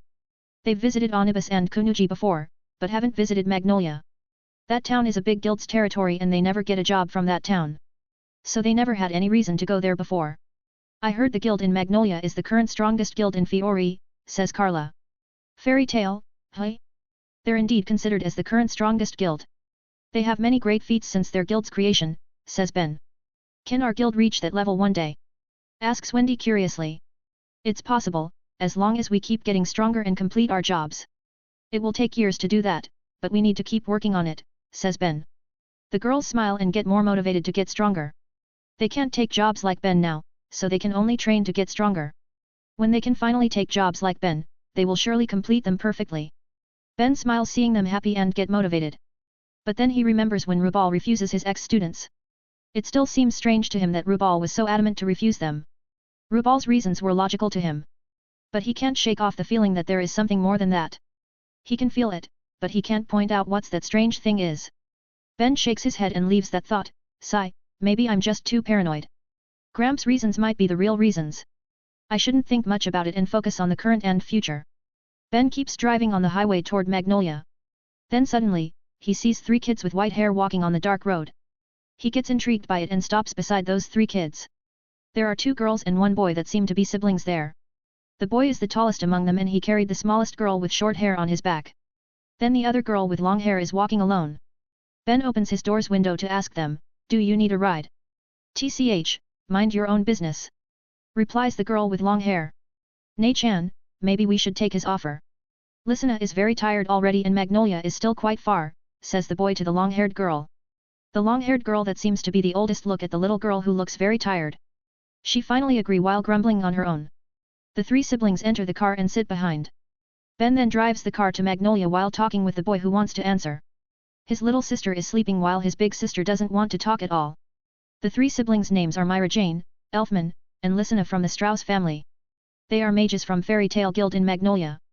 They've just returned from taking a job near Harjan Port. But they lost their pocket money, so they can't take the train. "You're mages too, huh?" "We're also mages, although our guild is still small," says Ben. "Oh, what's your guild's name?" asks Elfman. "Kate Shelter, it's just a small guild, so you probably don't know it, says Ben. Elfman scratches his head and giggles embarrassedly. Ben just laughs it off and tells Elfman that it's okay. Their guild is small and isolated, so it's normal for people to not know them. It's a normal reaction that Ben always got when taking jobs. Wendy, Bella, and Carla look at the three siblings curiously. But they're shy, so they just peek at the siblings from the front seat. When Elfman looks at them, they immediately hide again and make Elfman feel bad. Do you wear the MP absorber device in your leg? Asks Elfman curiously because Ben doesn't wear the device to absorb his magic power to supply the car's energy on his hand. No, I don't wear anything. This is the latest model that used lacrima for fuel instead of Mage's MP, says Ben. Elfman gets surprised and Myra Jane also gets interested now. The latest model is very expensive and not anyone can have it. Even their guild only has one for their guild master's personal transportation. Wendy, Bella, and Carla want to brag that Ben was the one who invented it, but he stopped them. There's no need to brag about it to the siblings. They won't believe it either way, so it's better to keep silent. They have some small talks until they reach Magnolia in half an hour. Ben drops the three siblings in front of the town gate. They don't enter the town because they need to go home fast.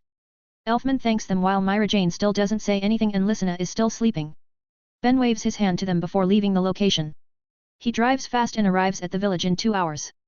The girls are tired, so they immediately go to their home and sleep. It's been a fun day for them. Support me on Patreon if you like my story and want to read up to 30 chapters ahead of this each novel. I've uploaded 1 Chapter 100 of Fairy Tale, Sun Eater. 2 Chapter 111 of Transcended as Lord Buggy.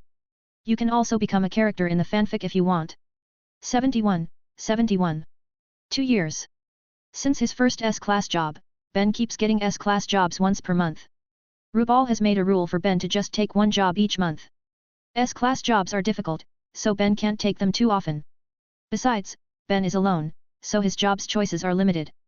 His jobs are always monsters subjugation. He has never gotten a job with humans as enemies so far. Rubal personally chooses that because human enemies are more difficult. They can make strategies and fighting them alone is very disadvantageous for Ben. Ben accepts that and just does his job. He is also happy about it because his options are limited if he fights with humans. He can't kill them even though they're dark mages, so he needs to control his strength. If he fights with monsters, he can go all out and kill them. If he kills humans without any authorization from Magic Council, he can be put in jail and their guild might get some penalties. Ben also can test all his spells if he fights with monsters. He can experiment with them as he like and no one will protest. As long as he finishes his job, then everything will be fine. Rubal knows that Ben always wants to go all out without any worry. That's why he chooses monster subjugation jobs. He also makes sure to take jobs that Ben can finish with his current strength. Ben also keeps training Wendy, Bella, and Carla. For Wendy, he focused on training her magic spells and fighting skills. For Bella and Carla, Ben focuses on raising their MP capacity and support skills. They also keep training using their guns even though they don't use them too often. Ben has told them that the guns are just for backup in emergency. What they need to train is their own power, not their magic items. In that year, very few things happen in the magic world. But the news that piqued people's interest is charm magic that was outlawed by Magic Council and the youngest S-class mage from Fairy Tale, Urza Scarlet. Fairy Tale is the strongest magic guild, so the news really spread and become a big sensation. Even though Ben becomes S-class at 13Y.0 while Urza at 15Y.0, but Kate Shelter is just a small guild. Ben doesn't care about that though because it won't affect him in any way. He doesn't care much about fame. He just wants to get strong to do anything he wants and protect his loved ones. Although the outlawing of charm magic piqued his interest a bit. Ben has learned that magic, although he never used it. He just learned the principle and just wants to add it to his database. Ben knows that charm magic has a big potential to be misused. He also doesn't really like that magic, so he's glad that Magic Council forbid that magic to be used again. Time passed and around 1 year after Ben become an S-class, a big threat appear. This threat isn't toward Ben or his guild directly, but toward their kingdom. Another nation tries to invade the kingdom of Fiori. Alvarez Empire has attempted to invade Fiori for an unknown reason. But Fiori has succeeded in repelling them using a super weapon, Etherian. Ben was ready to join the war if needed. But there's no need to do it now after the kingdom succeeds in repelling Alvarez Empire. He is glad by it because war is never a good thing. War will affect the lives of many people, be it mages or normal people. What Ben worried about is if the kingdom tried to send young mages like Wendy or his ex-students to a war. There's no way he will allow that to happen. If that happens, then he won't think twice to rebel and destroying the kingdom. He won't let his loved ones die again.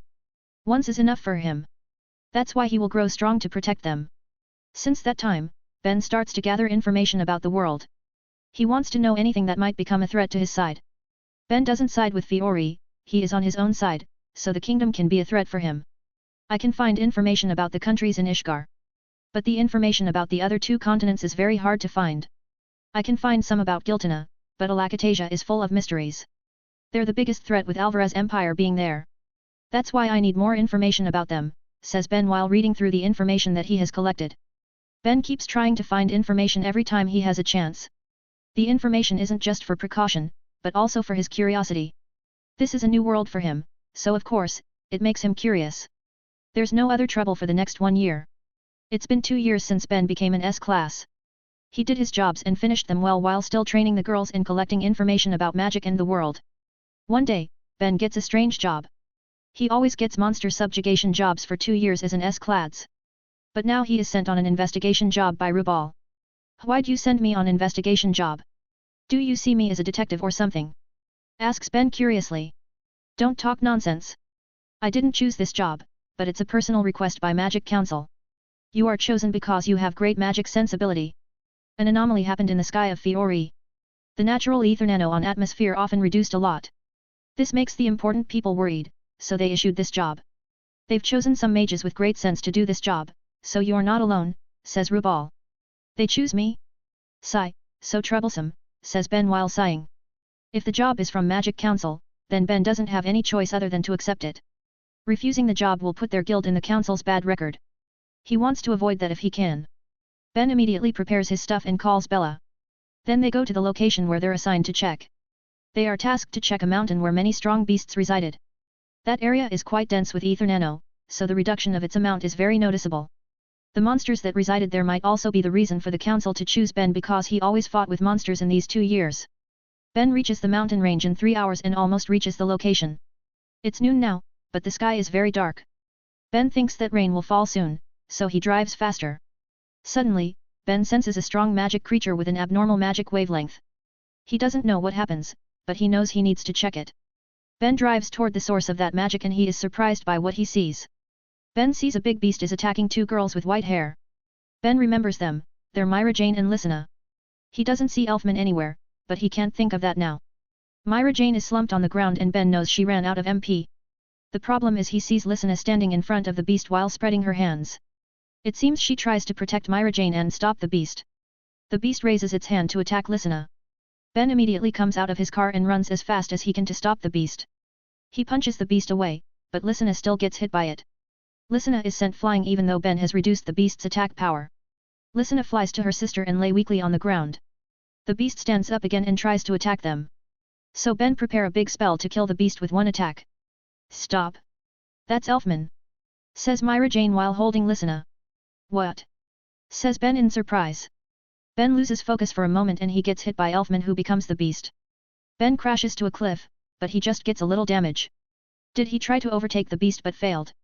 Ponders Ben whole getting out of the cliff. Sorry for the late update. My cat found a boyfriend, so I need to check him out. Support me on Patreon if you like my story and want to read up to 30 chapters ahead of this each novel. I've uploaded 1 Chapter 101 of Fairy Tale, Sun Eater. 2 Chapter 112 of Transcended as Lord Buggy. You can also become a character in the fanfic if you want. 72. Close call. Ben rushes at Elfman while making a black-purplish gravity ball. He throws the ball at Elfman to pin him down. Ben then chops Elfman's neck to knock him out and Elfman returns to his human form. Ben releases the gravity ball and takes Elfman to Myra Jane. Myra Jane is treating Lysina while crying and blame herself. Ben doesn't know what happened, so he just put Elfman down and doesn't say anything. Lysina opens her eyes and looks at Myra, then she looks at Elfman who has turned into a human again, and smiles. But suddenly her body glows and starts to disappear slowly. Ben is surprised by it, he's sure his punch has reduced Elfman's attack power before. She shouldn't be that injured because that attack was not lethal. Lysina's body that starts to glow and disappear also seems strange. Ben tries to check her, but it's not the time to think about that. Ben immediately uses his magic sense and senses Lysina's magic power gone slowly. Ben immediately makes a light sphere dome barrier that covers them. He tries to stop Lysina's magic power from leaving her body. However, even Ben's light sphere now starts to brittle and disappear. What? Why is my magic? It gets sucked by something. Ben looks up at the sky and sees the cloud twirling like a tornado. He tries to use his magic sense and realizes that a big amount of ether nano is moving up to the sky and disappear. It's the thing that makes the magic council sent me. What happened here, thinks Ben while trying to maintain his light sphere. Ben makes a light sphere again and he makes it stronger than before. He keeps trying to maintain his light sphere to prevent Listena's magic from disappearing. He uses more MP because the suction is very strong. AI Chip, analyze the situation. I will focus on saving her, says Ben to AI Chip in his mind. Understood. Ben maintains his light sphere and reduces the suction on Listena's MP. Her body starts to become visible again, but her MP is still depleted slowly. Ben uses more power on his light sphere to make the unknown thing suck his spell's MP rather than Listena's MP. The situation continues for 15 minutes. Even Ben's MP that has grown a lot has become very low now. Name, Ben Cooper. Age, 15. Status, alive. MP, 213/146,184. STR, 205. AGI, 199. STA, 218. INT, 221. Luckily, it stops before Ben runs out of MP. He slumped on the ground and panted hard because his MP dropped fast. He sees Listeana is still on Mirajana's lap, but she is unconscious. Ben tries to sense Listeana's magic power, but he can't feel it. It seems her MP still gets sucked and now she run out of her MP completely. If nothing wrong happened, she should recover from it in a few days. Myra Jane sees that everything is over and then she fall unconscious too. She is very stressed out by what happened just now. Now when everything is over, she can relax and sleep. Ben check on the three siblings' condition and they're fine. But he senses something is strange with Listeana. He can't feel her presence at all even though he can see her and her heart is beating. Listeana's MP should start to recover even if it's very slow. With Ben's current level of magic sensibility, he should be able to sense even a small change in Listeana's magic power. But it doesn't increase even a bit. Ben isn't a doctor, so he doesn't know what actually happened. At least Listeana is still alive even if her condition doesn't seem good. He will leave it to a professional doctor who will know what to do. Ben takes the three unconscious siblings to his car. He asks Bella who stays in the car all the time to cover the three siblings with a blanket and put the seatbelts on them. Then he checks the situation again and finds the strange phenomenon has really ended. Ben is still confused by it because even AI Chip can't find anything just now. I will just report it as it is. The council should have someone who knows what happened, thinks Ben before getting on his car. Ben then leaves the area and goes to Magnolia to send the siblings back to their guild. An hour after they leave, Elfman wakes up. He is panicking, but Ben can calm him down. Elfman then tells Ben of what happened before. They took an S-class job because Myra is an S-class mage. Their job was to suppress the king of monsters. However, the beast was too strong for them. To protect his sisters, Elfman used his magic to take over the beast's body. But because the beast was too strong, he lose control of it. Ben sighs because Elfman tells him that Myra took the job out of her impulse. She has a big rivalry with Urza and doesn't want to lose to her. She still took the job even though it's a difficult S-class job. Ben then tells Elfman about what happened after he lose control. Elfman grit his teeth and clench his fists. He feels very powerless because he can't protect his family and even put them in danger. Don't blame yourself too much. If you feel that you're weak, then get stronger. If you feel that you're useless, then get better. Everyone makes mistakes, but not everyone can learn from their mistakes. Rather than blaming yourself, do what you can to not make the same mistakes, says Ben to Elfman. Elfman looks down and says, all right. Ben looks at Elfman from the mirror and sees he tries to hold his emotion. Just cry. A man is allowed to cry. Crying isn't a sign of weakness, it's a sign that we have emotion. Elfman finally shed his tears although he still tries to not make any noise. Ben can see from the mirror that Myra has woken up. But she still closes her eyes.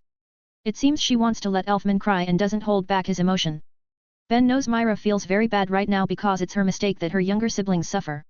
If Ben doesn't show up and help them, she doesn't know what will happen to them. Ben let her sort her emotion by herself. She cares a lot about her siblings, so she won't do the same mistake again. She should learn from this mistake and not do reckless things again. They arrive in Magnolia after 4 hours and Ben takes them straight to their guild. He stops in front of the guild and helps them carry Listeana. Elfman helps Myra to walk and they enter the guild. Some guild members look at them and immediately ask what happened. Ben interrupts them and asks where the doctor is. There's no time for talking because Listeana needs immediate treatment. Doctor is it? Follow me, boy, says a short old man who suddenly appears from the crowd. Master, says Elfman while looking down. We can talk later like what the boy said. Listeana needs treatment and you two also need it. Can we use your car, boy? The best doctor's location is quite far, says Fairy Tale's guild master, Makarov. Ben nods and they enter his car again. Makarov also enters the car to show them the way. Suddenly a young boy with pink hair runs to the car and asks them about Lisina. Not now, Natsu. We need to take Lisina to the doctor first. Don't worry, she will be fine, says Makarov to the boy. The boy can only nod and step back. Ben then runs his car and follows the direction that Makarov gives him. On their way there, Ben asks something to Makarov. That pink-haired boy, is he a dragon slayer? Yes, just like you, says Makarov. You know me? Asks Ben. Makarov nods and says, you are more famous than you think, Ben Cooper. Or should I say, the youngest S-class mage in Fiori's history who held the power of Sun Dragon, the sun's child, Karna. A.N. Karna is a character from Hindi mythology who is the son of the sun god, Surya. You can find him in Fate/Grand Order if you are interested. Support me on Patreon if you like my story and want to read up to 30 chapters ahead of this each novel. I've uploaded 1 Chapter 102 of Fairy Tale, Sun Eater. 2 Chapter 113 of Transcended as Lord Buggy. You can also become a character in the fanfic if you want. 73. Fame. You are more famous than you think, Ben Cooper. Or should I say, the youngest S-class mage in Fiori's history who held the power of Sun Dragon, the sun's child, Karna, says Makarov to Ben. What? He is that Karna? Says Myra and Elfman with shocked expressions. Okay, please don't call me with that. I am not God's son. Bearing Karna's name is too heavy for me, says Ben. Ben is not Karna, Bella nods while sitting on Ben's head. Look, even Bella doesn't like it, says Ben. Haha, that means people have high hope toward you, says Makarov. How do you know me? Asks Ben. Every guild master knows your name. The public may not know your name that well because you are from a small guild. But almost all big figures know your name, says Makarov. Ben's name starts to rise after he succeeds to taught the worst students in Clovertown's magic school until they became the best in the school. No other school have such a result, so it gathered a lot of attention. He gathered more attention when he became an S-class mage. It's not that big at first, but after he started to finish his S-class jobs fast and efficiently, the big figures finally saw him in a different light. However, Ben's name is only known by big figures like guild masters or other S-class mages. He never appears in public while taking jobs. His guild is also small and hidden, so the public never heard his name. It's different from S-class mages from big guilds like Fairy Tale. Their youngest S-class mage, Urza Scarlet, has gathered a lot of public attention since she got promoted. Fairy Tale is located in a big town, Magnolia. So everything that the guild does will always be known by the public. So of course, a 15Y.OS class mage will gather a lot of attention from anyone. Ben leaves that thinking and focuses on driving to the west forest of Magnolia. They finally arrived at the doctor's location in the forest. It is a house that was built inside a giant tree, very interesting. Ben then takes Lisina while Makarov knocks on the door. Soon, an old woman with pink hair comes out from the treehouse. She seems very unfriendly, but she immediately tells them to get inside after seeing the three siblings' condition. They enter the house and Ben puts Lisina on a bed. The old woman, poor Lyusika, checks Lisina's condition first. Myra and Elfman wait with worried expressions. This is, says poor Lyusika while frowning. What happened? Asks Makarov. Her soul is not in her body although it is still connected, says poor Lyusika. The others get surprised and think of the worst. Don't worry, she won't die as long as she keeps getting nutrition. But I can't predict when she will wake up again. She is in a comatose state, says poor Lyusika. Myra and Elfman slump down and cry after hearing that. How's that possible? I'm sure her injuries weren't that fatal before, says Ben. Can you tell me what happened before? Asks Makarov. Ben nods and then he starts to narrate everything. Makarov and poor Lyusika widen their eyes after hearing Ben's explanation. It seems they know something, but they're not sure of it. Myra, Elfman, don't worry. We will find a way to save Lisina even though it won't be easy. Don't lose your hope or it will really end. At least Lisina is still alive now, so you can find a way to save her, says Makarov. Myra and Elfman nod weakly. They are happy that Lisina can be saved, but they don't know how, so it makes them sad. Ben then crouch in front of the two and put his hands on their head to pet them. Hey, you love your sister, right? If you love her, then don't act like that. Show her that you are strong and will do anything to save her. What she needs isn't your sadness, it's your love and support. Nothing's end until it's really end. No matter how hard or how long it will take to save her, as her family, you should never give up. If even you lose hope, who else will be there for her? So be strong. says Ben while patting their heads and smiling. Bella also flies to Myra and Elfman, then she pats their head like Ben. Don't give up. Bella will help you, Bella is strong. Right, Ben? Yeah, we will help you if you need our help, says Ben. Myra and Elfman finally realize it and their spirit lifted up. Ben is right, it hasn't ended yet for them. As long as Lysina is still alive, then they will be able to save her. Makarov and poor Lyusica smile seeing what happened. They're glad that the siblings can calm down, but they're also surprised by Ben. He is very mature despite being younger than Elfman. After calming Myra and Elfman, Ben stands up to leave. He can't do anything in here, so he should leave now. Makarov and poor Lyusica will be able to handle the other things, so he will leave it to them. Master Makarov, I will take my leave now. I need to report the anomaly to Magic Council. It's my job, after all, says Ben. All right, I understand. Thank you for your help, little Ben, says Makarov. Ben nods and gets out of the treehouse. He walks to his car, but suddenly Myra comes out and calls him. Hey! Calls Myra. Ben turns around and asks her, what is it? Thanks. Thanks for saving us. I don't know what will happen if you didn't come, says Myra shyly while looking down. Ben smiles and pats her head again, you're welcome. Myra blushed and flicked Ben's hand from her head. Stop it. I'm not a kid anymore. Sorry, it's my habit. My little sisters like it, so I always do it, says Ben. Bella nods in agreement because the sisters that Ben means are her, Wendy, and Carla. I'm not your sister, and I am older than you, so don't treat me like that. Says Myra while looking away. Alright, I'm sorry. But you also shouldn't keep acting like an angry kid. It makes your charm gone. I'm sure you will look more beautiful if you smile, says Ben while smiling and patting Myra's head again to tease her. I told you to not do that again. Yells Myra while backing off with a red face.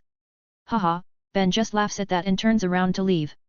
Ben walks to his car while waving his hand to Myra. He doesn't realize that Myra's face has turned red and her head is steaming. She put her hands on her head and rubbed her head lightly while pouting. I'm not a kid anymore, grumbles Myra with a weak voice. Myra then looks at Ben who leaves with his car. Ben and Bella wave their hands at her from the car. Myra raises her hands a little and waves a little too. A thin smile also can be seen on her face. Myra looks at the leaving car while smiling and whispers, thanks, Ben. Support me on Patreon if you like my story and want to read up to 30 chapters ahead of this each novel. I've uploaded 1 Chapter 103 of Fairy Tale, Sun Eater. 2 Chapter 114 of Transcended as Lord Buggy. You can also become a character in the fanfic if you want. 74. Limitation. After he leaves Magnolia, Ben goes to National Fiori Council branch. It is located near Capital Crocus and about 4 to 5 hours by car from Magnolia. Ben will report his finding of the anomaly on Fiori's sky. Bella is sleeping peacefully on her seat after she drank her milk. She didn't do much today, but what happened has made her tired. They arrive at the branch's location after 4 hours. Ben immediately goes inside after waking Bella up. They pass the securities easily after showing their job letter. Ben and Bella then go to an office where they will report their finding. Unsurprisingly, the one in the office is Geld, the one who always took care of Ben's business with Magic Council. Sigh, you again, says Ben with a defeated expression. Even Bella sighs too and shakes her head before sleeping again on Ben's head. Haha, indeed, it's me again, says Geld nonchalantly. Whatever, I'm here to report what I found in my job, says Ben. Geld nods and Ben starts to tell Geld what he found before. Geld notes everything that Ben tells him without interrupting. Only after Ben finished, that Geld starts to ask some questions. Ben answers Geld's questions based on what he found. But Ben doesn't say anything about Lysina's condition. His job is just to investigate the anomaly with the ether nano on Fiori's sky. Alright, thanks for your report. It gives us more details than the other investigations that we've done so far, says Geld while closing his notebook. I don't think I found a lot though, says Ben while raising an eyebrow. No, it's a lot. So far, our investigations only found that the ether nano in the sky reduced mysteriously. We never know that it gets absorbed by something and it even absorbs magic power from spells or living beings, says Geld. Ben tilts his head and says, you guys are very bad at investigating, aren't you? This thing has happened for some time, but you only found that. I am worried about Ishgar's magic world now. Geld feels his heart is getting stabbed a few times because of Ben's words. His head plopped on the table and he says, please spare us, we have a lot of things to handle here. Yeah, I'm sure you do. Now, my job is done, so I will take my leave, says Ben while turning around to leave. Alright, thanks for your help. Your reward will be transferred to your bank account like usual, says Geld. Ben just waves his hand as he leaves the room. He leaves the branch immediately after that. Ben doesn't like to be in this place for too long and just wants to go home. Ben puts Bella on her seat before he drives away from the branch. It's evening already, so he needs to drive carefully because of the dark road. On their way back, Ben thinks about the strange phenomena that happened before. He know the ether nano in the sky was being sucked, but by what or who? He thinks of many possibilities, but can't find an answer. Even AI chip can't find anything with all information that it has in its database. My knowledge is still not enough. I need to gather more knowledge. This thing doesn't seem big now, but it might lead to disaster in the future. The scariest thing isn't death, it's the unknown, says Ben seriously. Ben has died once, so he's not afraid of it at all. But the unknown always poses danger to him and what he wants to protect. If he doesn't know what he'll face, then he won't know how to fight it. He knows he is not omnipotent even with all these powers. Even if he reaches his max potential, there might still be something that can kill him. If even Escanor could die, then so he is. He is not afraid of death, but he is afraid because he can't protect what he needs to protect if he dies. He needs to live to do what he wants and do what he needs. So Ben needs to prepare for any situation. He needs to amass more knowledge about this world. He needs to know more about magic and all its mysteries. The most important thing is that he needs to get stronger. Speaking of getting stronger, I remember that I have a big problem inside me that can give dangerous effects as I grow stronger. AI chip, does the dragon seed get affected by my growth? Asks Ben in his mind. Yes. The dragon seed is getting affected by your rapid growth. In fact, it wants you to grow even faster, so it can turn you into a dragon fast. So did it also help me grow if it wants that to happen? Asks Ben. Yes. Because of the dragon seed, you can grow faster than normal humans, even the ones with the highest potential. However, the remnants of Smog's soul have reduced the danger that the dragon seed can cause. Have you found the limit before it starts to affect me completely? Asks Ben. Calculating. Your current limit is 230 stats points on Street AGI, and STA. If you grow past that before you reach the age of 18, the dragonization will start immediately even though it should happen around 7 to 9 years again. A.N, it's not a nerf. Why 18? Also, what about int? Asks Ben. Your body will be fully developed at the age of 18. Your bones and muscles are still too young currently. They will break if you keep growing past that limit. The dragon seed will then starts to change your body structures into that of a dragon. As for int, you don't have any limit because of me. I am like your second brain and keep growing as I get more knowledge. The only thing that limits you is your physique, not your brain or magic power. Ben ponders about it and understands it a little. His physique is still too young to hold that much burden. He has grown very strong physically and even surpassed many adults mages. But his body isn't ready to hold that much power in it. Ben isn't happy with that because he can't grow stronger again, physically. But he's glad that he still can grow in other aspects like his int and MP. His physique is strong enough now, so he's not that worried about it and will focus on int and MP. My physical stats almost reach the 230 limits, so I can't train too much on them. I will focus on increasing my int and MP until I become 18, thinks Ben while looking at his stats. Name, Ben Cooper. Age, 15. Status, alive. MP, 146,184/146,184. STR, 205. AGI, 199. STA, 218. Int, 221. This means I can train more with my magic and increase my mastery over my spells. It's not that bad actually because I don't need to train everything together, thinks Ben positively. Ben has trained all aspects of his power in these last 5 years since he arrived in this world. He grows a lot, but he can't reach his magic's max potential because he also needs to train his physique and other things along with it. Now he will have 3 years to focus on developing his magic. So he's sure that his magic's growth will be a lot faster than before. This is a magic world too, so magic power should be more important than physical power. 3 years, I will focus on polishing my magic in these 3 years. I will also gather more knowledge about this world. Limit? That's not a real limit. I will still grow, one way or another, thinks Ben while smirking. Support me on Patreon if you like my story and want to read up to 30 chapters ahead of this each novel. I've uploaded 1 Chapter 104 of Fairy Tale, Sun Eater. 2 Chapter 115 of Transcended as Lord Buggy. You can also become a character in the fanfic if you want. 75. Target. It's been a few days since Ben returned from his investigation jobs. He has started to train his magic and do less physical training. He still trains his physique, but it's just normal daily training to keep his body in good condition. Now he has more time to explore and learn his magic. He will work more on increasing his mastery and less on new spells. Ben needs to strengthen his magic foundation instead of adding more things. Currently Ben wants to raise his elemental mastery.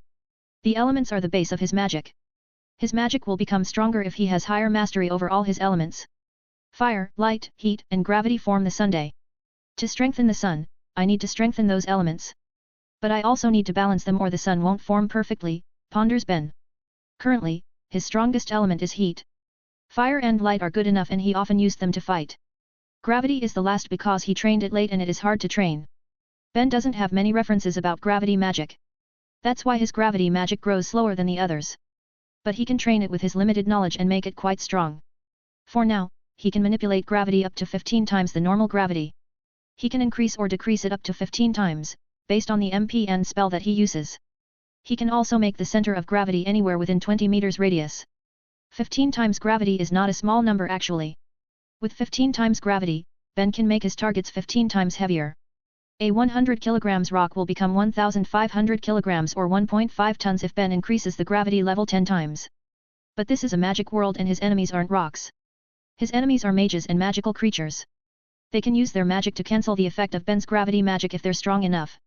The physical strength of strong mages is usually high too. Their body that contains a lot of MP have been strengthened by it and surpassed normal people. Strong mages might be able to just walk normally on 15 times gravity that Ben makes. Ben's target for his magic is very high. He still needs to stop the dragonization that will transform him into a dragon. Being a dragon seems to be good if his goal is just strength. But he doesn't know the effect of that transformation. He likes to be a human too and do what he wants as a human. That's why he needs to stop the dragon seed from turning him into a dragon through dragonization. To do that, he only has one way that Smog, the heat dragon, has told him. He needs to seal Aknologia in his body because only Aknologia has the required power to cancel the seed of Sun Dragon in his body. But it's not easy to defeat Aknologia and seal him in Ben's body. Ben has found much information about Aknologia and he never finds any detailed information about that guy's power. However, Ben knows that as someone who has killed many dragons, Aknologia must have very great power. Unless he can surpass a dragon's power, Ben won't be able to defeat Aknologia. But what kind of dragon is he? What element that he has? I don't know anything about him, even Smog doesn't know his exact power. Just what kind of power that makes him could defeat so many dragons? Ponders Ben. Ben tries to think of Aknologia's power and how to defeat him. But even AI chip can't predict his power and strength with Ben's limited information. All he can do is train and prepare for any situation. Ben leaves his thinking about Aknologia's power. There will be no end to it if he keeps thinking and guessing. He just needs to get as strong as possible, so he can fight with Aknologia. Ben then starts his training and focuses on training his magic. He trains all his magic spells and tries to improve them. AI chip has made some possible improvements based on the data when Ben used it, so it becomes easier. Ben also tries to raise his MP capacity. His magic spells, especially the big powered ones, need a lot of MP. Besides, more MP means he can fight longer and uses more spells to fight. He doesn't want to run out of MP while he fights. Sure, he has prepared some things to use if he runs out of MP like his magic gun. But it's not something to rely on. He needs to use it just for backup. Ben keeps training and he trains the girls too when he has time. They've grown stronger over the last 2 years. Ben has used AI chip to help the girls improve their magic too. With everything in the database, it is an easy matter for AI chip to do. The next month, Ben finally get another S-class job. He is tasked to explore an unknown island at the north of Fiori.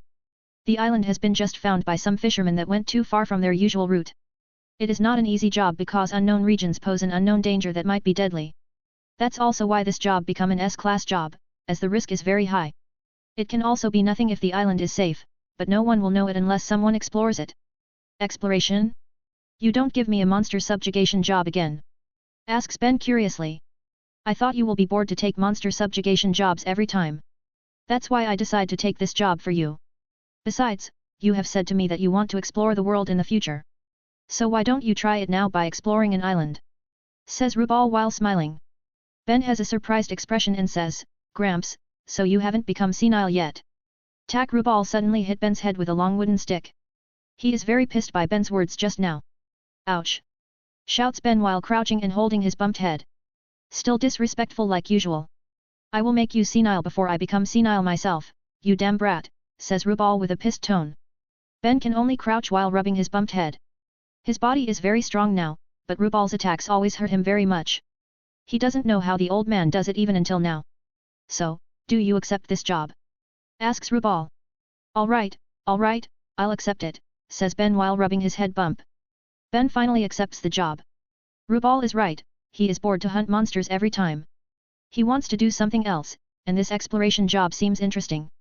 The unknown region, unknown danger, and other unknowns. Nothing is known about that island, but that's what makes it more interesting. Ben is very excited to uncover the island's mysteries. Ben prepares many stuff, especially supplies because he doesn't know if anything there is safe to eat.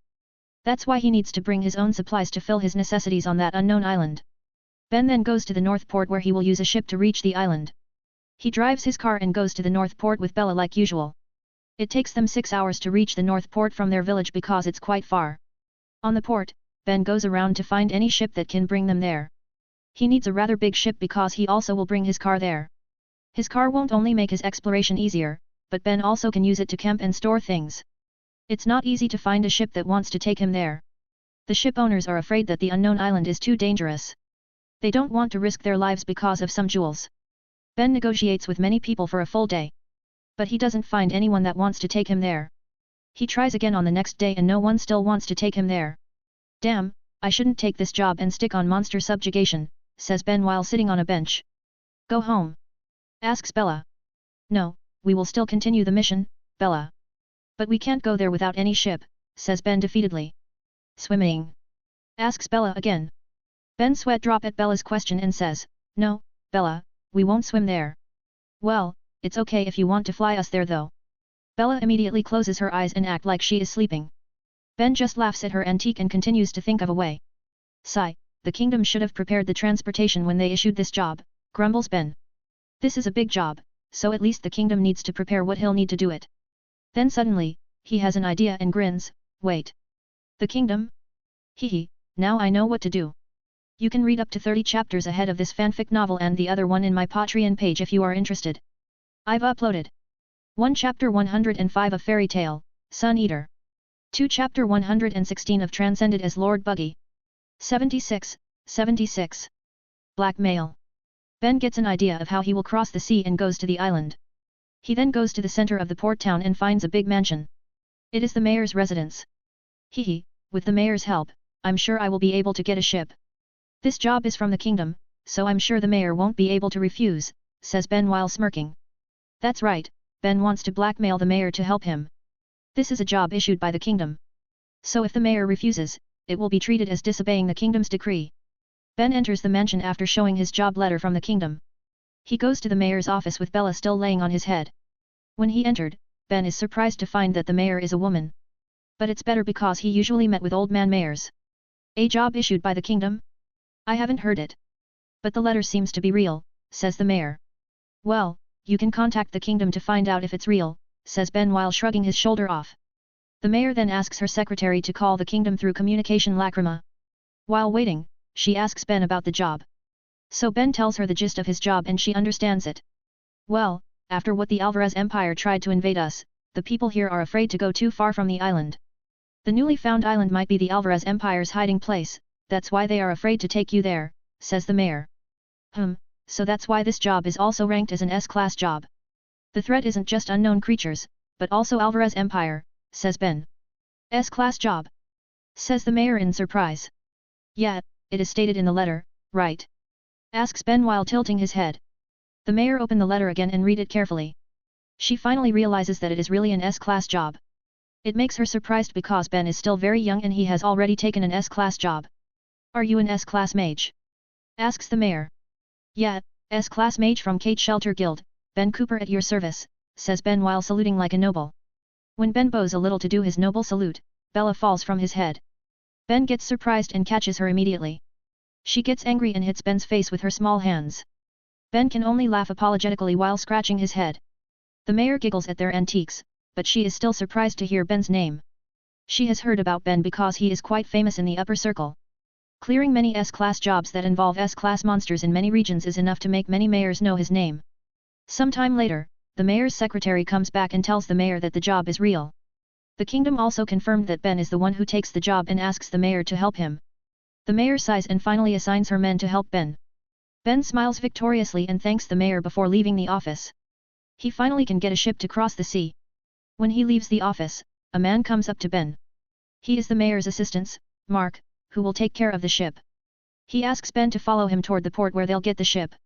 The ship is big enough to carry my car, right? Asks Ben. Yes, Mr. Ben. It is enough to carry your magic vehicle, says Mark. Ben nods and then they go to the port using Ben's car. Mark doesn't say anything in the car, but he is impressed by Ben's car. As the mayor's assistant, he knows that Ben's car is the latest model which is very expensive, and not many people have it now. They reach the port soon and Mark shows the location of their ship, which is on the western side of the public port. Ben follows Mark's direction and finds the ship in a short time. He is rather speechless when he sees the ship that they'll use. Are you sure that we'll use this ship? It's a battleship, you know, says Ben with a shocked expression. The ship that they'll use is a battleship made fully of metal. It is rather similar to the battleship on modern Earth, but it seems sturdier. Yes, we will use this ship. The island is still full of unknowns, so only this ship can help us. If something happens, then we will be able to do something with this ship, says Mark. Ben can only blink his eyes because these guys are very paranoid. But that's understandable after Alvarez Empire's invasion trial. Besides, the sea is full of magical creatures that might attack them, so a battleship is a good option. Ben drives his car to the ship and enters it after Mark talks with the soldiers there. There are many soldiers and ship crews in the battleship. They are busy preparing the ship and its weapons. Ben doesn't say anything and just lets them do what they need to do. Mark then takes Ben and Bella to the ship's captain after they park the car. The captain is a middle-aged man that seems very strict. I've heard about the mission from the town's mayor. Are you the mage who will explore the island? Asks the captain. Yeah, it's me. S-class mage from Kate Shelter, Ben Cooper, says Ben while offering his hand. The captain takes Ben's hand and grips it strongly. Ben also grip it strongly and they shake their hands. He gets surprised though because he can feel Ben's strength when they shake their hands. The captain smiles and says, "You are stronger than you look." "I told you, I am an S-class mage," says Ben while smiling. "Most mages that I've met didn't have a strong physique." "Well, it's my first time meeting an S-class mage, so I think you're the same." "It seems the S-class standard is very high," says the captain. "Of course, if it's low, then everyone can be an S-class," replies Ben. The captain nods and then he tells Ben and Co that they can tour around the ship for now.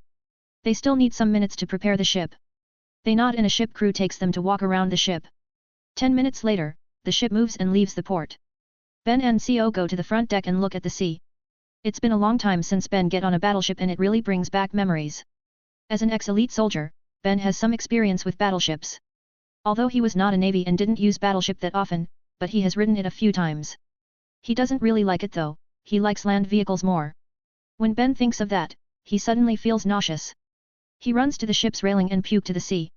Then he feels dizzy and lay weakly on the floor. Mark gets surprised and approaches Ben. "Are you all right, Mr. Ben?" "Ugh, I don't feel so good," says Ben with a pale face. "Do you have seasickness?" asks Mark while signaling some ship crews to help Ben. I don't think so," replies Ben. Some crews then take Ben to the infirmary and give him medicine. But he still feels nauseous and can only lay weakly on the infirmary's bed. "Why am I suddenly get seasickness? I don't really like a ship, but I never have seasickness," thinks Ben while his eyes are spinning. "It's because you are a strong dragon slayer. All dragon slayers of advanced level suffer from severe motion sickness due to the synchronization between the large gap of a human's semicircular canals and a dragon's visual acuity. Motion sickness. But I can drive a car without any problem." "Wendy too," thinks Ben confusedly. "It's because you like cars, but you don't like ships. As for Wendy, she is not strong enough currently. So troublesome," thinks Ben before he faints. You can read up to 30 chapters ahead of this fanfic novel and the other one in my Patreon page if you are interested. I've uploaded 1 Chapter 106 of Fairy Tale, Sun Eater. 2 Chapter 117 of Transcended as Lord Buggy. 77. Unknown Island. 3 hours after Ben fainted, the ship arrived at the island. It is very far from the mainland, that's why it hasn't been found before. The island is rather big and it has a wide forest. Mark wakes Ben up and tells him that they've arrived. Ben wakes up with a pale face, but he feels better now because the ship has stopped. It doesn't shake around again, so Ben's motion sickness has stopped. Mark helps Ben to walk to his car that located far in the back. They finally arrived and Ben get in his car. He immediately feels a lot better when he sits in the car. "Phew, I'll never get on a ship again," thinks Ben while driving his car out from the ship. Ben leaves the ship and finally land on the island. He leaves his car and takes a deep breath. Land is always the best, says Ben happily. Haha, so even an S-class mage has a weakness too, says the ship's captain who walks toward Ben. An S-class mage is still a human too. No one is truly omnipotent, says Ben. I guess you're right. Then, we will let you do your job, while we will patrol around the island. You can call us through a communication lacrima if you need anything, says the captain. You can return to the mainland, you know. It might take days for me to investigate this island completely, says Ben. No, we can't do that. If something happens and you can't solve it, then we need to know it and report it. Of course, we don't want that to happen because a threat that an S-class mage can't solve must be very dangerous, says the captain. Do whatever you like then, replies Ben. Ben then gets on his car and leaves with Bella. They will explore the island by car to cover it faster. Ben also keeps using his magic sensory to detect any magical things around him. They drive into the forest and look around through the windows. The forest seems normal so far without anything unusual. The creatures here are not so different from the ones on the mainland too. It will surely get faster if I use the car, but I won't get any detail this way. Maybe I'll walk after driving around by car, ponders Ben. Ben drives deeper into the forest because strong creatures usually live there. So far, he only sensed weak magical creatures that normal mages can defeat. There's no human trace to this island, which means that no one was here before. As they get deeper into the forest, Ben can sense that the creatures are getting stronger. Some creatures are looking at them too and run away because the car looks like a beast for them. Sigh, using a car to explore the island is really not effective. I really need to explore by foot later, says Ben. Ben suddenly get alerted after he said that. He senses some creatures with strong magic power coming from the front left direction. He drives his car there to find out the source of that strong magic power. When he arrives there, Ben sees some brown reptiles with draconian features except wings. They look like wyvern, but very different from the wyverns that Ben knows. All wyverns possessed wings, so these guys are just brown lizards. Brown lizards? I've never seen this kind of lizard in any book that I've read. Are they endemic to this island? And they live together, very unusual for reptiles, ponders Ben. Ben takes a picture of these lizards using his lacrima camera. There are around 7 lizards that Ben sees right now. These guys are quite strong too and Ben can feel that they're close to S-class. They're not as strong as the wyverns, but they're still strong. If they're the strongest creatures here, then this island isn't that dangerous. But I need to check everything first, says Ben. The brown lizards have realized Ben's presence, but they don't do anything. These lizards aren't aggressive even though they're rather strong. Ben leaves the brown lizards and resumes his exploration. He goes deeper into the forest again to search for anything unusual. But Ben doesn't find anything until the sky turns dark. He decides to stop his exploration for today and rest. Ben makes a fire camp beside his car and roast a big piece of meat that he brought. He gives Bella her milk before they eat together. They sleep in the car and activate its defense systems. The car is the safest place for them to sleep in the wilderness like this. There might be some dangerous creatures that are active at night, so they need to be careful. His hunch is right because some creatures have come near the car. They're drawn by the smell of meat that Ben roasted before. They lurk around Ben's car and try to find the roasted meat. The creatures start to come out from their hiding one by one. 5 big black wolves with a drill horn, a lion-like creature with black mane and red scales, a dark blue bear with a pair of long fangs, and there's a big bird like an owl with metal wings, beak, and claws. Ben has realized these creatures' presence. But he keeps silent and just uses his lacrima camera to take their pictures. He can sense that they're individually stronger than the previous lizards, but they're still not a threat for him. Low-leveled S-class creatures. These strong creatures seem to be more active at night than day. It seems the competition in this island is fiercer at night, ponders Ben while trying to sense if there are other creatures. The creatures look at each other and try to intimidate their competitors. Ben just looks at them with amusement and ponders on who will win. He had never seen wild beasts like them fight before, so it made him curious. Surprisingly, the creatures aren't fighting, but they attack Ben's car together. It seems they want to get the meat instead of fighting that can kill them. They still prioritize their stomach more than domination. However, Ben's car is protected by some layers of magic shields. Those shields are strong because Rubal was the one who made them. These creatures won't be able to break in even if they work together. Morning? Asks Bella with sleepy eyes. The attacking sounds have woke her up from her sleep. No, it's still night. That's just the sounds of some night creatures, says Ben while rubbing Bella's head. Bella nods and she closes her eyes again. Ben activates the soundproof systems in the car to let Bella sleep. He continues to watch the creatures trying to break the car's shields. You won't be able to break anything, even the first layer. Even I need a lot of effort to do that. Gramps' magic item is just that strong, says Ben while smirking. Just like what Ben thinks, the creatures can't do anything to the shields. Even after they used their magic, they still can't make a scratch on the shield. They just tired themselves out and waste their energy. Ben decides to sleep and let the creatures do what they want. He just let his lacrima camera record the situation. It will be a good report for his job later.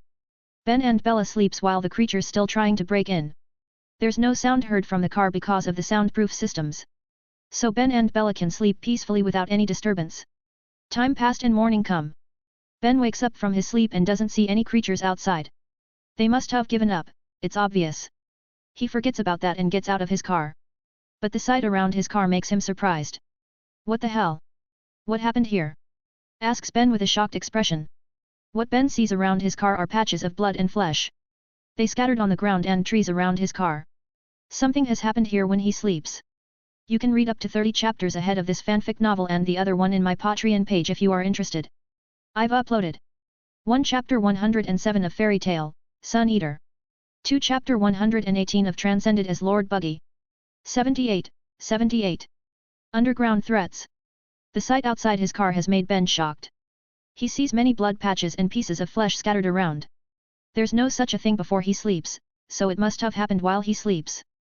Ben immediately enters his car to check on the video that he recorded using a lacrima camera while he sleep. It should capture the moment when this happened. The recorded video is playing at normal speed. So Ben hasten it, or it will take hours to find the cause. He finally finds what he searches for after 5 minutes of adjustment. When the video is played, Ben can see that the beasts are still trying to break the car's shield.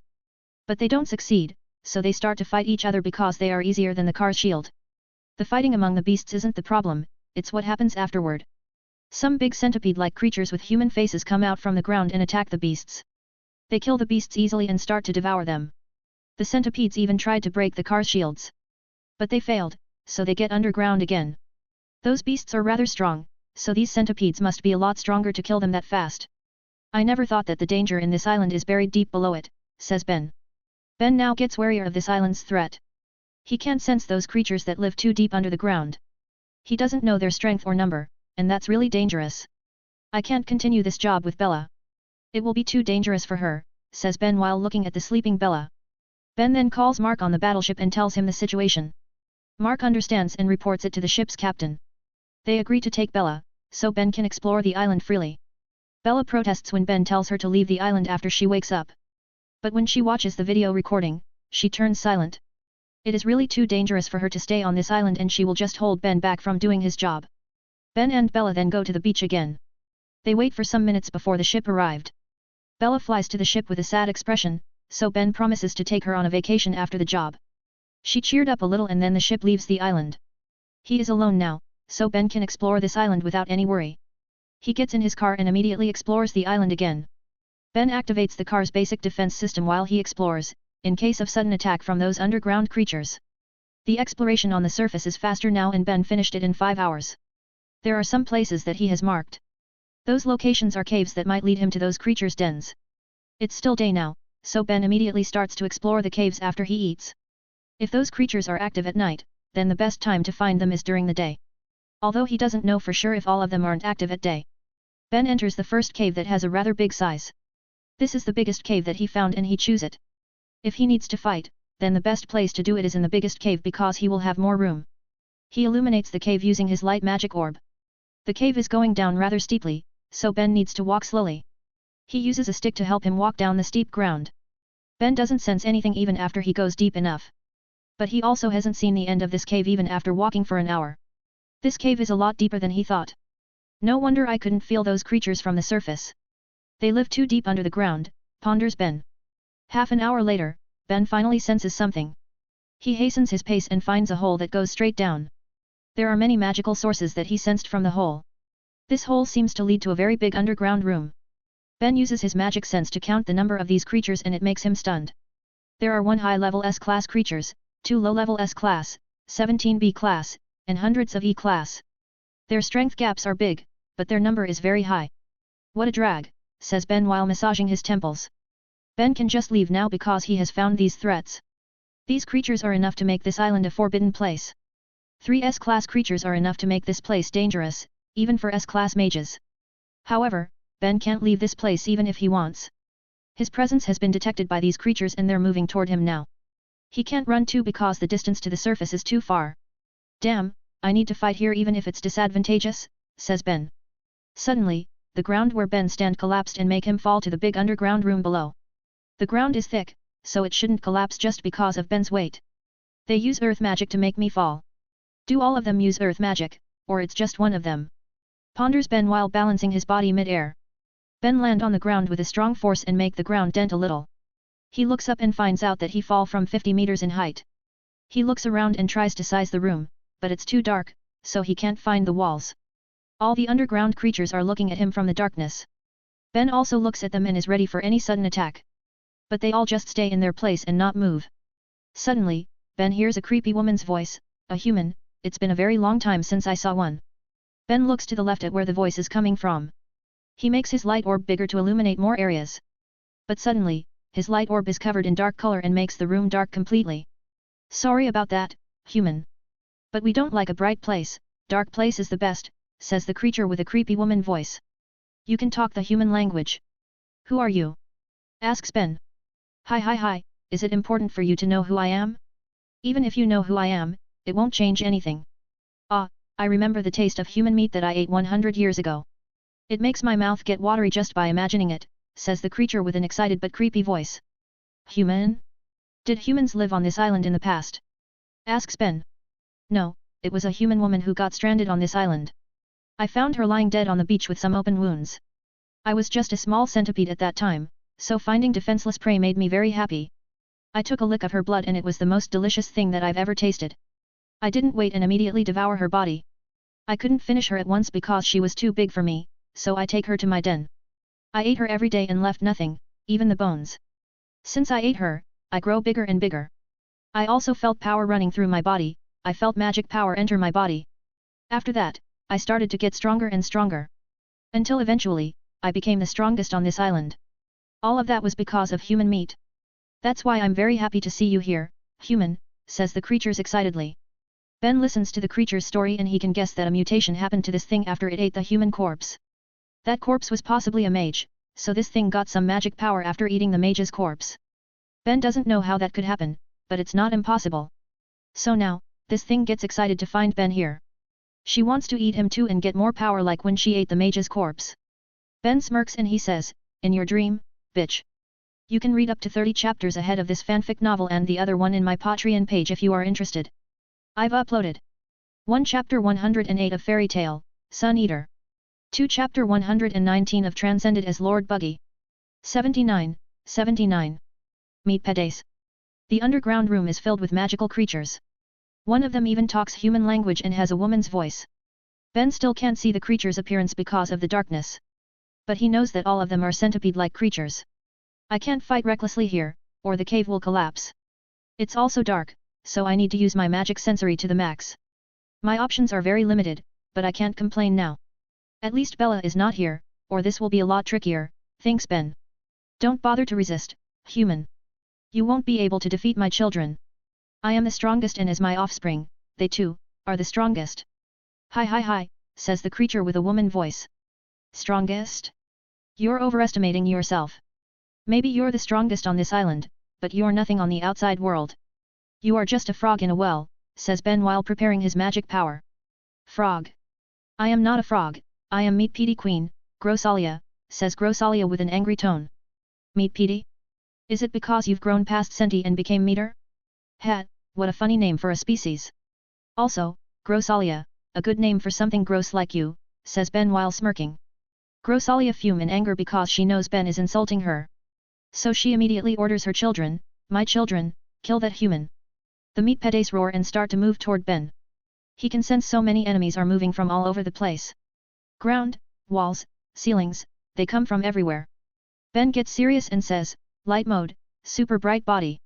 Ben's body suddenly glows very brightly and it repels the creatures back. Their eyes have gotten used to the darkness, so a sudden bright flash of light hurt their eyes. Screech! Screams the creatures. Ho, so you still have eyes? I thought you don't have them because you don't need eyes in a dark place like this. And finally, I can see your appearance now, says Ben while smirking. Ben looks around and sees many giant centipedes, no, meat pedes. He also finally can see the one who can talk the human language, Grossalia. Grosalia is the biggest meat PD in this room. She has a dark red body with green wavy patterns. She just looks like a giant centipede, but she has a woman's upper body on her meat PD head. Put that light off, human! Shouts Grosalia. Don't wanna, says Ben. Grosalia gets angry and she sprays a dark blue liquid from her meatipede's mouth toward Ben. Ben flashed to the left and avoid the liquid easily. The liquid hits the ground and smoke come out from it. Acidic poison? That is dangerous, says Ben after looking at the smoke. Grosalia then slams one of her meat PD legs to the ground. Some earth walls then come out around Ben and they trap him inside. The room gets darkened again and the meat PDs move toward Ben again. But suddenly, Ben's voice is heard from inside the trap walls, Requip, Dragon Revolver V1. Bang bang bang. Ben shoots his magic revolver through the trap walls. His shots pierce through the earth walls and the bullets keep moving toward the incoming meat PDs. He used fire element bullets that have more power. The bullets hit the E-class meat PDs and pierce through their carapaces. Some bullets also hit the rather B-class ones, but their carapaces are tough enough to block the bullets. The earth walls around Ben get destroyed and the underground room gets brightened again. Ben is holding his magic revolver and aiming it at the meat PDs.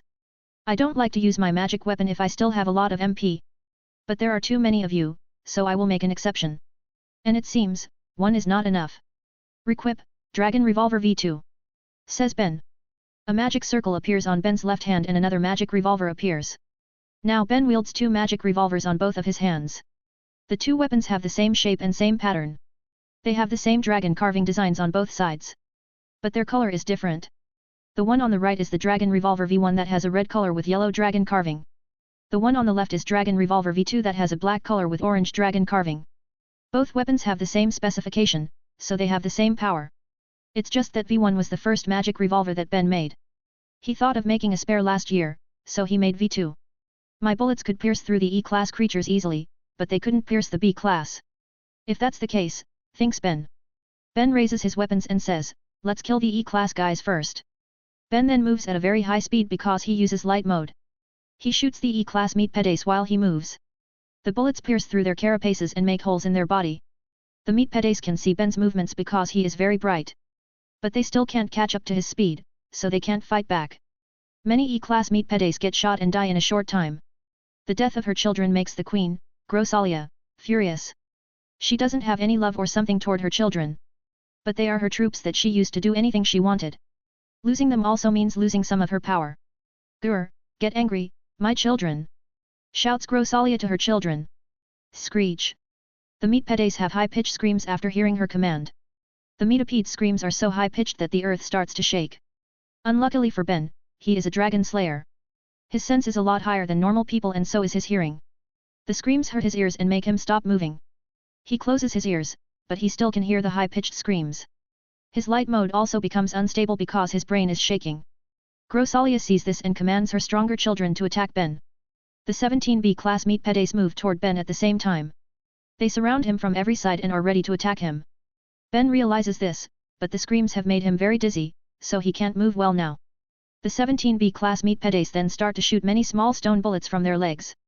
The stone bullets are moving toward Ben like rain. He can't use magic with his condition now, so he gets in a defensive posture. At least he will protect his body's vital areas from getting hit by the stone bullets. But his defensive posture makes him release his ears. So now he can hear the screams more clearly and it really hurt his ears and brain. He can only hold it as the stone bullets start to hit him. Bam bam bam! Hundreds of stone bullets are raining at Ben in a short time. The meat PDs have many legs and they create stone bullets from every leg. They shoot the bullets multiple times, so there are hundreds or even thousands of bullets that are aimed at Ben. The attacks stop after a minute, but so many stones have been shot. Dust smoke spread on the area and nothing can be seen there. The dust disappears after another minute and now there is a small mountain made of stone bullets. Ben is buried under the stones and there's no movement at all. Is he dead already? Ponders Grosalia. As if something like this can kill me, replies Ben from under the stones. Bam! The stones mountain suddenly explode and reveal Ben's condition. He has blood coming out from his wounds, but he is very lively. A grin is even plastered on his face even though his body is full of wounds. It's been a long time since I get injured this badly. It seems I am still not good enough, says Ben while grinning excitedly. You can read up to 30 chapters ahead of this fanfic novel and the other one in my Patreon page if you are interested.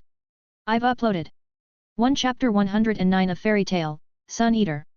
2 Chapter 120 of Transcended as Lord Buggy. 80. Ben's excitement. Ben comes out from the stones that buried him with a bloody appearance. His clothes were also tattered because of the stone bullets. But he is grinning excitedly because it's been a long time since he get this injured. As B-class creatures, your magic isn't so bad.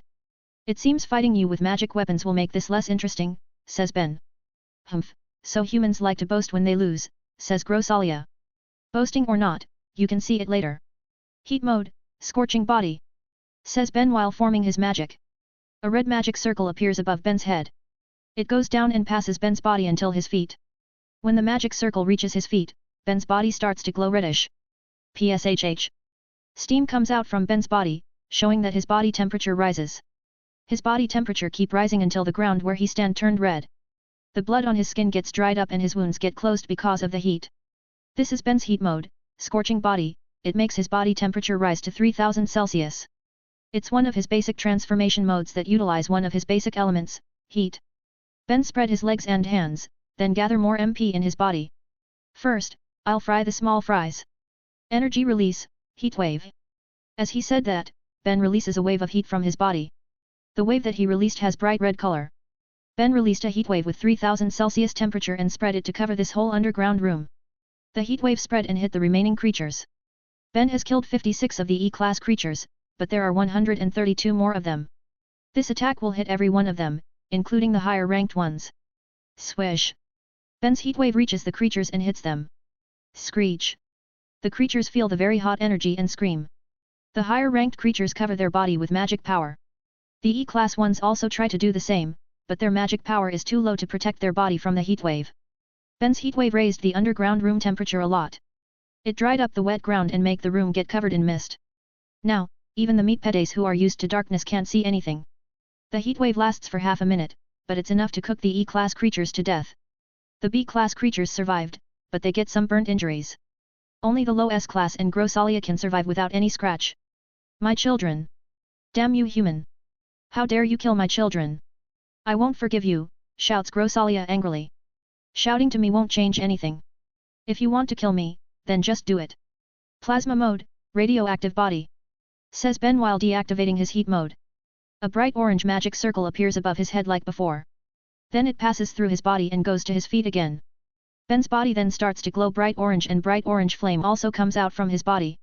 Plasma mode is the combination of heat, fire, and light elements. It uses more MP than the basic elements mode. But it also has more power, so if Ben used it, that means he is very serious to win. This mode has a high temperature like heat mode at 3000 Celsius. It has big firepower like fire mode and creates more damage. It makes him faster like light mode, although not as fast as light mode's max speed. But the unique feature of plasma mode is its radiation. This mode creates radiation that can damage living beings if they get too close to Ben. Of course, it is a magical effect, not physical, so it can be blocked with stronger magic. The underground room is filled with mist, but Ben's location can be seen clearly as he is glowing orange brightly now. Grosalia commands her remaining children, which are 17 B-class and 2 S-class to attack Ben. They do as she says and rushes at Ben. The B-class meat pedes move while shooting stone bullets from their front legs. As for the S-class meat pedes, they shoot dark element bullets. Ben can't see the incoming bullets as the room is full of mist. But he can sense the magic power of those bullets. He runs to the right at high speed and avoids the bullets. Ben senses a B-class meat pede ahead of him, so he runs there. The meat pedes keep shooting their bullets at Ben who can be seen easily amidst the mist. But Ben is too fast for them to aim their bullets correctly. In a short time, Ben reaches the B-class meat pede that becomes his target. He jumps to its head from below and forms his fingers into claws. Ben then swipes his claws up toward the meatipede's lower head. Sun Dragon's Plasma Claw. Swish! Ben's claw attack creates 5 sharp red flying blades. It hit the B-class meatipede's body and moves toward its head. The red blades are very sharp and hot that they cut and burn the first meatipedes into 6 slices, killing it. After Ben cut the first meatpede, the ground where he stands shot up. He gets pushed up by a stone pillar toward another B-class meatpede that has waited for him. The second meatpede jumped down from the ceiling toward Ben who moved up. Ben gets into a stance and lowers his body. He cocked his right hand behind him and form a claw again. The second meatpede also prepare its attack. It covers its head with a thick layer of stone that becomes like a mask to hit Ben. Ben grins and says, "You want to turn me into mincemeat? How about you become one yourself?" Sun Dragon's Plasma Fist. Ben turns his claws into a fist and puts more MP on it.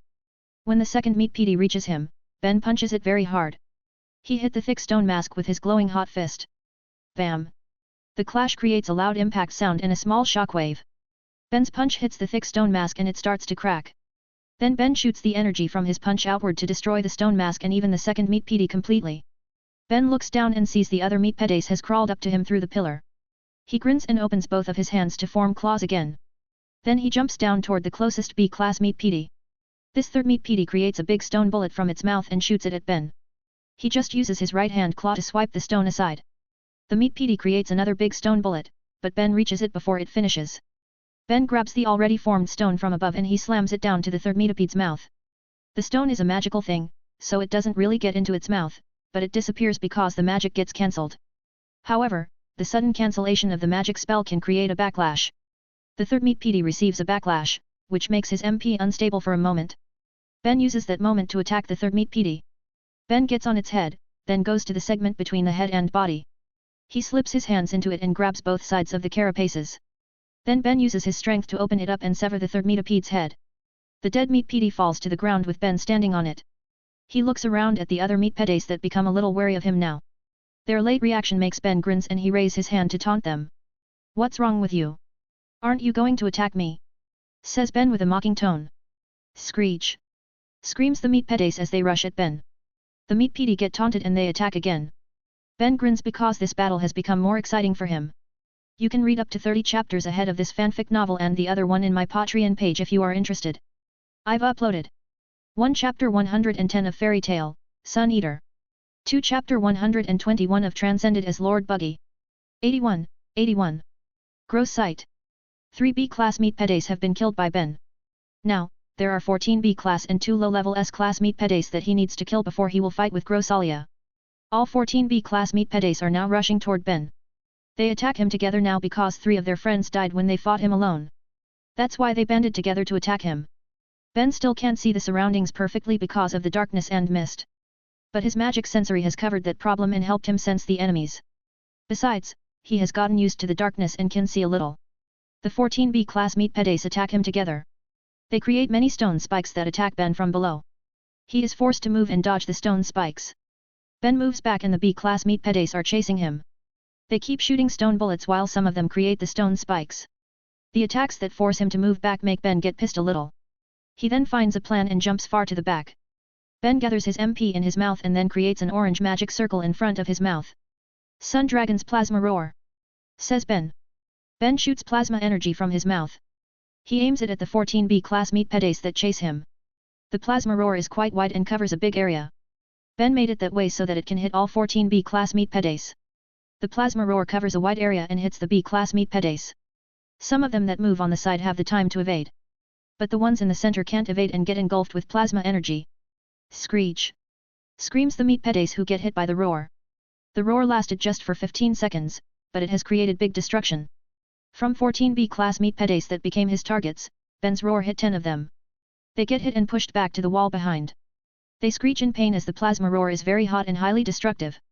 Their tough carapaces cracks and brittle, while their flesh gets cooked by the hot temperature. They try to protect their body with magic, but the pain makes their magic unstable. It doesn't take long for the meatipede's tough carapaces to break and their body gets destroyed. Ben has killed 10 B-class meat PDs with that attack, and it destroys some parts of the ground and wall behind. The 4 B-class meat PDs that has evaded Ben's roar attack also didn't come out unscathed. They get some parts of their legs or carapaces destroyed by the plasma energy. I hope that won't make this underground room collapse. I don't have any choice just now, but I need to be careful next time, says Ben after looking at the destruction that he made. Ben is still worrying about the underground room collapsing if he makes too much destruction. He doesn't want to be buried alive because of his own mistake, after all. That's why he needs to be careful at using his magic. His roar spell also makes the meat PDs wary of him now. They never thought that Ben can use such a strong magic spell. The meat PDs can't sense magic power, so they don't know Ben's raw magic power. While the meat PDs get distracted, Ben moves to attack them. He needs to kill the remaining 4 B-class meat PDs. As for the 2 S-class and Grossalia, he will take care of them later. Ben then creates 2 red magic circles using both his hands. Then a sharp red glowing spear blade appears on each magic circle. He points his hands at 2 of the remaining B-class meat PDs. Sun Dragon's Plasma Spears. The sharp plasma spear blades get shot as Ben says the spell's name. They fly at high speed toward the 2 B-class meat PDs. But Ben doesn't shoot once, he shoots some rounds of spear blades. The plasma spear blades hit and stab all 4 of B-class meat pedes. Ben aimed for 2 at first, but then he also aimed the remaining 2 B-class meat pedes. They couldn't dodge the spear blades because the spears are too fast. After the plasma spear blades stab the B-class meat pedes, the plasma energy erupt. The blades explode inside the metapedes' bodies and destroy them internally.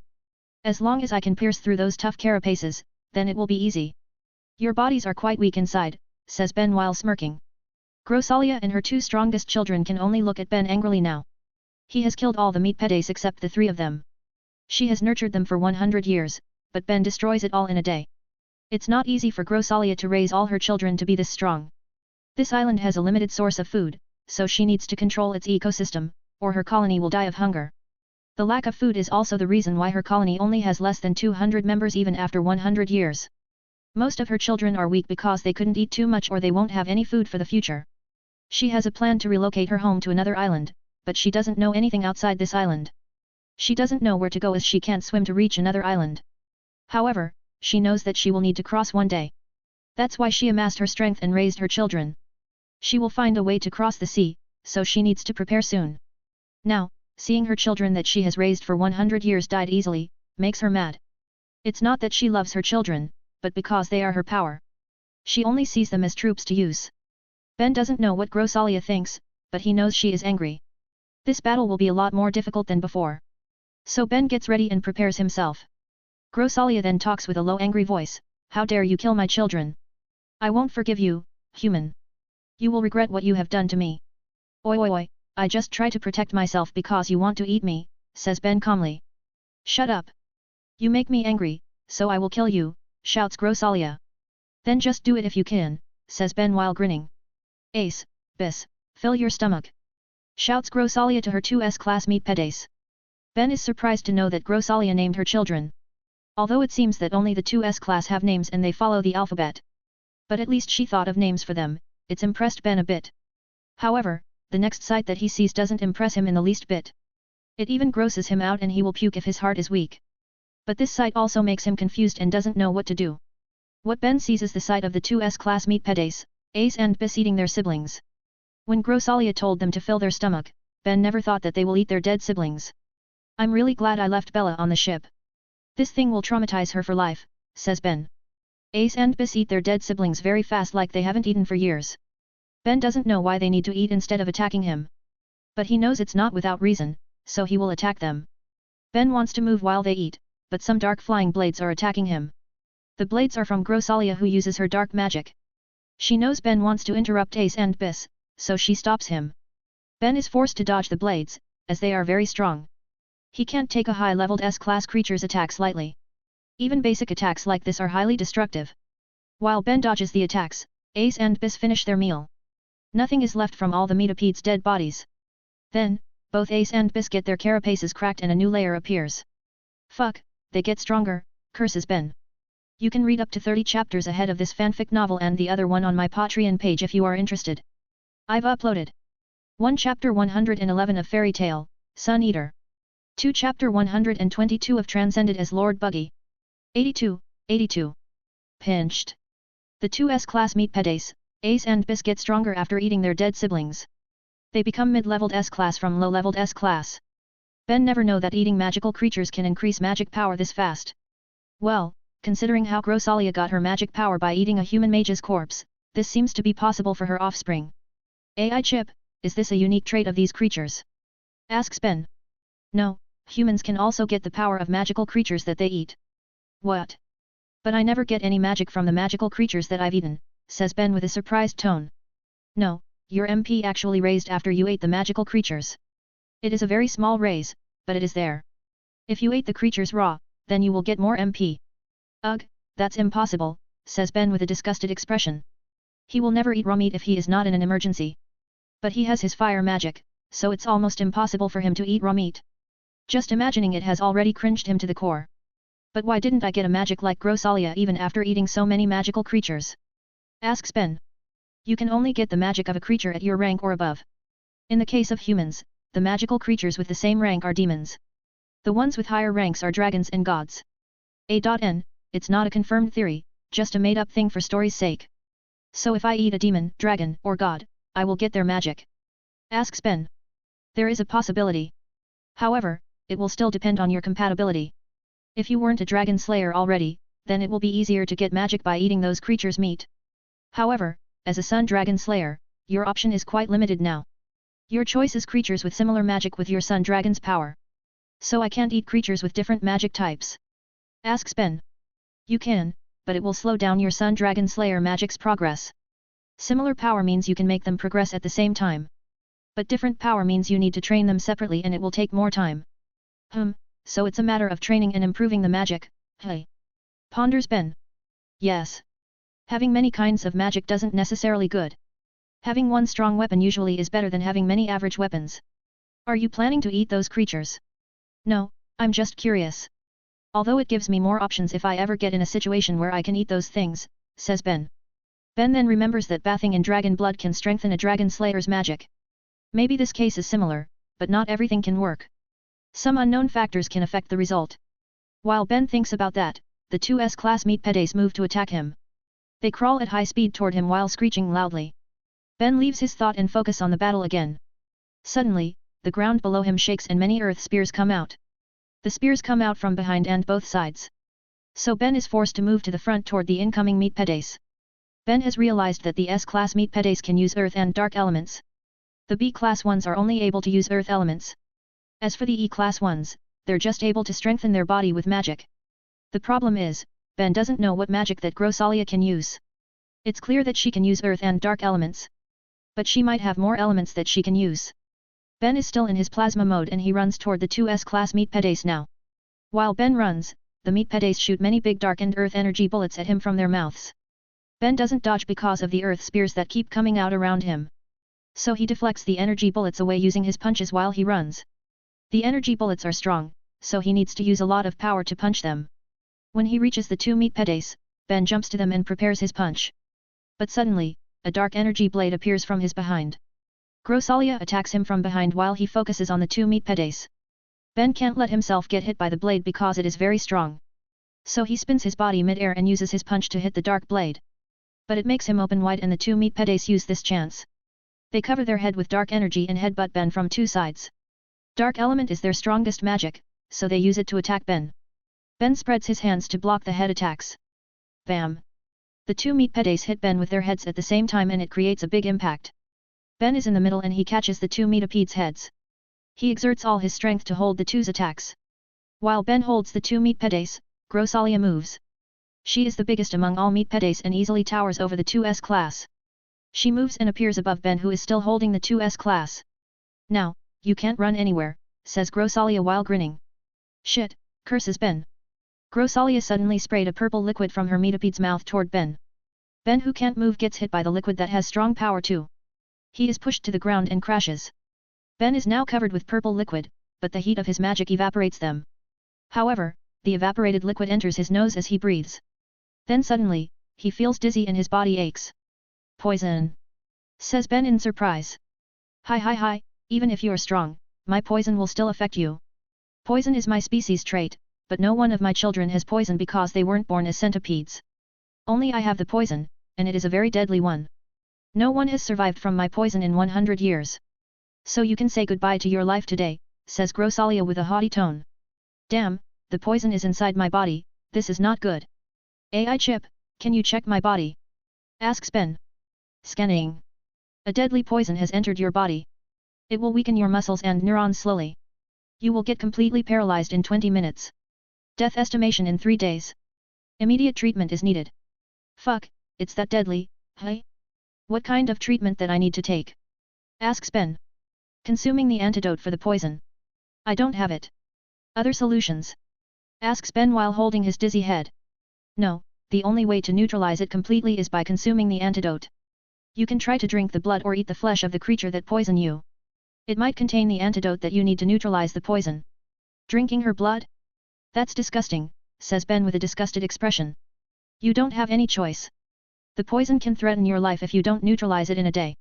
Your body's high temperature has slowed down the poisoning effect, but if you let it be, then it will kill you in a few days. TCH, so I don't have another choice. Fine, let's drink that giant bug's blood even if it's disgusting, says Ben while clicking his tongue. The current situation has forced Ben to do what he doesn't like. But between disgust and life, he will choose life. He will need to drink Grossalia's blood even if it's disgusting.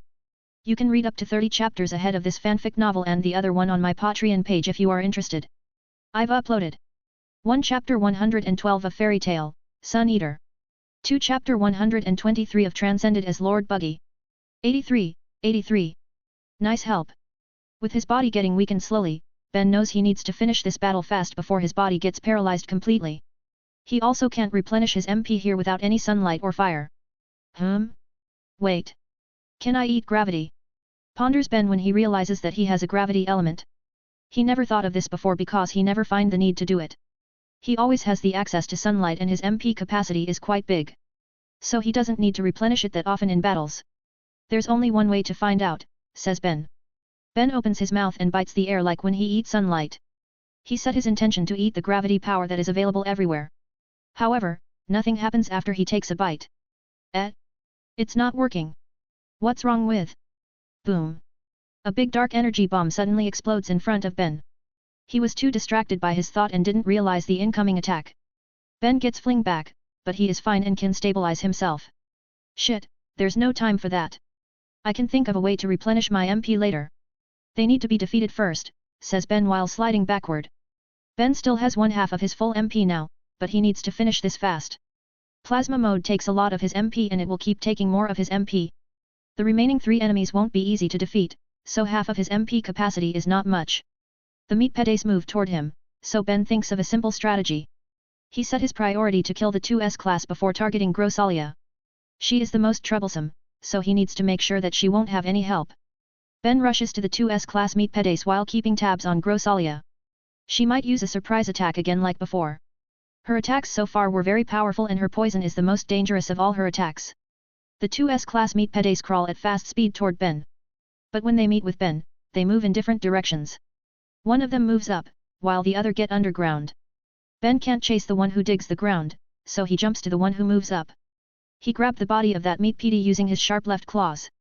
Ben's claws can pierce the carapace, but it is very thick that his fingers can't touch the flesh. It's not a problem though because he just needs to grab it. Ben then clenches his right hand into a fist and an orange magic circle appears on his fist. Sun Dragon's Plasma Fist. Ben punches the metapede's carapace with all his strength. But his punch is just strong enough to crack the carapace. He wants to punch again, but the other meat pede comes out from the ground and moves toward him with its fangs covered with dark magic. Ben ignores it and punch again to break the carapace. He breaks it right before the other meat pede reaches his position. The meat pede that gets its carapace broken wriggle in pain and make the other metapede's attack miss. It's a good chance, so Ben shapes his hand like a spear and stabs the metapede's body. Then he raises his hand's temperature and releases the plasma energy. The energy release creates a big impact and the heat burn the metapede's flesh. Screech! Screams the metapedes in pain. The other meat pede and Grossalia move to attack Ben while he's burning the metapede's flesh. Grossalia makes a big dark energy blade from the front, while the other meat pede attack from the other side. The other meat pede bites the meat pede that gets attacked by Ben to stop it from wriggling. They want to sacrifice this meat pede to kill Ben using Grossalia's dark energy blade. The dark energy blade moves at fast speed toward Ben. But before it hit Ben, he jumps down very fast. The dark energy blade doesn't stop and hit the meat pede that gets its carapace broken. Swish! Without its carapace, the meat pede can't defend the blade at all. Its body gets cut easily by the blade and the blade even passes through to cut the other meat pede that holds its sibling in place. Grossalia's dark energy blade is very strong that it cut the 2S class meat pedes at once. It even goes as far as making a big cut on the ceiling. She killed her own children but failed to kill Ben. Well, thanks for your help, I guess, says Ben with a mocking tone. Grossalia fumes in anger as she failed to kill Ben, but she killed her own children instead. Those 2 meat pedes are her strongest children. Now she is alone and doesn't have another troop left. Arg, hateful human! You make all my children die, screams Grossalia in anger. Hey? You're the one who killed those 2, not me. I just killed the other guys, says Ben in protest. Shut up. If you didn't move, then they won't die, says Grossalia. Don't be unreasonable. As if I'll let myself get hit by that blade. I still want to live, says Ben. Arg. I'll kill you, definitely kill you now, screams Grossalia. Grossalia suddenly releases a massive MP and it makes Ben flinches. She is stronger than what he sensed before and has more MP. She hides her full power quite well and now she releases it all. Damn, She is a top-tier S-class creature. She must be the strongest magical creature that I have ever faced. This is bad, with my remaining MP, this battle will be hard. I need to go to the surface to get sunlight, says Ben with a shocked expression. Grosalia is stronger than Ben predicted. She is still a high-leveled S-class creature, but her MP almost reaches the limit of S-class and almost reaches SS class. MP doesn't represent battle power, but it's still a big factor in battle. Ben has categorized the ranks above S-class. He makes the SS class and SSS class make things easier. S-class has MP from 100,000 to 200,000. SS class has MP from 200,000 to 300,000. SSS class has MP from 300,000 to 500,000. The SSS class has a bigger range because Ben put them as the strongest. He can't find the limit for it, so he put it at 500,000. Besides, he never meets any creature above his S-class category. So he can't divide the ranks perfectly. It might be too high or too low, but it's a good standard for him to use when he faces an enemy. At least he will be able to judge his winning chance by categorizing them with these ranks. Name, Ben Cooper. Age, 15. Status, alive. MP, 149,651/149,651. STR, 206. AGI, 201. STA, 219. INT, 232. Ben has around 150,000 MP, so he is a mid-level S-class based on his own categories. He doesn't know about dragons, but he predicted that they are above SSS class. Not to mention gods who are said to be stronger than dragons. He can't even imagine how many MP points that the dragons have. But Ben knows he needs to reach that level one day. His target is Aknologia, so unless he reaches that level, he will never win. Ben focuses on Grosalia again and decides to go to the surface. He moves while Grosalia is still in her rage. Ben looks at the hole where he came from and immediately jumps there. As if I'll face that monster down here, says Ben as he jumps to the hole. You can read up to 30 chapters ahead of this fanfic novel and the other one on my Patreon page if you are interested. I've uploaded 1 Chapter 113 of Fairy Tale, Sun Eater. 2 Chapter 124 of Transcended as Lord Buggy. 84. Surface. Ben runs very fast in the cave to the surface while he is in light mode. He doesn't want to fight Grosalia in the underground room because it's her territory. He also needs to replenish his MP, so he needs sunlight. The way to the surface is very far and he hasn't reached it even after 5 minutes of running with light mode. His body also starts to ache again because of the poison that he got from Grosalia. Suddenly, Ben feels an earthquake that makes him stumble and fall. It's a very bad time for an earthquake to appear. But then Ben realizes that it's not a normal earthquake. Shit! Says Ben in surprise while looking down.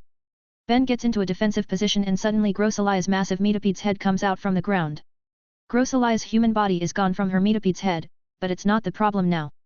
Grosalia's head hits Ben and she keeps moving up, destroying the earth above. Ben is pushed by Grosalia and breaks through the soil and rocks. She tries to crush Ben's body using the hard ground. They keep moving to the surface with Ben holding the brunt of breaking the earth. He uses more MP on his light mode to protect his body. Light mode isn't ideal for defense, but he can't change into another mode now. Grosalia moves fast and it makes Ben feel very pained. The forces from his front and back are very strong. Blood starts to trickle from his mouth and nose, but Ben keeps trying to hold his magic and protect his body. It doesn't take long for them to reach the surface. Grosalia keeps moving up and Ben is sent flying to the sky. He flies quite high, but finally, he is free from the crushing attack. Gahk. Ben finally can spit the blood that he holds in his mouth. Ben's light mode disappears as he flies to the sky. He has used almost all of his MP to be used on his light mode just now. If he holds back even a little of his MP, his body might get crushed to pieces. Screech! Screams Grosalia to the sky in rage. Grosalia's front body raised to the sky and easily tower over the trees on the island. She is very massive and tall that the island looks very small because of her. She is even bigger than when she was in the underground room because she has eaten her children just now. Her current length is around 100 meters and she can stand at 50 meters. Her width is around 10 meters with her legs at 5 meters each. She has grown 2 times from her previous size and she is the biggest creature that Ben saw. Grosalia's massive body can also be seen from the battleship that patrols around the island. Everyone on the ship widens their eyes in disbelief. They have never seen a creature as big as Grosalia before. What is that thing? Is that a centipede? Asks a soldier with shaky eyes. If centipedes are as big as that thing, then no human will be alive now. That must be a magical creature, says another soldier with the same shaky eyes. Bella, Mark, and the ship's captain also look at Grosalia in disbelief. They think they're hallucinating, but then they realize that it's real. Never appear in their mind that they'll see such a gigantic creature. Damn, the only thing that's bigger than that thing must be dragons and gods. If that thing leaves the island, it will surely be a disaster. I don't know if we can even stop it if it gets on the mainland, says the ship's captain with a shaky voice. Dragon? Ben? Says Bella in surprise. Bella suddenly remembers that Ben should be fighting that giant. She flies panicky to the island because she thinks something bad has happened for the giant centipede to appear. Ben! Ben! Screams Bella in panic. Bella, no! Screams Mark as he catches Bella right on time. But Ben, says Bella with worried eyes. He will be fine, he is strong, right? If you go there, Ben won't be able to fight freely and it will be dangerous. So just stay here and wait for his win, alright? Don't you believe him? Says Mark to calm Bella. Bella gets silent before she nods and says, Bella believes Ben. Ben is the strongest. Ben won't lose. That's right, you need to believe him. So just stay here and wait, alright? Asks Mark. Bella nods and stays in her place again. She looks to the island worriedly, but she knows she can't do anything now. Mark and the ship's captain also feel helpless. They can only hope that Ben can defeat that thing. Ben is still high in the sky now. He gets flung very high, so it will take time for him to land again. It is quite a problem because he never falls from such altitude without any help like a parachute. I can think about that later. This is a very good chance because I'm high on the sky, says Ben while looking up. Ben sees the sun that is right above him. It's midday now, a very good time for him to replenish his MP. The sun is at its peak at this time, so he will get a lot of energy by eating the sunlight. Ben opens his mouth and starts to eat the sunlight. He eats like someone who hasn't eaten anything for a week.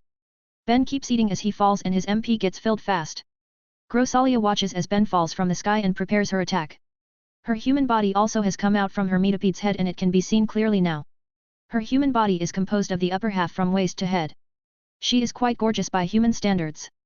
Her bazungas are big too and she has purple hair, just like her carapace.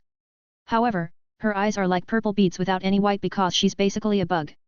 Her teeth are sharp and her hands are like blades without any finger. Also, she is naked. Grosalia arches her meat-peedy body to the back.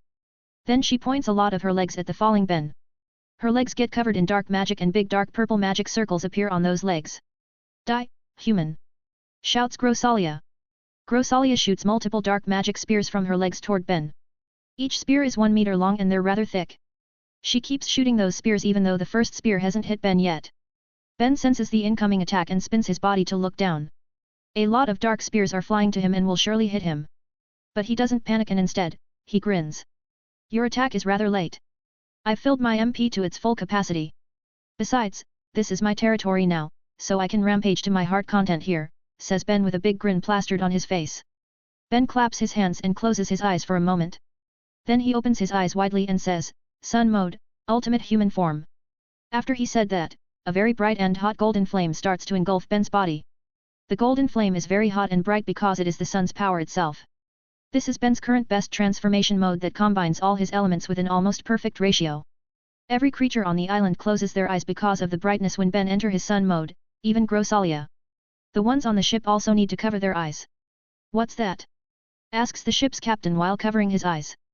Ben. Says Bella excitedly while jumping around. That's Ben's magic?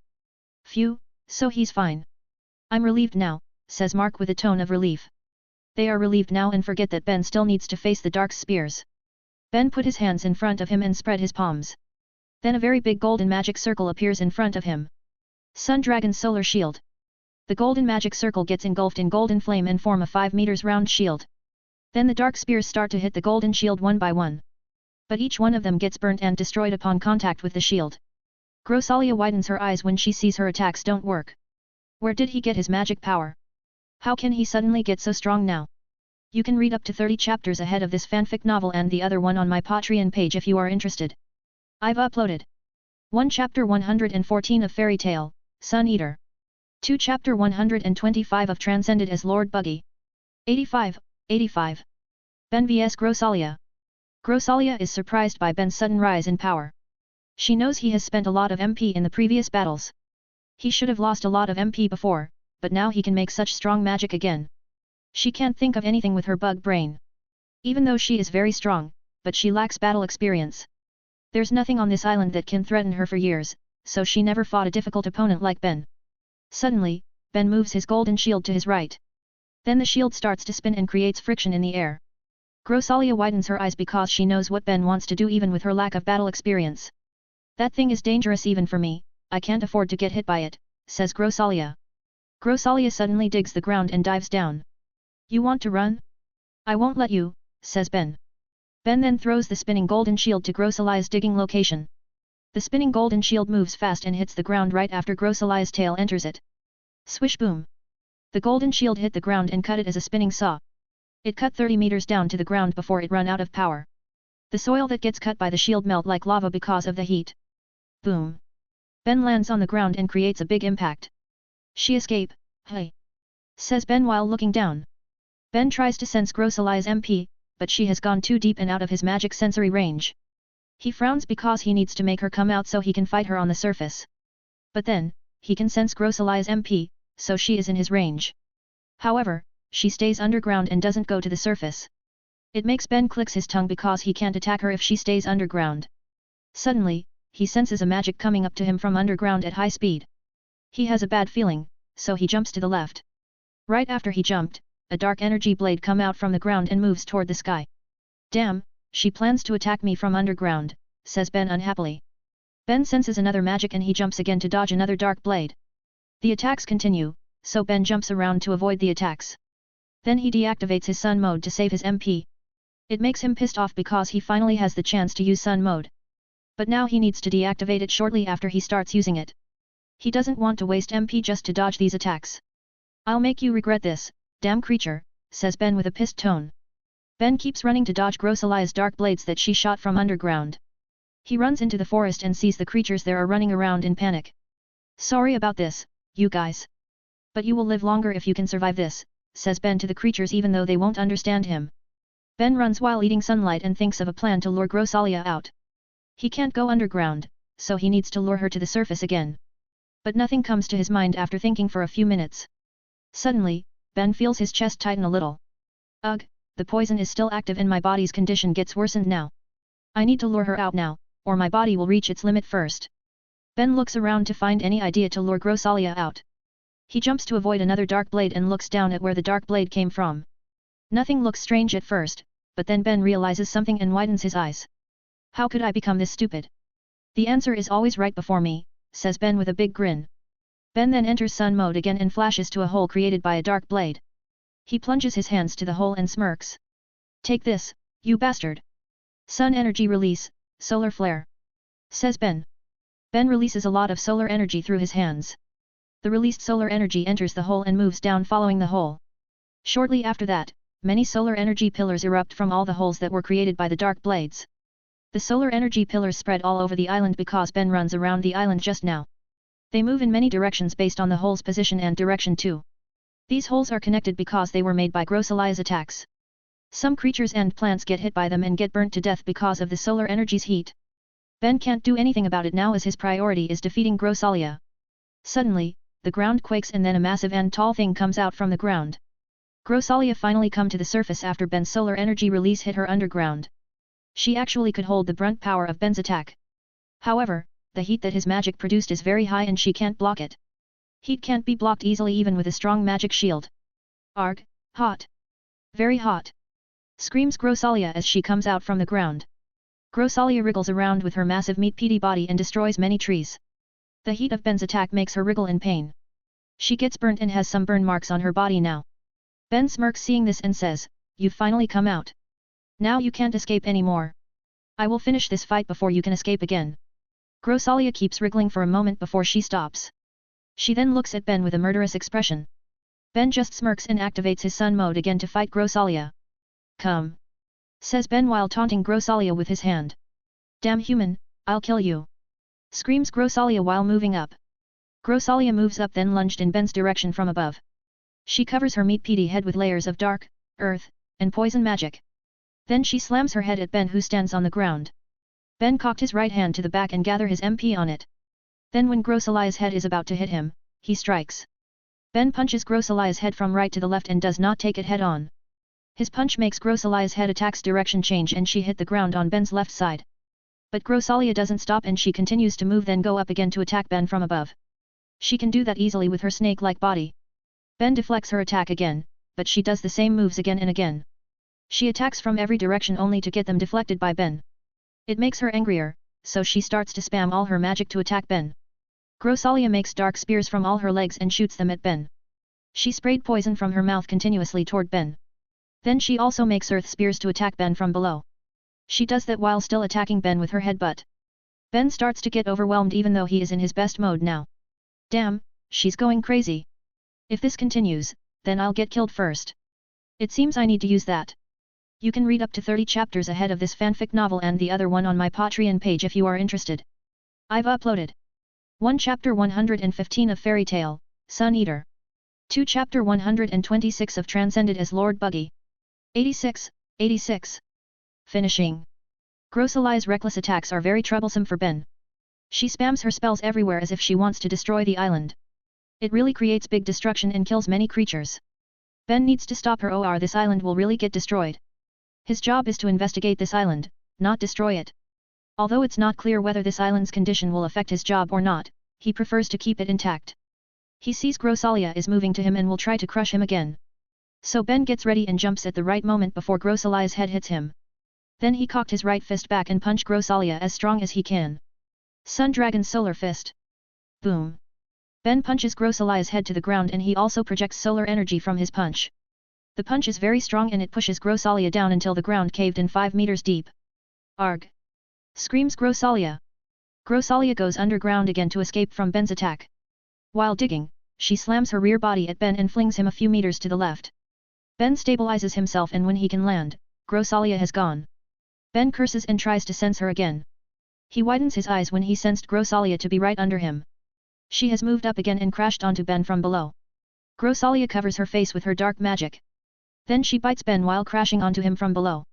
She goes up and then goes down toward the ground. She makes Ben crash onto the ground and keeps going down. Ben struggles by hitting her head with his limbs and raising his body temperature. But Grosalia held on and she moves up to the surface again only to go down to the ground again. They keep going up and down with Ben crashing onto the ground many times. He gets a lot of damage because he keeps crashing to the ground. But he also keeps damaging Grosalia's head with his body's high temperature. However, Ben can't prolong this battle because the poison in his body hasn't been removed. He needs to stop Grosalia and drink her blood to neutralize the poison before he gets paralyzed completely. Wait. This is my chance because we are this close now, thinks Ben in realization. Ben opens his hands and shapes them like claws. Then he projects the golden flame in his fingers into sharp claws. He plunged his sharp claws to Grosalia's head carapace with all his power. Stab. Ben's claws stab Grosalia's carapace and make 5 finger-sized holes on it. Grosalia screams because of the golden flame's heat that touches her flesh. But she doesn't let go of Ben and keeps crashing him onto the ground while he keeps holding on. Ben takes back his claws and purple blood trickle from Grosalia's wounds. He licks the blood and gulps it even though it is very gross and disgusting.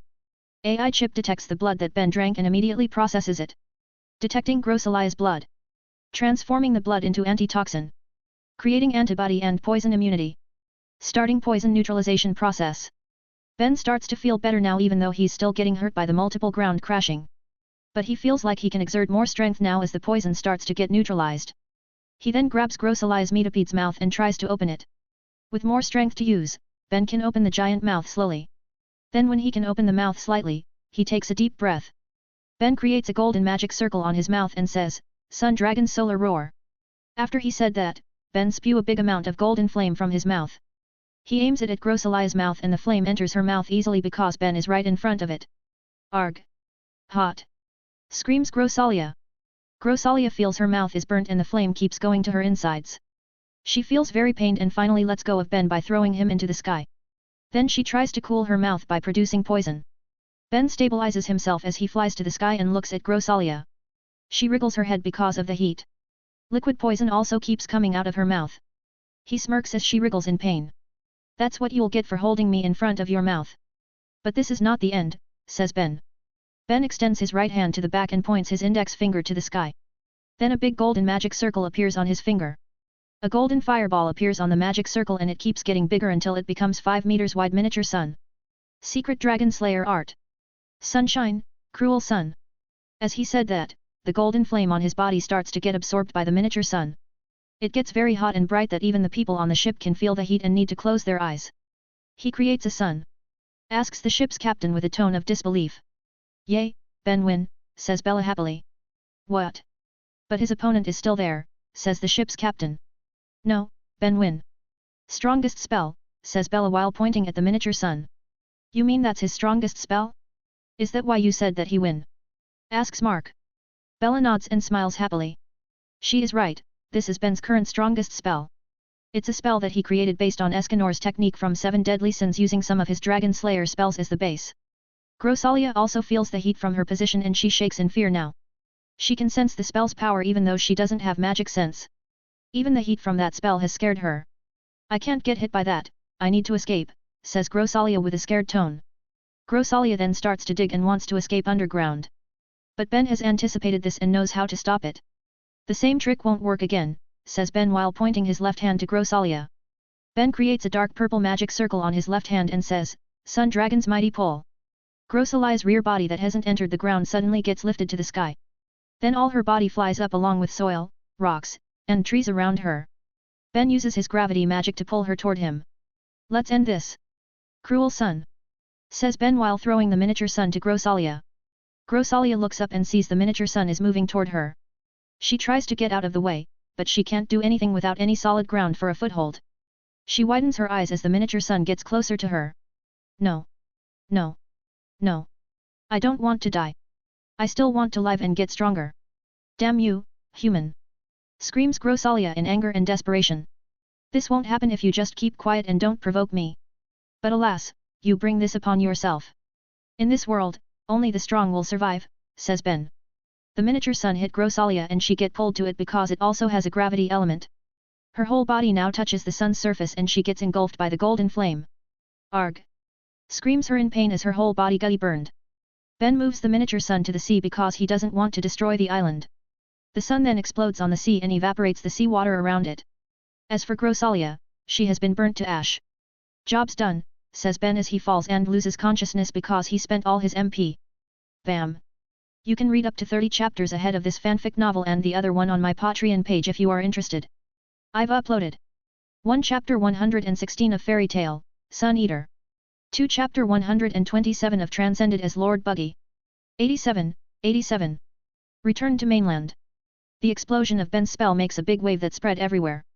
It also reaches the ship that floats near the island.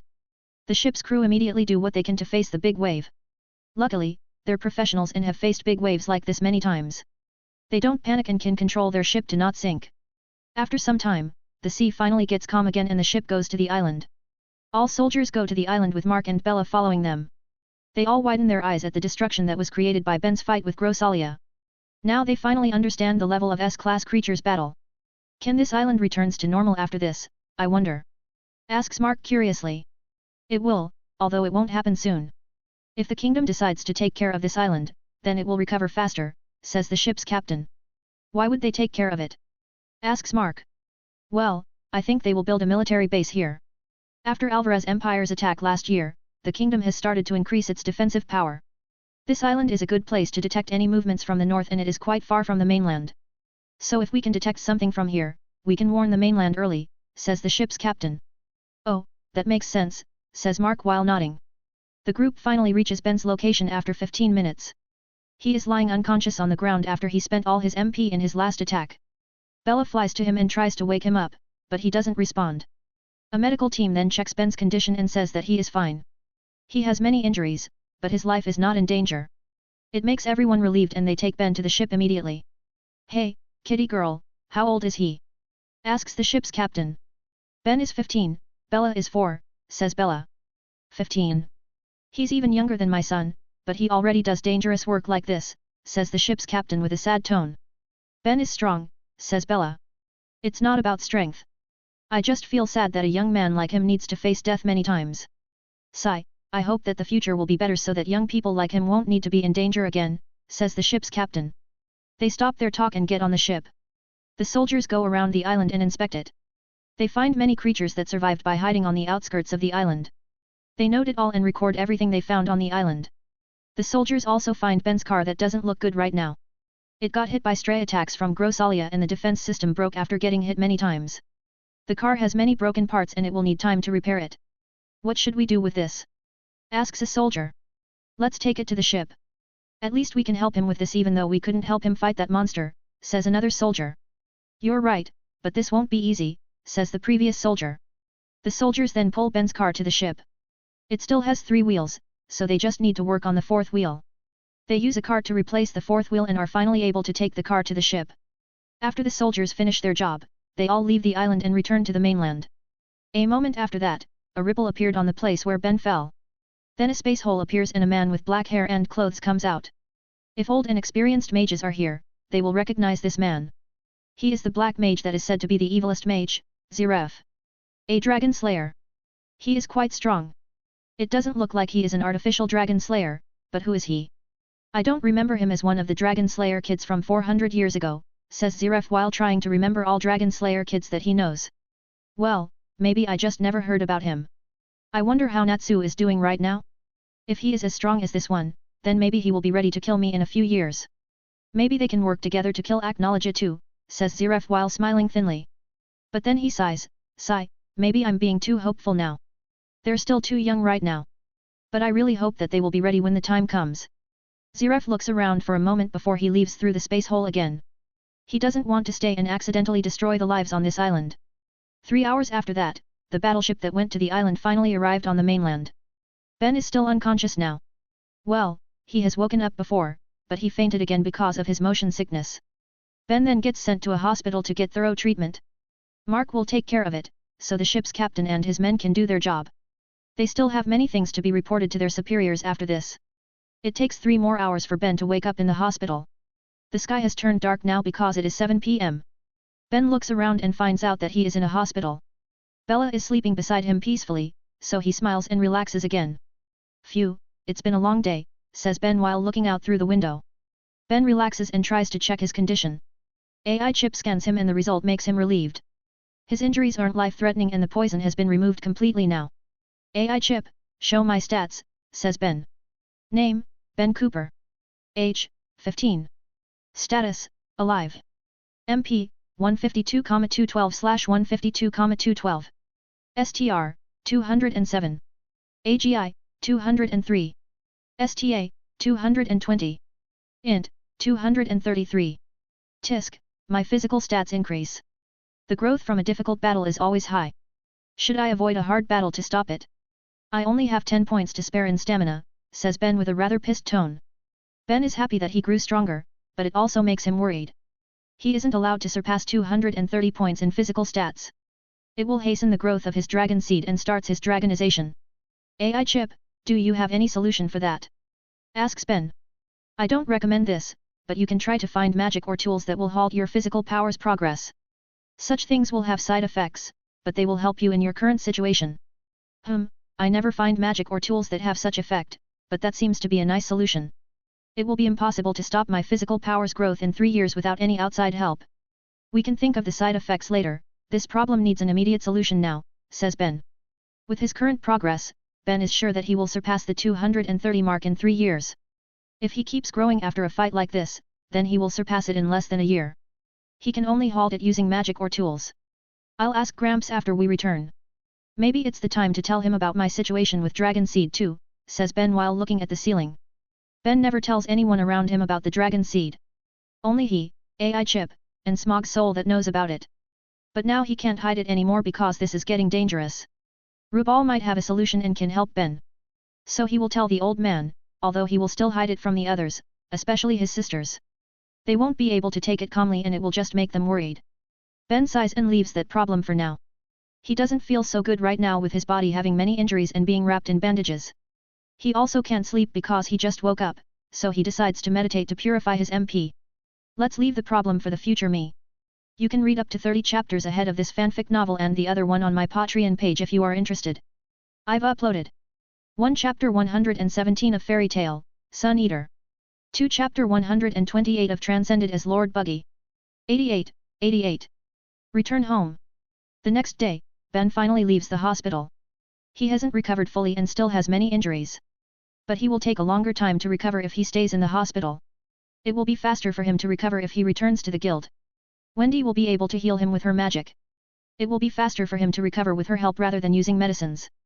But Ben needs to use a wheelchair now because he has many bones fractures. He has crashed into the ground multiple times when Grosalia attacked him.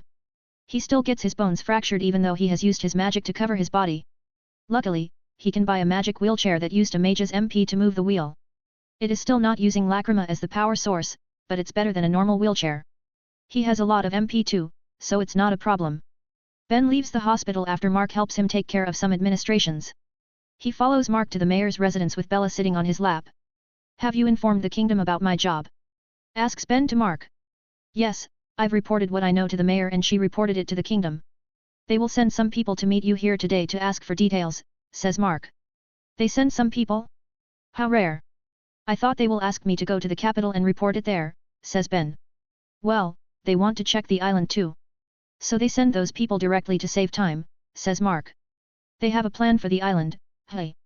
Says Ben in understanding. They arrive at the mayor's residence shortly after that. The representatives from the kingdom haven't arrived, so Mark takes Ben to see his car in the storage room. Ben cries comically when he sees his car's condition. Sniff my Garuda Phoenix, says Ben while crying and hugging his broken car. Bella pats Ben's head to make him feel better. She knows how much Ben loves his car and how painful it is for him to see his car destroyed like this. Damn, it was a mistake to bring my car for this job. I should leave it here from the beginning, says Ben while still crying. Well, no one could predict that there was such a monster on that island, says Mark. Yeah, at least you killed the monster that did this to your car, says the mayor who suddenly comes there. The mayor comes with a woman and two men. They're the representatives from the kingdom. The woman is the one who will ask Ben about his job's detail and note it as the report. Are you S-class mage from Kate Shelter, Ben Cooper? Asks the woman. Yeah, it's me, replies Ben. My name is Sylvie Rice. I am the one who is tasked to get the details of your job, says Sylvie. All right, replies Ben. Ben tells them everything that he found on the island. He also narrates the battles with Meat Pedes. Sylvie notes everything and one of the men also records their conversation using a Lacrima recorder. They all are shocked when Ben tells them about the battle. Just the sheer number of the Meat Pedes is a big threat on that island. But knowing Ben has defeated them all is even more surprising. So there aren't any of those creatures that live there now? Asks Sylvie. There shouldn't be, but there will always be a possibility, says Ben. But you said that the last monster was the strongest creature on that island. So if she died, there won't be anything that can be a big threat anymore, right? Asks the woman. That might be the case, but as I told you before, I found some caves. I guessed that those caves connected to the giant underground room where the Meat Pedes lived. But I haven't explored them all, so I don't know if they're really connected or not. So there might be something else that is not as strong as her, but it is quite strong. Besides, that place is full of wildlife that might endanger you, says Ben. So you want us to be cautious on that island? Asks Sylvie. Of course. Even you need to be cautious in a place that you think is safe. You never know what kind of thing that enters that place while you were away from there, says Ben. Sylvie gets a little surprised to hear that from Ben. She has a little doubt toward him before because he is too young even though he is an S-class mage. So she thought he will be immature and arrogant, but he is not like that. Sylvie then smiles and says, I guess you're right. We will be more cautious about our tasks later. If even an S-class mage tells us to be cautious, then we'll really need to do it. Ben smiles and nods after she said that. He knows that she doubted him before, but she still listened to him. Then, we will take our leave. Thank you for your excellent job. The kingdom will pay you through your guild like usual. I hope we can hire you again in the future, says Sylvie while closing her notebook. You're welcome. But I don't know if I will take a dangerous job from you guys again. I might break my car again if your job is too dangerous, says Ben jokingly. Haha, I'm really sorry about that. I will try to ask for compensation to fix your car. Maybe the kingdom will even give you a new car for compensation, says Sylvie sheepishly when she looks at Ben's broken car. I hope that will happen, says Ben. After that, Sylvie and her two friends leave with the mayor following them. Mark takes Ben and Bella to eat before they go home. The mayor also join their lunch after sending Sylvie. They have some small talks before Ben and Bella leave. Ben and Bella then return to their village. Luckily, they don't need to walk because the mayor gives them an old unused car. It is the old model that uses a mage's MP, but it's better than nothing. Ben asks some people to put his broken car on a cart. So now he can take his broken car back and he also has a new old model car. At least he will have a car to use until he builds a new car. It takes 6 hours for Ben and Bella to reach their village. The old model can't run as fast as Garuda Phoenix. It also needs a lot of MP, but luckily, Ben has a lot of MP to be used. Ben gets out of his car and gets on his new wheelchair. His condition surprise everyone in the village because Ben never returns like this. At most he will get very injured but still be able to walk. He goes to the guild building slowly while Bella flies there. Wendy and Carla then comes out from the guild building to see him after Bella called them. Rubal also comes and they all are surprised to see his bad condition. Wendy immediately goes to Ben and uses her healing magic. Carla and Rubal also check on his condition. Ben just keeps silent as they inspect him. Your job seems to be tough, Ben boy, says Rubal after seeing Ben's condition. Yeah, it's the hardest job that I've ever taken so far. But at least I can return alive even though I need to sit in a wheelchair now. Some fractures are better than losing my life, says Ben calmly. Of course, it is, says Carla with a pissed tone. Ben just smiles and rubs Carla's head. He knows she is very worried even though she doesn't show it. He also rubs Wendy's head with the other hand because she has tears flowing from her eyes. I'm sorry if I made you worried. But I've returned now, says Ben with a soft tone. Yes, welcome home, says Wendy with a smile. Carla doesn't say it loudly and just whispers very slowly. But she also says the same thing with Wendy. She is always trying to be composed and hide her feelings. Ben just smiles and says, I'm home. You can read up to 30 chapters ahead of this fanfic novel and the other one on my Patreon page if you are interested. I've uploaded 1 Chapter 118 of Fairy Tale, Sun Eater. 2 Chapter 129 of Transcended as Lord Buggy. 89. Stopping growth. It will take a few days for Ben to recover fully. Wendy isn't too proficient with her healing magic yet. So it will need a few days and she needs to use her magic on Ben daily. But it is still faster than just using medicines from doctors. The next day after he returned, Ben has a private talk with Rubal. He tells Rubal about his predicaments and what he needs to do.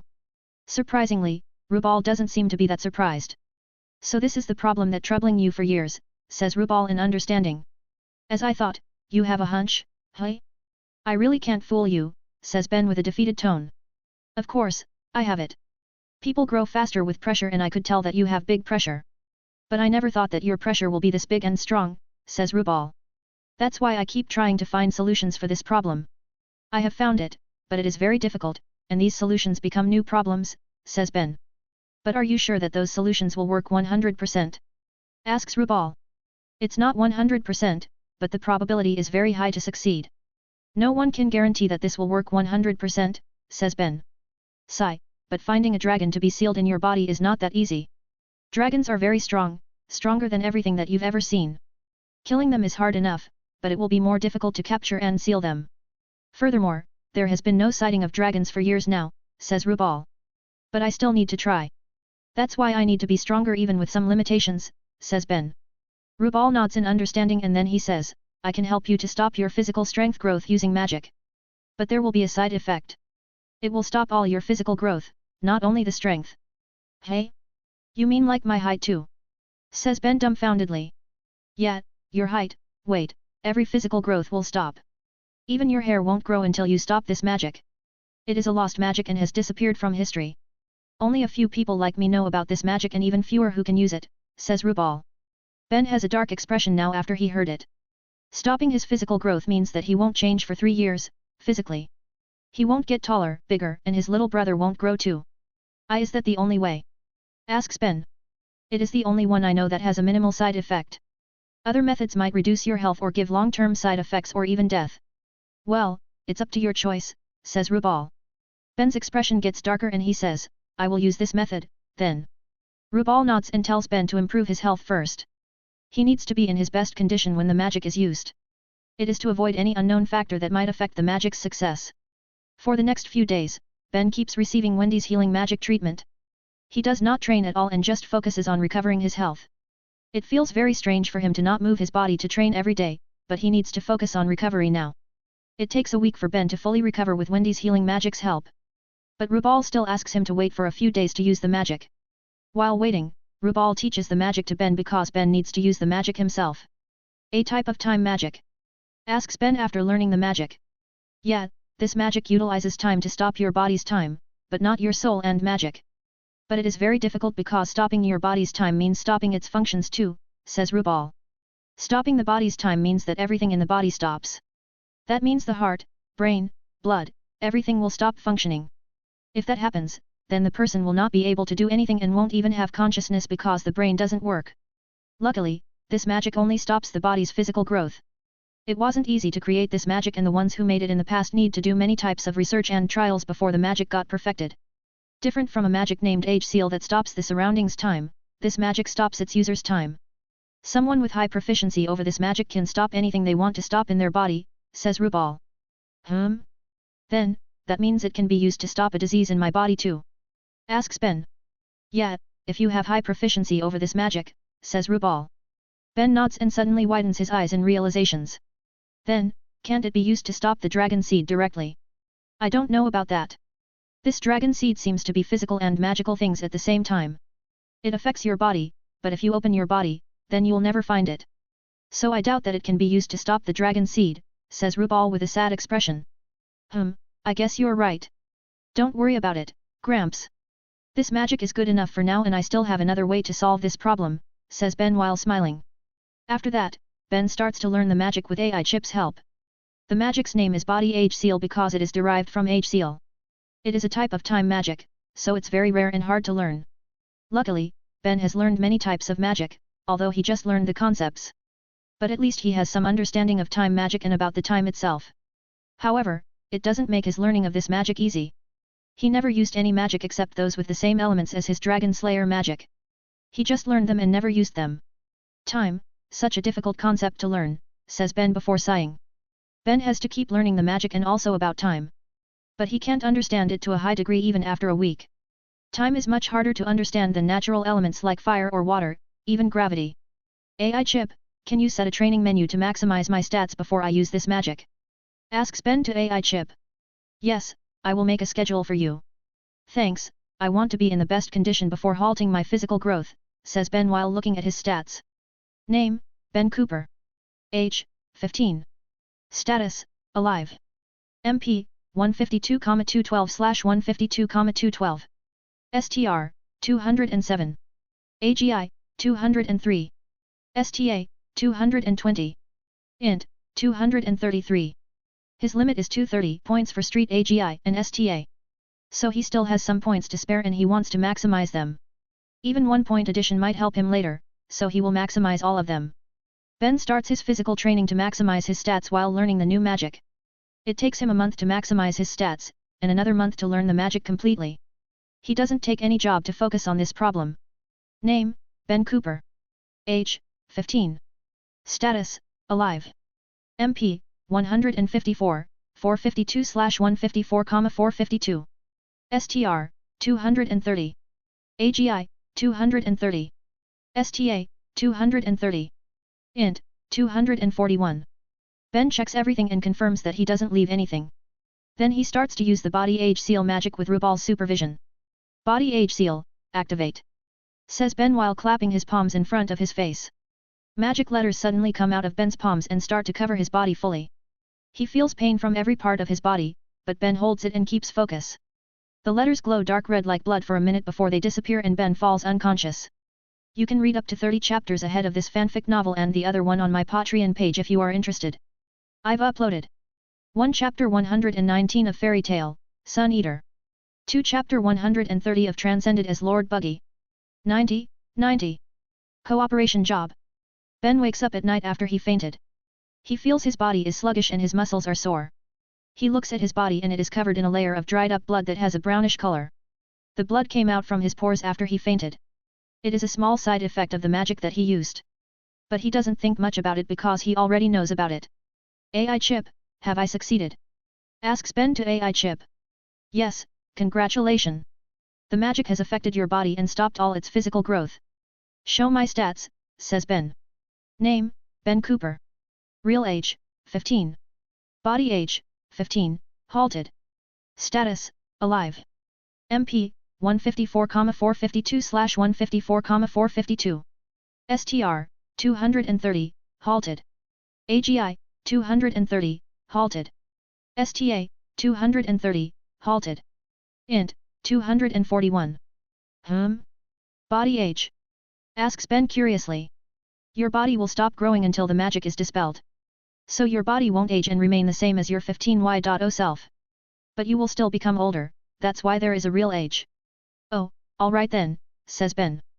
Ben sighs in relief after knowing that the magic is working. What he did was very painful, but it paid out now. Still, he will stay the same physically for 3 years, and it's quite disturbing for him.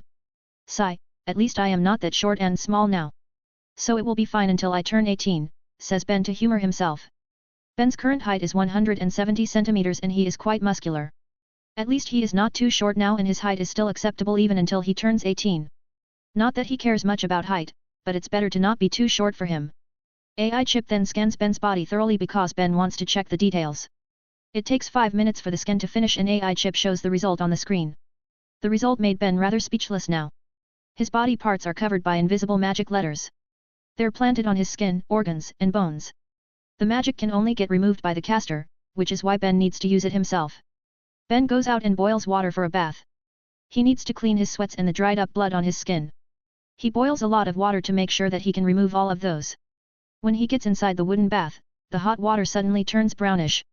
The layer of dried up blood peeled off of his body and float on the water. The hot water has made it easier for the dried up blood to get peeled off. Ben rubs all his skin surfaces to remove the dried up blood. Then he changes the water and cleans himself again. Now he can relax in the warm water to ease his sore muscles. I need to test the magic's effect tomorrow. It should stop my physical growth, so there shouldn't be any progress even if I train my physique for a whole day. AI chip, scan my training tomorrow and find if my growth really stops, says Ben. Understood. Ben bath for 15 minutes before he returns to his house and sleep. The next morning, he wakes up and immediately trains. It's a normal physical training that he did every day. After finishing his training, Ben checks his progress on AI chip's screen. There isn't any change even after AI chip counts the stats to details. It makes him relieved because it means he is safe until he dispels the magic. Now he can take jobs again after 2 months of rest. Ben asks Rubal for a job and the old man says that he will find a job for Ben next month. He wants Ben to rest for now and adapt to his body that has stopped growing. Ben accepts it and does as Rubal said. He starts to train like usual, but he trains his magic more than his physique. He still does physical training, but it's just to keep his body's condition. The next month, Ben gets a job. But it's not like his usual job where he works alone. He will work together with other mages from another guild. It surprises him when he meets with the mages that will work with him. So it's you guys, says Ben while looking at 2 mages that will work with him. Long time no see, Ben, says Elfman with vigor. The mages that will work with Ben are the Strauss siblings, minus Lysina. She is still in a coma, so only Myra and Elfman work now. Ben meets them in front of Magnolia's town gate. They started to take less dangerous jobs after that incident. Both of them agree to not take S-class jobs even though Myra is an S-class. But today, they made an exception because they will work with Ben. Well, it's a good thing that I will work with you.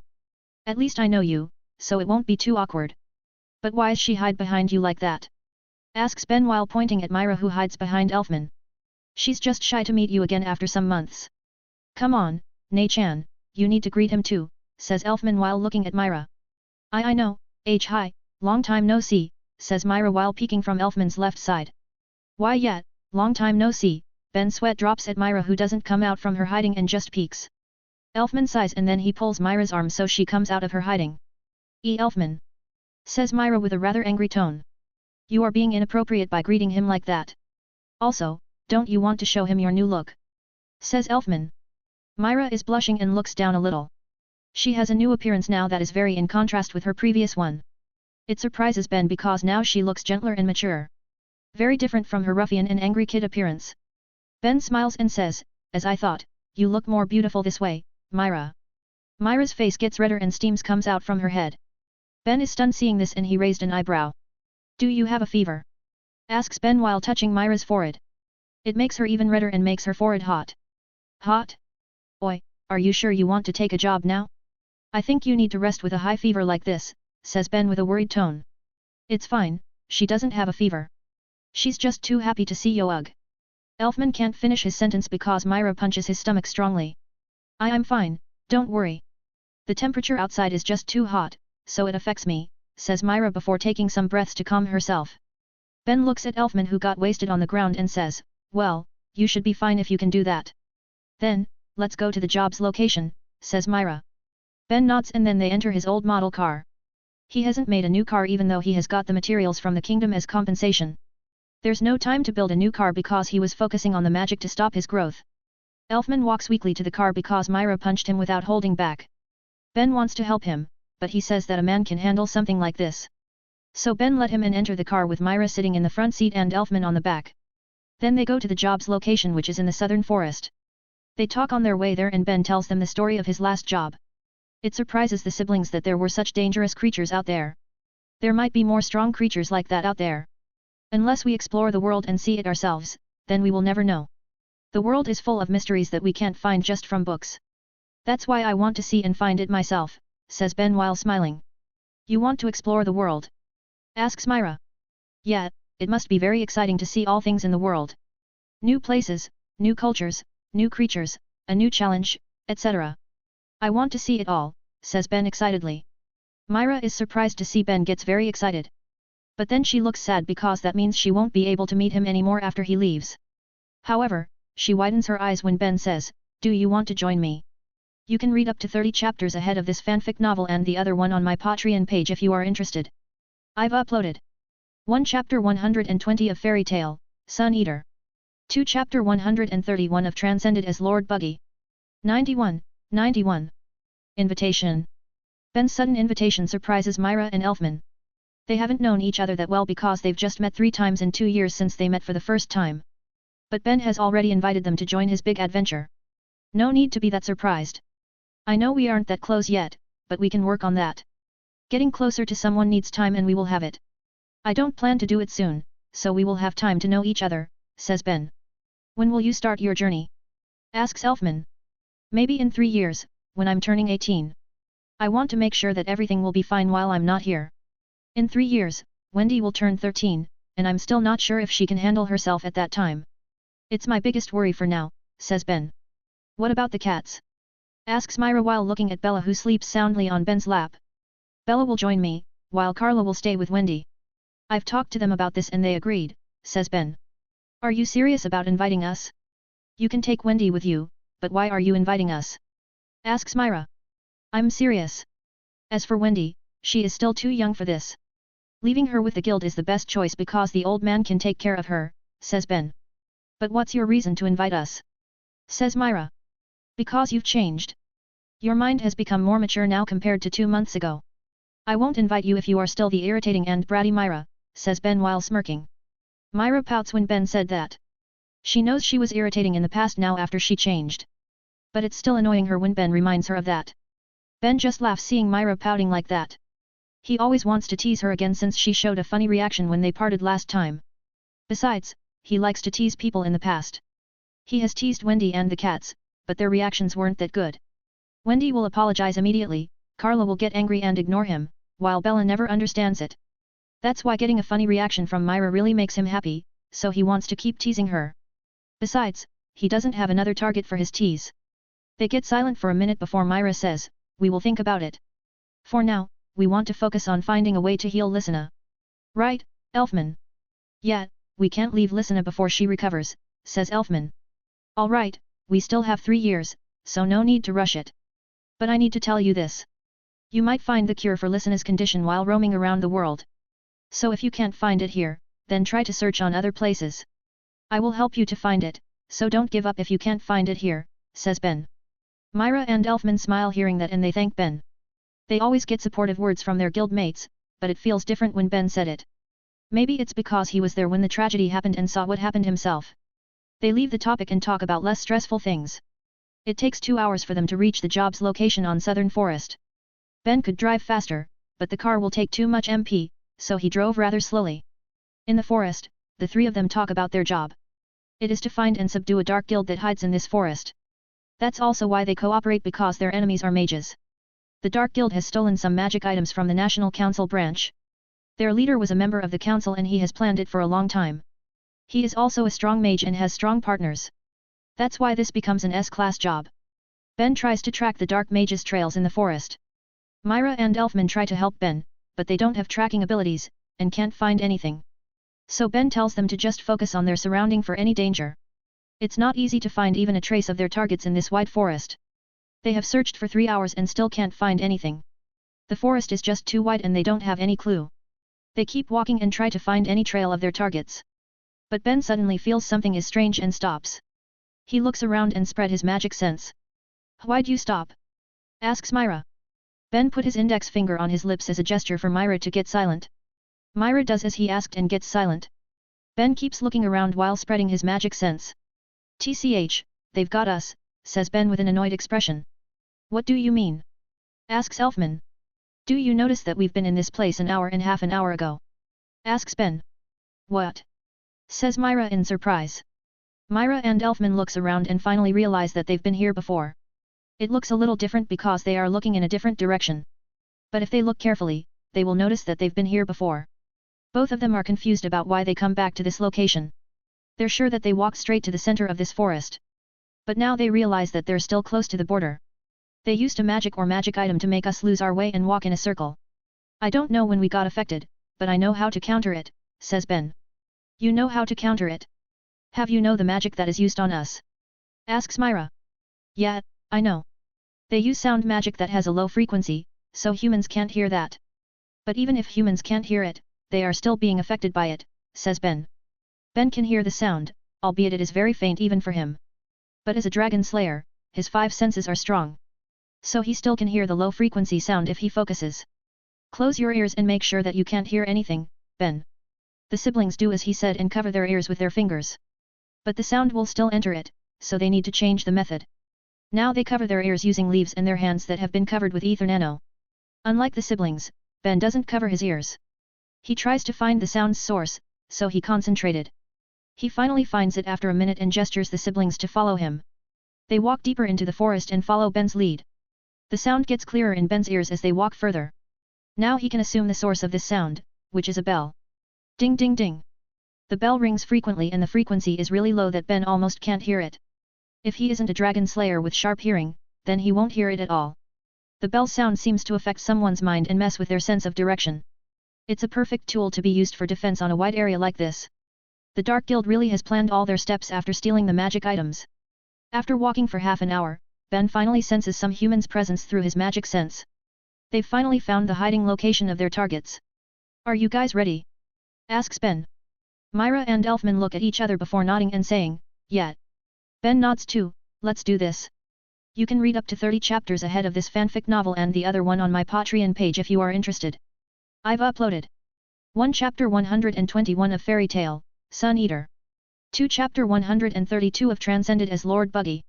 92. Attacking Dark Guild. Ben, Bella, Myra, and Elfman get ready to attack the Dark Guild's lair. The lair is a mansion with a tall tower where the bell is located. There shouldn't be any mansion here, so the Dark Guild built it themselves. They can just bombard the mansion and destroy it. But it will also destroy the stolen magic items. Their priority is capturing the dark mages and finding the stolen magic items. There are 13 dark mages inside and 4 dark mages patrolling outside. Ben tells Myra and Elfman to take down 1 guard each, while he will take care of the other 2. Bella will just tag along with Ben like usual. They approach their targets stealthily to not alert them. Ben is used to moving stealthily because he is a hunter. Wild beasts and animals have a keener sense than humans, so Ben's stealth skill is very high. Bella is also good at hiding her presence because Ben has trained her. She needs to be able to do it because she always tagging along with him. So at least she needs to be able to hide her presence even though she won't fight. Ben can get closer to his first target easily without the target's knowledge. Ben approaches the man from behind and chop his neck strongly to knock him out. He hides the man behind the bush before taking out the other guy with the same method. Myra moves slower than Ben because she is not used to moving stealthily.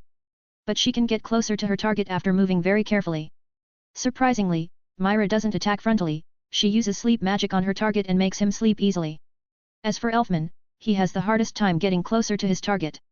His body is big and he has a hard time hiding behind trees and bushes. His movements alert the guard and make the guard goes to check it. The guard checks the bush where Elfman hides. When the guard opens the bush, Elfman attacks him with his partial takeover. He uses Black Bolt takeover on his right arm and grabs the guard's head. Elfman then punches the guard's stomach using his left hand. The guard can't scream because his jaw is being held by Elfman's bull arm. Elfman punches the guard until he fainted. The 4 of them then gathered and tie the 4 unconscious guards. Myra then uses her sleep magic again on the 4 guards. Ben is surprised to see her using sleep magic. "I thought you only know takeover magic," says Ben. "I know more magic than you think," says Myra smugly. "Ho, then maybe you can teach me some of it. I like to learn magic and have collected many of them," says Ben.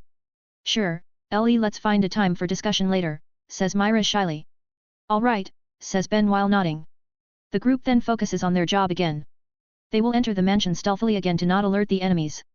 There are 13 mages inside, so they won't attack frontally and try to defeat them one by one. But suddenly, Ben senses the 13 dark mages move. He tells Myra and Elfman to hide while keeping their guard up. They all look at the mansion and then see 13 people are coming out. Come out! We know that you're here, shouts the man in the front. Ben and Co just keeps silent to see what the dark mages will do. The dark mages try to find them by looking around, but they failed. Then they take a green lacrima ball and activate it. There, says the dark mages who use the lacrima ball while pointing at Ben's group location. The dark mages immediately use their magic to attack the spot where Ben's group hides.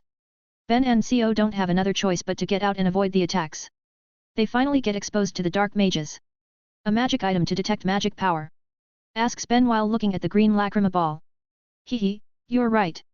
That's why hiding is useless as long as we have this magic item, says a woman. 2 boys, a girl, and a cat?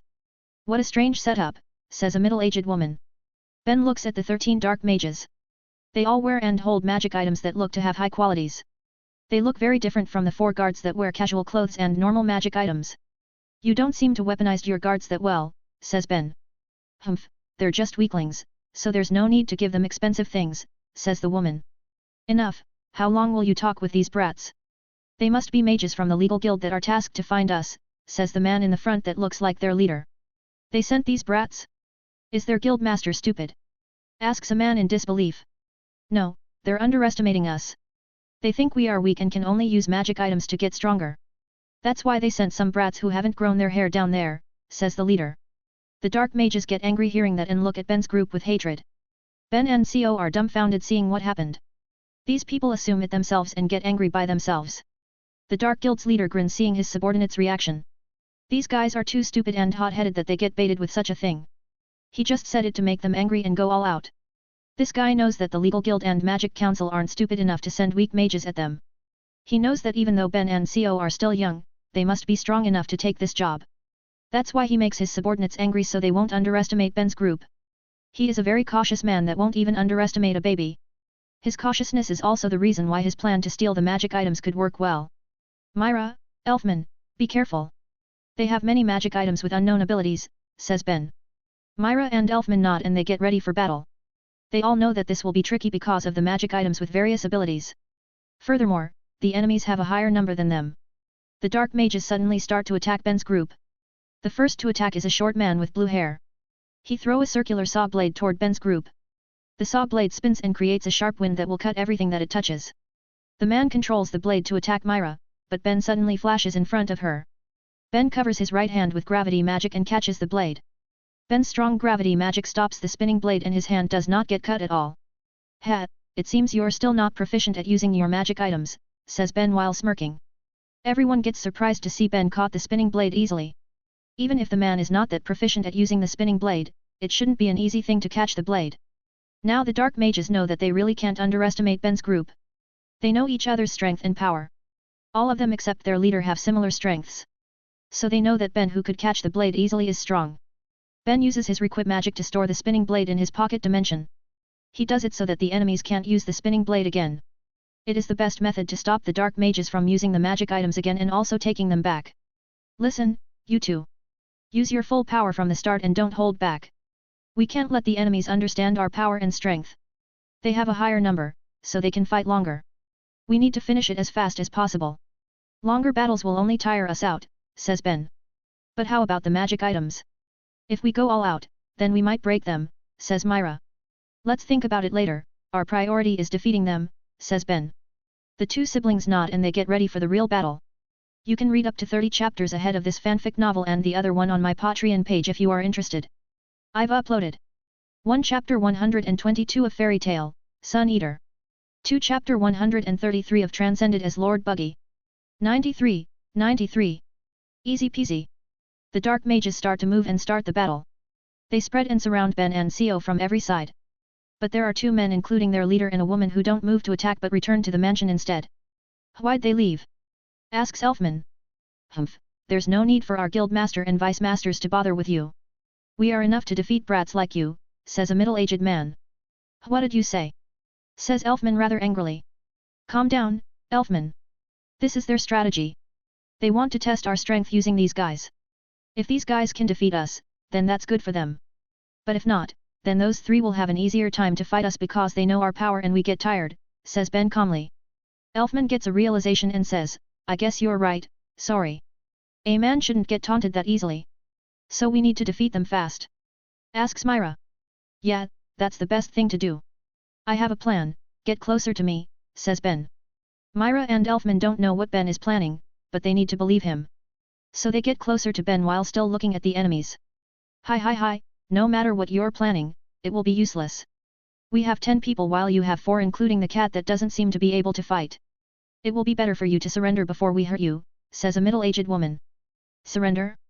Sorry, but I don't have that word in my dictionary, says Ben while smirking and spreading his hands. Humph, arrogant brat. Attack them, says a bearded man. The dark mages start to move and charge their magic weapons. They have swords, spears, whips, staffs, rifles, shields, chains, and armor. They make their move and Ben also makes his moves. Sun Dragon's gravity domain. Chants Ben. A big dark purple magic circle appears on the ground and covers everyone there.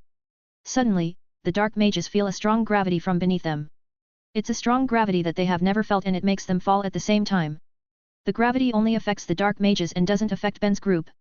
Myra and Elfman aren't affected because they're close to Ben, so he can exclude them from his gravity targets. You said Bella can't fight just because she is a cat? Too bad that you're wrong, right, Bella?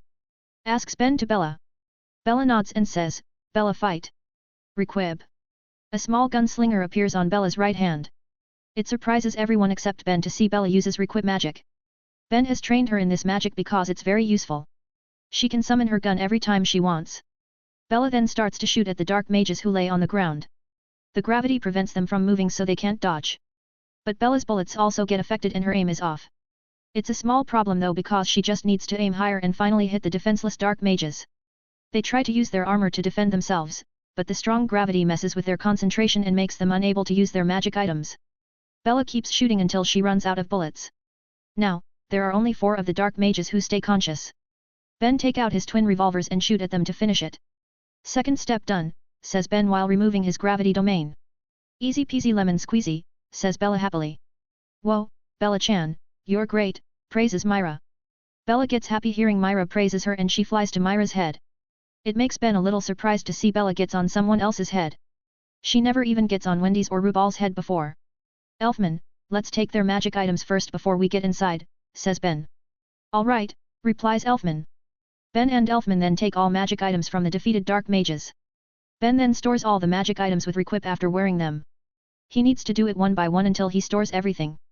This is one of Requip magic's weaknesses. He needs to wear them first before he can store them.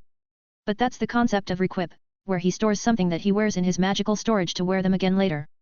Myra is playing with Bella while Ben and Elfman are busy with their work. Well, Ben is glad that at least Bella gets happy playing with Myra. Although he and Elfman want them to at least help to gather the magic items. They're finally done after 5 minutes and they go to the mansion. Ben tries to sense the 3 remaining enemies inside. He senses them in different places.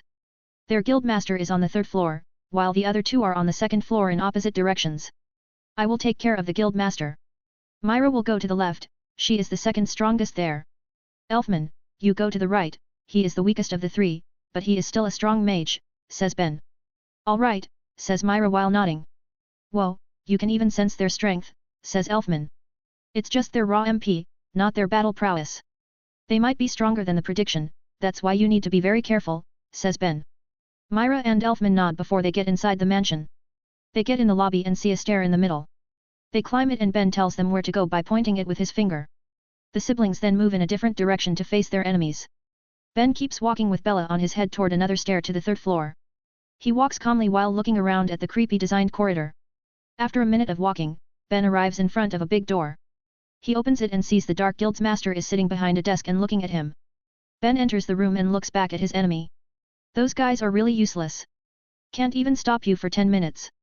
But even if they're useless, they're not weak, or I won't recruit them. That means you are very strong to be able to defeat them alone, says the man. I'm not alone, Bella defeated 7 of them, says Ben while pointing at Bella. You're not fooling anyone here, kid. The cat could only shoot those guys because they can't move. And the reason is your magic. I have to say I'm impressed to see someone your age being able to use strong gravity magic like that, says the man. Cut your crap, Leonardo. I don't come here for your crap, says Ben mockingly.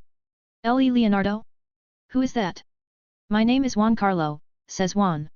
Ah yes, I mean that, Juan, says Ben with a twitching mouth. Bastard, who cares about your name? That's just a mock, thinks Ben angrily, but still tries to keep his face straight. Ben doesn't know this guy's name at all and just uses the random name as a joke. But this guy thinks it's real and correcting Ben. It makes Ben feel like he is in the wrong even though he's not. Seeing Ben is distracted a little, Juan makes his first move. Suddenly, a big yellow lightning beam comes out from Juan's desk. It moves toward Ben and makes him come out from his stupor. Ben jumps to the side and dodges the lightning beam. He then looks at Juan who already wears a full set of golden armor. He uses a long sword and long shield. Then yellow lightning zaps from Juan's magic items. Juan looks at Ben while grinning and says, "Come then little rascal. You can read up to 30 chapters ahead of this fanfic novel and the other one on my Patreon page if you are interested. I've uploaded 1 Chapter 123 of Fairy Tale, Sun Eater. 2 Chapter 134 of Transcended as Lord Buggy. 94, 94. 3 vs 3. Juan wears a full set of golden armor with a round shield and a long sword that with golden color too. All of those are magic items and they generate yellow lightning continuously. Ben tells Bella to hide and uses defensive magic items because this will be dangerous. He can sense the magic items' power and know that they're top-grade items. The previous strong lightning blast has proved it. Bella goes to another side and takes out a lacrima crystal ball. She activates it and 5 layers of green magic barrier appear around her like a ball. The barrier will protect her from stray magic or even the enemy's attacks. This is the magic item that Ben and Rubal made for the girls so they will be protected in a dangerous situation. It's very tough that Ben will need all his power to break it completely. Bella will be fine in there, so Ben can focus on fighting Juan. He looks at the dark mage who is clad in yellow lightning all over his body. Lightning is fast, so Ben needs to be faster than that.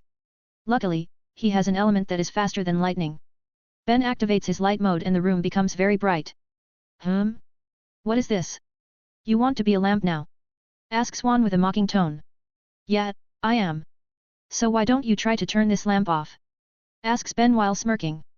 Juan clicks his tongue after knowing that Ben isn't easy to be taunted. He thought Ben will get angry easily and attack rashly like a normal teenager.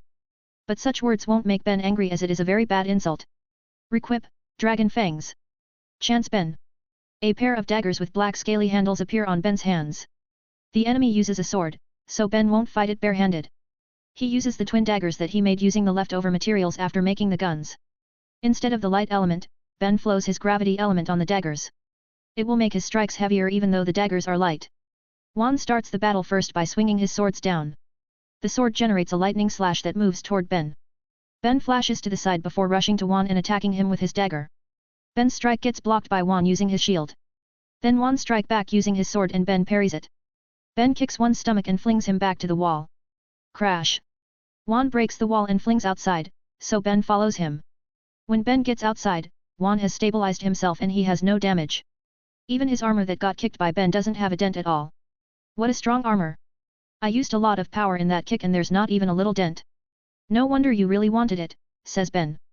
Ha, if it's not this good, then I won't even bother to make an enemy of Magic Council. I'm not that stupid, says Juan. No, you're still stupid enough to be their enemy, says Ben.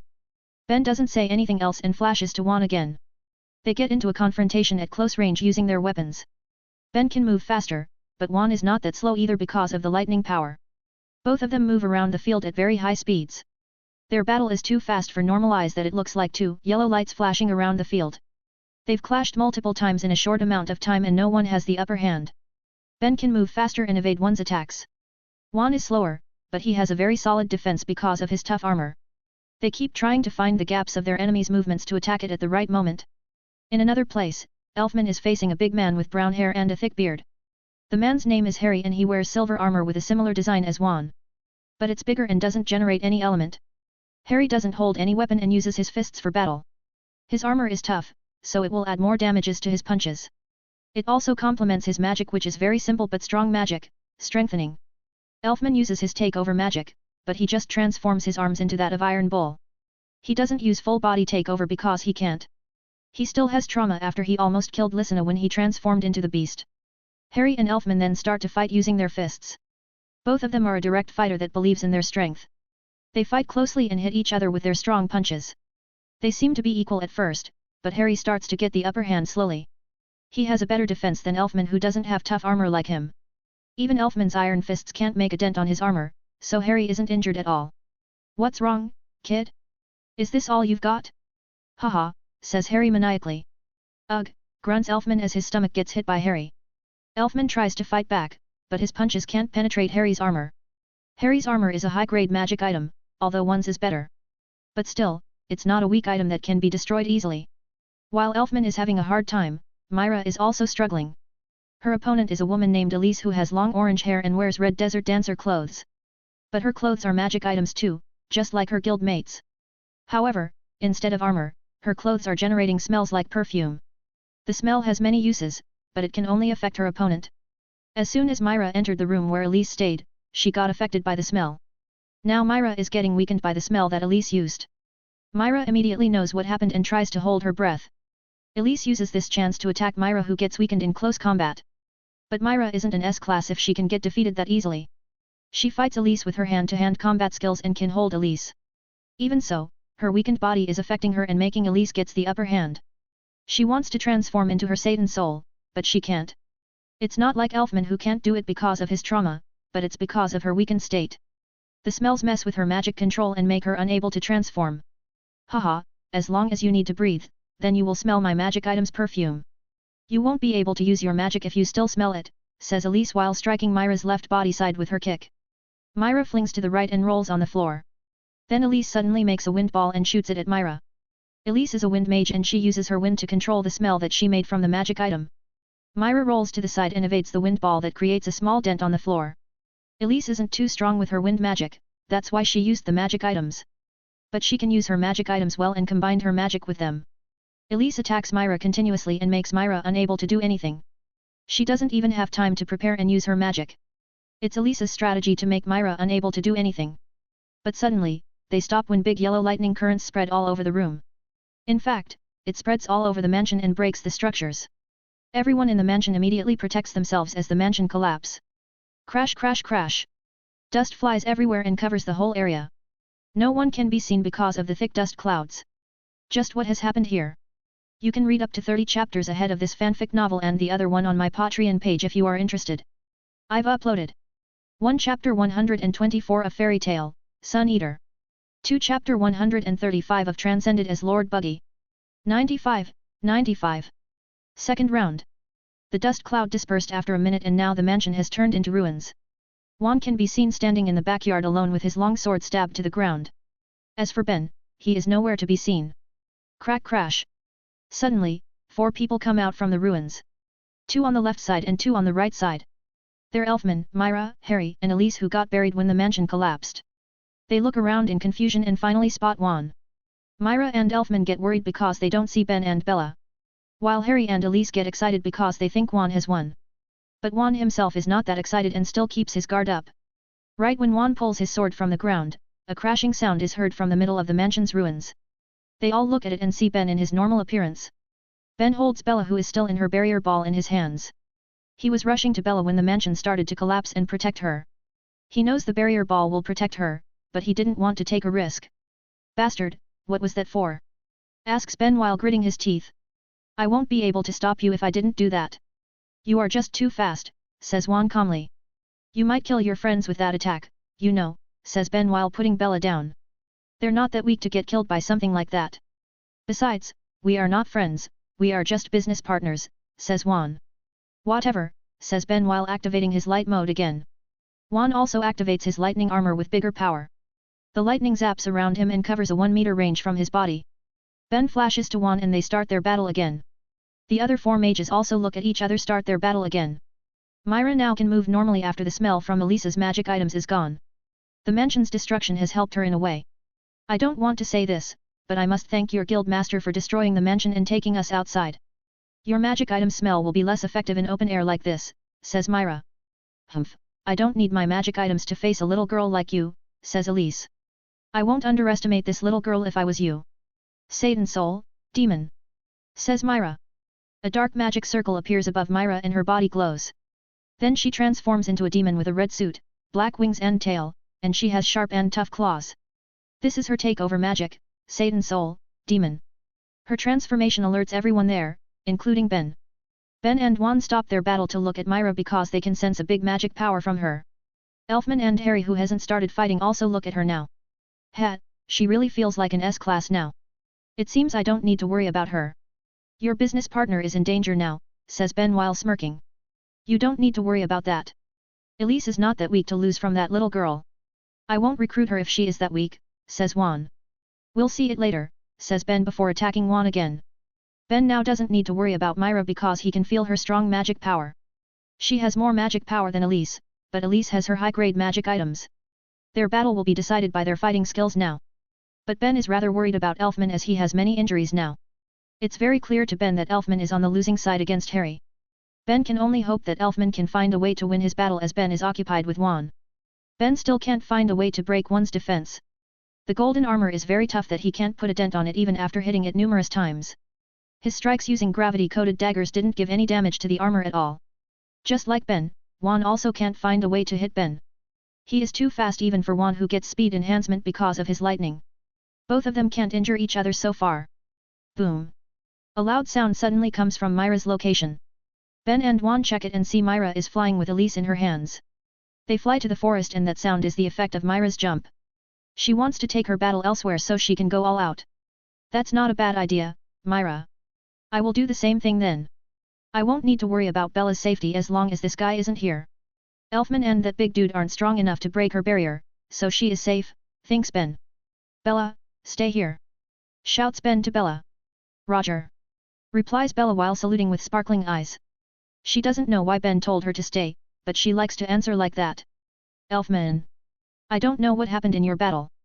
But you need to keep yourself together. You want to find a way to save Lysina, don't you? Then you need to win and return to her. Just do it and thinks of the consequences later. I'll always be here to help you, says Ben without looking at Elfman. Ben doesn't say anything else and flashes to Juan. He grabs Juan's body from the front and runs to the forest at high speed. Ben pushes Juan onto the trees and breaks them in the process. Elfman, who heard Ben's words just now, gets silent and widens his eyes.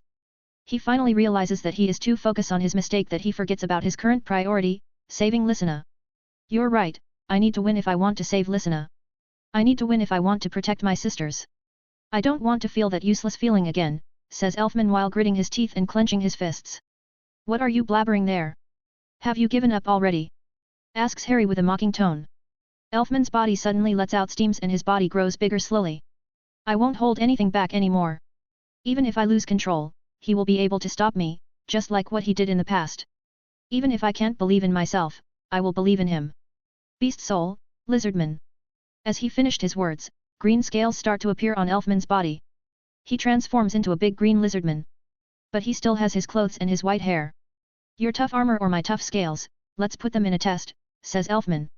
Harry grins and says, good, this is getting more interesting. Elfman and Harry rush toward each other and start their close-ranged battle again. Now both of them have a solid defense and strong attacks. The winner will be decided on who breaks the other's defense first. Bella, who stayed near them, can only sigh as she watched their battle. She is used to seeing Ben's battles that were flashy and have more impacts. Elfman and Harry never used flashy moves and just fight directly, so it makes Bella bored. Bella wants to watch Ben, says Bella while looking at the forest. She said that, but she still stay there silently because Ben has told her to stay here. She knows she can't help, so she will just stay here, and watch Elfman's battle. Meanwhile, Ben has dragged Juan rather far from the mansion. He pushes Juan far away as he stops running. Juan crashes onto some trees, but he can get out unscathed and faces Ben again. You run very fast. My back will break if I crashed onto those trees without my armor, says Juan while cracking his neck. That will be a good result if that really happened, too bad, says Ben. I don't know why you take me here, but changing the location won't change the result, says Juan while getting into a stance. Ben grins while getting into a stance and holding his daggers in reverse. It will because now I can go all out. You can read up to 30 chapters ahead of this fanfic novel and the other one on my Patreon page if you are interested. I've uploaded 1 Chapter 125 of Fairy Tale, Sun Eater. 2 Chapter 136 of Transcended as Lord Buggy. 96, 96. Equal? Ben and Juan's battle continues and both of them are still equal. They can't find each other's gap because they used their power well. But they know one thing, a prolonged fight will be disadvantageous for Ben. Damn, if I can't defeat him fast enough, then I'll run out of MP before him. Sure, I can replenish it by consuming sunlight, but it will take time. He will use that chance without a doubt, thinks Ben. Juan also realizes that and now starts to get defensive. He knows that Ben has more MP than him. So he needs to save his MP by getting on the defensive position. Even if he uses magic items that reduce his MP usage, Juan's MP capacity is still low. His low MP is also the reason why he stole these magic items. He is a skilled mage, but his low MP has become his greatest weakness. Seeing Juan gets defensive makes Ben clicks his tongue. Now the battle will be more difficult for him. With tough armor, Juan has become a human fortress that is difficult to be breached. Fine, if you want to stay in your place, then stay there until roots come out of your feet, says Ben while raising his right hand to the sky. A dark purple magic circle appears on Ben's right palm. Juan looks at it and frowns while wondering what Ben is planning. He wants to attack Ben, but he knows he can't catch up to Ben's speed. Ben then chants his spell's name, Sun Dragon's Gravity Press. A big dark purple gravity ball appears on Ben's right hand. He looks at Juan and grins before throwing the ball. The gravity ball flies to Juan while creating a pressure that dents the ground. Juan widens his eyes as the ball flies toward him. The dents on the ground show that the pressure is strong. He tries to run, but Ben suddenly appears in front of him and stops him. "Where are you running?" says Ben with a mocking tone. Juan grits his teeth and keeps trying to escape. But Ben doesn't let him and keeps attacking him. Juan can't go anywhere with Ben attacking him continuously. Ben is too fast for him to do anything. "Bastard, get out of my way. Discharge!" shouts Juan. Suddenly, the lightning on Juan's magic items explodes. It creates a big lightning explosion that pushed Ben away. Juan finally can get away from there and evade the gravity ball right on time. The gravity ball falls on the spot where Juan stands before. It pushed the ground down and creates a very deep dent. If it falls on Juan, then he will get pinned underneath the ball. "Pant pant bastard, he forced me to use discharge," says Juan while panting. The lightning on Juan's armor reduced significantly after he discharged it. That technique consumed a lot of his MP. It also reduces his golden armor's durability. That's why this technique is one of his last resort for dangerous situations. Ben returned to the battleground after he was sent flying 100 meters back. He only gets small injuries from that, but he is disappointed because his plan failed. But then, he grins when he sees Juan's lightning is weakened. Of course, a big technique like that always comes with a big price. "That's a good thing for me," says Ben while grinning. "TCH, it's not over yet," says Juan while getting into a stance again. "Yeah, it's not over yet. But now I know what I need to do," says Ben while deactivating his light mode. Juan frowns seeing this and asks, "What are you doing?" "Changing my plans," says Ben. A dark purple magic circle appears above Ben. It goes down and passes through his body to his feet. Then Ben's body gets covered in a dark purple aura that has many black vertical stripes. Gravity mode. The ground where Ben stands suddenly dented. His gravity mode makes him heavy enough to dent the ground. Even so, Ben still can move normally because the gravity only affects his surrounding. Ben runs to Juan at his normal speed that is very slow compared to his speed in light mode. But this doesn't make Juan happy and he gets warier instead. He knows Ben won't do this without any plan. If he is this slow, then I will just run around to stall time until he runs out of MP, thinks Juan. Juan just wants to execute his plan to run around. But suddenly he feels his body gets very heavy and he can't move. Juan looks at Ben who has his left hand raised in Juan's direction. Ben has raised the gravity around Juan to stop him. Juan's plan to run has been anticipated by Ben as he used the gravity mode. He knows he will be slower than Juan without light mode, so he needs to stop Juan's movements if he wants to win. In gravity mode, Ben can control gravity easier. He can use any element in every mode. But it will get stronger and easier if he uses the same magic element as his mode. Juan clicks his tongue because he can only fight Ben head on again. He raised his shield and longsword with a lot of effort to face Ben. Juan is strong enough to be able to move in this gravity, albeit with some difficulties. Clang! Ben's dagger clashed with Juan's shield and creates a loud impact sound. "You're good. It's the first time I met someone who can resist the gravity effect in their first time. Is it because of your magic items?" asks Ben while grinning. "Don't underestimate me. Something like this isn't heavy enough to stop me," says Juan with a rather angry tone. Ben frowns seeing Juan gets angry because of such a question. But he ignores it and continues to attack Juan. They get into close combat again and Ben is surprised to see Juan can keep up with him under such heavy pressure. What Ben doesn't know is that Juan has trained his physique to a high degree. His low MP made him focus on raising his physical strength to cover his weakness. He has lifted heavy weights for years, that's why the gravity can't stop him. As Ben fights equally with Juan, Myra also fights equally with Elise. They are on open ground, but Elise still can use the smell of her magic items to attack Myra. Her use of wind magic is very good that she can manipulate the wind to send the smell at Myra. Myra's demon transformation reduced the effect of the smell. But it doesn't remove the effect completely. That's why Elise still can hit her many times using wind magic. But Myra also hit Elise many times using her dark magic and physical attacks. Both of them have many injuries on their body. Myra has a tougher body in her demon transformation, while Elise has her magic armor that is very durable despite not having toughness and durability as its strong points. They fight back and forth in close or long range. These two girls are really strong and hard-willed. No winner can be predicted from their battles so far, just like Ben's battle with Juan. On the other hand, the battle between Elfman and Harry has started to show its winner. Harry's armor already has some cracks and holes after clashing with Elfman in a punching contest. Elfman also has some broken scales in his lizardman transformation. Both of them have just kept punching without defending since they started. They never make an agreement, but it's like they understand each other and decide to fight like a man. Bella is pissed seeing their fight and keeps protesting inside her barrier ball. She is angry because she thinks they fight like idiots. But they ignore her and just keep fighting like that. Pant, let's settle this with one last attack, lizard boy.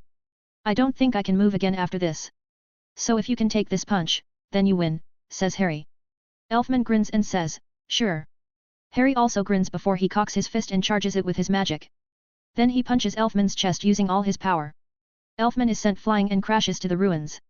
Elfman doesn't stand up after half a minute, so Harry thinks that he has won. But then, Elfman stands up slowly and looks at Harry while grinning. Then Elfman says, my turn. You can read up to 30 chapters ahead of this fanfic novel and the other one on my Patreon page if you are interested. I've uploaded 1 Chapter 126 of Fairy Tale, Sun Eater. 2 Chapter 137 of Transcended as Lord Buggy. 97. The siblings' battles. Elfman stands up slowly then cracks his neck. His body is full of injuries and there are many blood patches on his lizardman's scales. But he is very lively now because he is sure of his victory. My turn, says Elfman while walking slowly toward Harry. Elfman stands in front of Harry and grins victoriously. He looks at Harry who smiles bitterly right now. I hope you're ready, says Elfman while transforming back to his normal form. What are you doing? Asks Harry confusedly. Elfman just grins and says, Beast arm, Black Bull. After he said that, Elfman's right arm turned into a big Black Bull arm. This is his first takeover and the one that he trained the most. It increases his punching power to a high degree so he decides to use it. Well, fuck me, says Harry with a bitter tone. Harry spreads his hands and is ready to take Elfman's punch. Elfman gathers all his power on his fist and then he sends a punch to Harry's chest. Ha! Screams Elfman as he sends his punch at Harry. Bam! Harry's silver armor cracks before getting destroyed completely. He coughs some blood as he gets sent flying back. Harry flies at a fast speed and crashes onto the trees in the forest. He only stops after 50 meters and faints immediately. Elfman pants heavily after using all his power. He looks at Harry who doesn't move after some minutes and smiles. This battle has finally over with his victory. He falls on his back because he is very tired. Pant Nei-chan, I won, says Elfman happily. Won stupidly, says Bella who flies toward Elfman after deactivating her barrier ball. Bella sits on Elfman then activates her barrier ball again. The barrier ball gets bigger now and covers both of them. It reduces the barrier's toughness, but not by much. Thanks, little cat, says Elfman. Bella has a name, Bella is Bella, says Bella with a cute angry face. Haha, sorry. Thanks, Bella, says Elfman while laughing. Humph, snorts Bella while throwing her head away. In another place, Myra is still fighting equally with Elise. Both of them has similar strength and speed.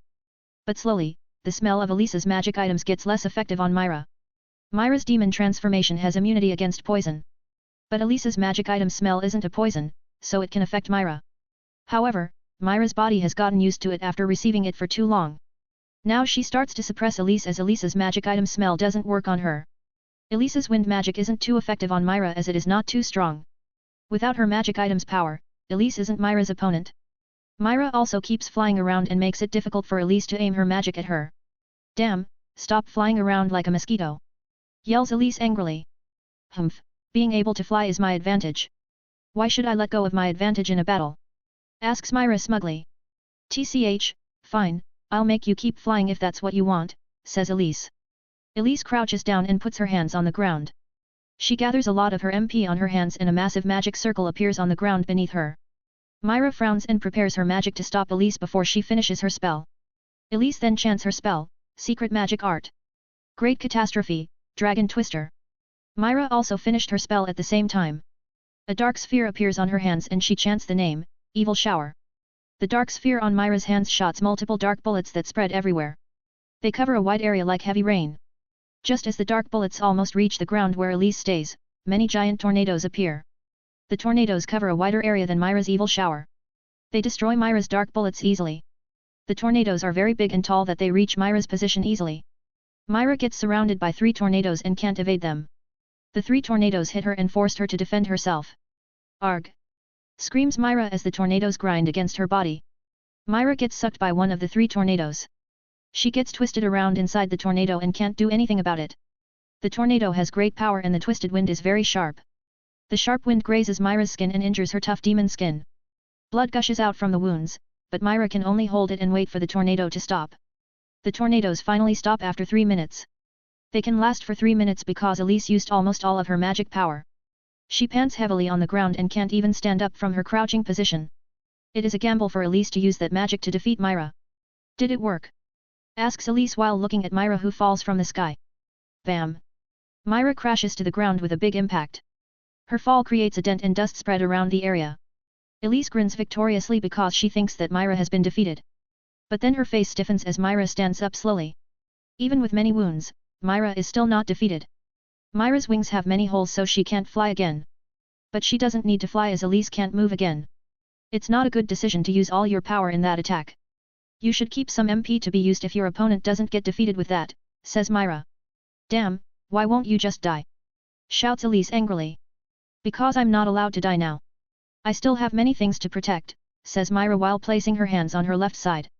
Myra gathers the surrounding energy and forms a dark sphere between her palms. She looks at Elise who grits her teeth in anger but can't do anything. Then Myra says, Soul Extinctor. Myra pushes her hands forward in Elise's direction. The dark sphere explodes and creates a dark purple beam. It is very devastating that the ground gets destroyed as the beam passes through it. Arg! Damn, bit screams Elise. Boom! Elise can't finish her sentence as the beam hits her. The beam has a very long range and destroys many trees in the forest as it moves past them. When the beam disappears, a long path of destruction can be seen in the forest. Elise is lying unconsciously on the end of that path. Her magic items have been destroyed and she is almost naked now. Pant, I hope the magic items destruction won't create a problem later. I wonder how Elfman and Ben doing now? Says Myra while transforming back to her human form. Ben and Juan who is still fighting at close range heard the loud explosion of Myra's spell. Ben who can sense magic knows that it's Myra's spell. He grins as he knows that Myra has won her battle. It seems I need to end my battle too or I will get embarrassed later, says Ben while grinning. What a coincidence, I also want to finish this. Of course, by defeating you, says Juan seriously. Ben strengthens his gravity mode and Juan also strengthens his lightning. They punch at each other and it creates a loud booming sound. It's time for them to use all their power and go all out. A.N, sorry for the late update. My relative passed away, so I need to help with many things. I hope you can understand. Also, Happy New Year guys! You can read up to 30 chapters ahead of this fanfic novel and the other one on my Patreon page if you are interested. I've uploaded 1 Chapter 127 of Fairy Tale, Sun Eater. 2 Chapter 138 of Transcended as Lord Buggy. 98. Last round. Ben and Juan exert more power to finish their battle. Juan's magic item's power has returned to normal after being weakened by the lightning discharge. Now he can use all of its power again even with lower durability. But Ben realizes it and it makes him worried a little. These magic items are the best of the ones that Juan stole. Surely, the Magic Council will want these things to return in good condition. Unlike the fairy tale mages who don't really care about the magic item's condition, Ben cares about it. His guild is small and they won't be able to take the consequences if he messed up. Ben is still in gravity mode and has expanded his domain to 100 meters radius. It is to prevent Juan from getting away with the lightning armor's speed. He can't strengthen the gravity with such a wide domain, but it's better than letting Juan move freely. Both of them clash with their weapons very skillfully. Ben uses his gravity-coated daggers while Juan uses his lightning sword and shield. Juan's defense is very solid and Ben still can't breach it. This guy is very good at defense like he has used to it for his whole life, thinks Ben while attacking Juan. Ben's hunch is right because Juan is specialized in defense. His low MP has forced him to get defensive in his battles. That way, he will be able to use a counterattack using his MP without worrying about running out of it. The battle is also difficult because both Ben and Juan are smart and experienced fighters. They can read each other's moves and counter them perfectly. Both of them are also the same type of fighters who use their brain a lot in a battle. But there are things that Ben has and Juan doesn't. He has sharp senses and instinct from his Dragon Slayer's traits. Ben trusts his brain, but he trusts his senses and instinct more. It is proved when Ben suddenly jumps backward even though Juan doesn't strike. Right after he jumped, a bolt of strong lightning struck from the sky. It hits Ben's initial position and destroys the ground. "TCH, you saw it," says Juan in disappointment. Ben doesn't say anything but he frowns and thinks, where did he summon that lightning from? He didn't prepare anything before. Did it come from the sky directly? Ben peeks at the sky and sees that the sky is covered with dark clouds. He is stunned to see this because he just realized it. He was too absorbed in his battle that he doesn't realize the change. "You can gather clouds too?" asks Ben. "It's not me, but Elise. She must have used her ultimate magic that creates multiple giant tornadoes. Those tornadoes affect the sky and create dark clouds. I don't know how that can happen, but it's my luck, so I will use it," says Juan while grinning. Ben clicks his tongue as he jumps to the side and evades another lightning strike. He jumps around many times as Juan keeps using the lightning strikes. Ben can't take these natural lightning strikes because it is very strong, a lot stronger than one's lightning magic. "This can't go on, I need to stop him from using the natural lightning. Even I won't be able to take a natural disaster like this," thinks Ben. A barrage of natural lightning strikes rain on Ben. He uses his senses and instinct to the max to dodge the lightning strikes. It will be easier to change his elemental mode to light mode. But it will make his gravity domain disappears and Juan will be able to move freely. However, the lightning strikes aren't getting slower and they get faster instead. It makes Ben has a harder time to evade and he almost gets hit a few times. He finally feels a very strong sense of danger and can't find a way to stop it. "Damn, fuck it!" yells Ben as he changes his elemental mode to light mode as fast as he can. Ben flashes very fast to the left at the right time to avoid a lot of lightning strikes that rain down on his initial position at the same time. Juan has gathered those lightning strikes to attack Ben at the same time. Although Ben can evade that attack, Juan is still satisfied. The gravity domain has disappeared as the result of Ben's mode change. Now Juan doesn't feel the pressure again and can use all his strength. "This time, I will end this for real. Charge!" shouts Juan while lowering his stance. Suddenly, a very loud rumbling sound is heard from the sky.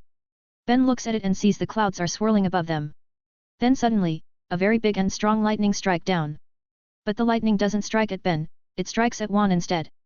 The strike creates a loud booming sound and a shockwave. A big charred crater appears beneath Juan who now has wild lightning currents on his body. "Hehe, now you won't be able to do anything, boy," says Juan while grinning sinisterly. Juan suddenly flashes at a very high speed and appears in front of Ben so suddenly. Ben who is in light mode can't even react to Juan's speed. The light mode doesn't give him a speed of light, but just enhanced his speed greatly. Juan swings his lightning-coated sword at Ben diagonally. The sword moves very fast and Ben can't dodge it. It hits Ben's torso and a clanking sound is heard from the contact. "What?" says Juan in surprise as Ben flings back from the impact. Juan is surprised to hear that clanking sound. It means that Ben wears something hard under his shirt. He also felt his sword doesn't cut Ben's body at all just now. "Damn, you became very fast all of a sudden. You've just charged yourself with that lightning, hey? Are you an electronic or something?" asks Ben jokingly as he stands up. A diagonal cut can be seen on Ben's shirt as he stands up. But there's no wound at all on his body and a black cloth can be seen under his shirt. It's an armored shirt that Ben made using the Ethereus skin that he fought on his S-class exam. Ben made this armor in his 2 months of rest. His old armor shirt has been destroyed by Grossalia, so he made this. It is a lot more durable than the previous one that used the giant serpent's scales. The clouds have dispersed. You've used all of their lightning, hey? Thanks for that, then. Now I can charge myself too, says Ben while grinning. Juan frowns hearing that, but then he widens his eyes when Ben starts to eat the sunlight. With the disappearance of the clouds, the sunlight can reach the ground again. So this is Ben's chance to fill his energy again and finish this battle. "Burpa, thanks for the meal," says Ben while grinning. "Oi, that's cheating," says Juan in protest. "Say that if you didn't do the same thing," says Ben. Ben and Juan flash to each other at a very fast speed and clash again. Now their speed and strength are really equal. But Ben has thought of a strategy to defeat Juan after battling for this long. As Juan swings his sword at Ben, Ben parries it away with his dagger. Ben also hit Juan's shield to the side and now Juan's body is wide open. Juan gathers his lightning on his body armor to block any attack from Ben. However, Ben's target isn't Juan's body armor. Ben swings his dagger upward to Juan's face. It hits Juan's helmet and makes the helmet comes off. Ben grabs Juan's hair with his right hand after releasing his dagger.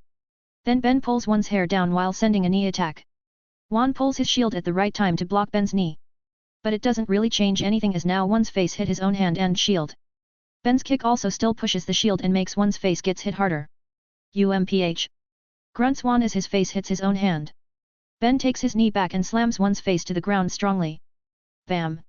It hasn't finished yet as Ben creates a gravity ball on his left hand and places it on Juan's head. Now Juan can't move as his head is pinned down.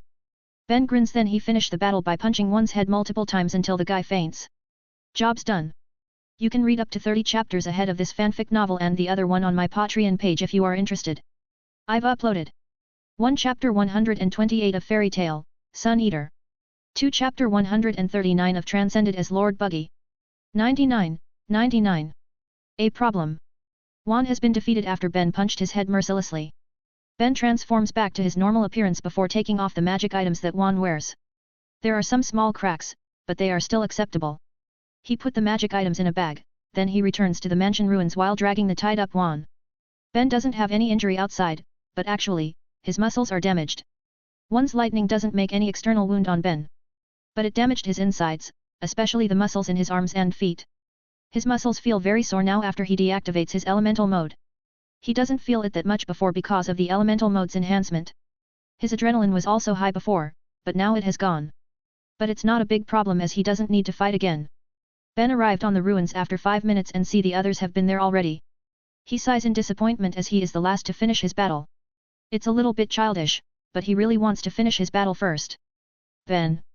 Shouts Bella while flying toward Ben with a happy expression. I'm back, says Ben as he catches Bella in his arms. Took you long enough to finish, Ben, says Elfman while smirking. Well, I need to make sure that the magic items won't get destroyed, says Ben before stopping so suddenly.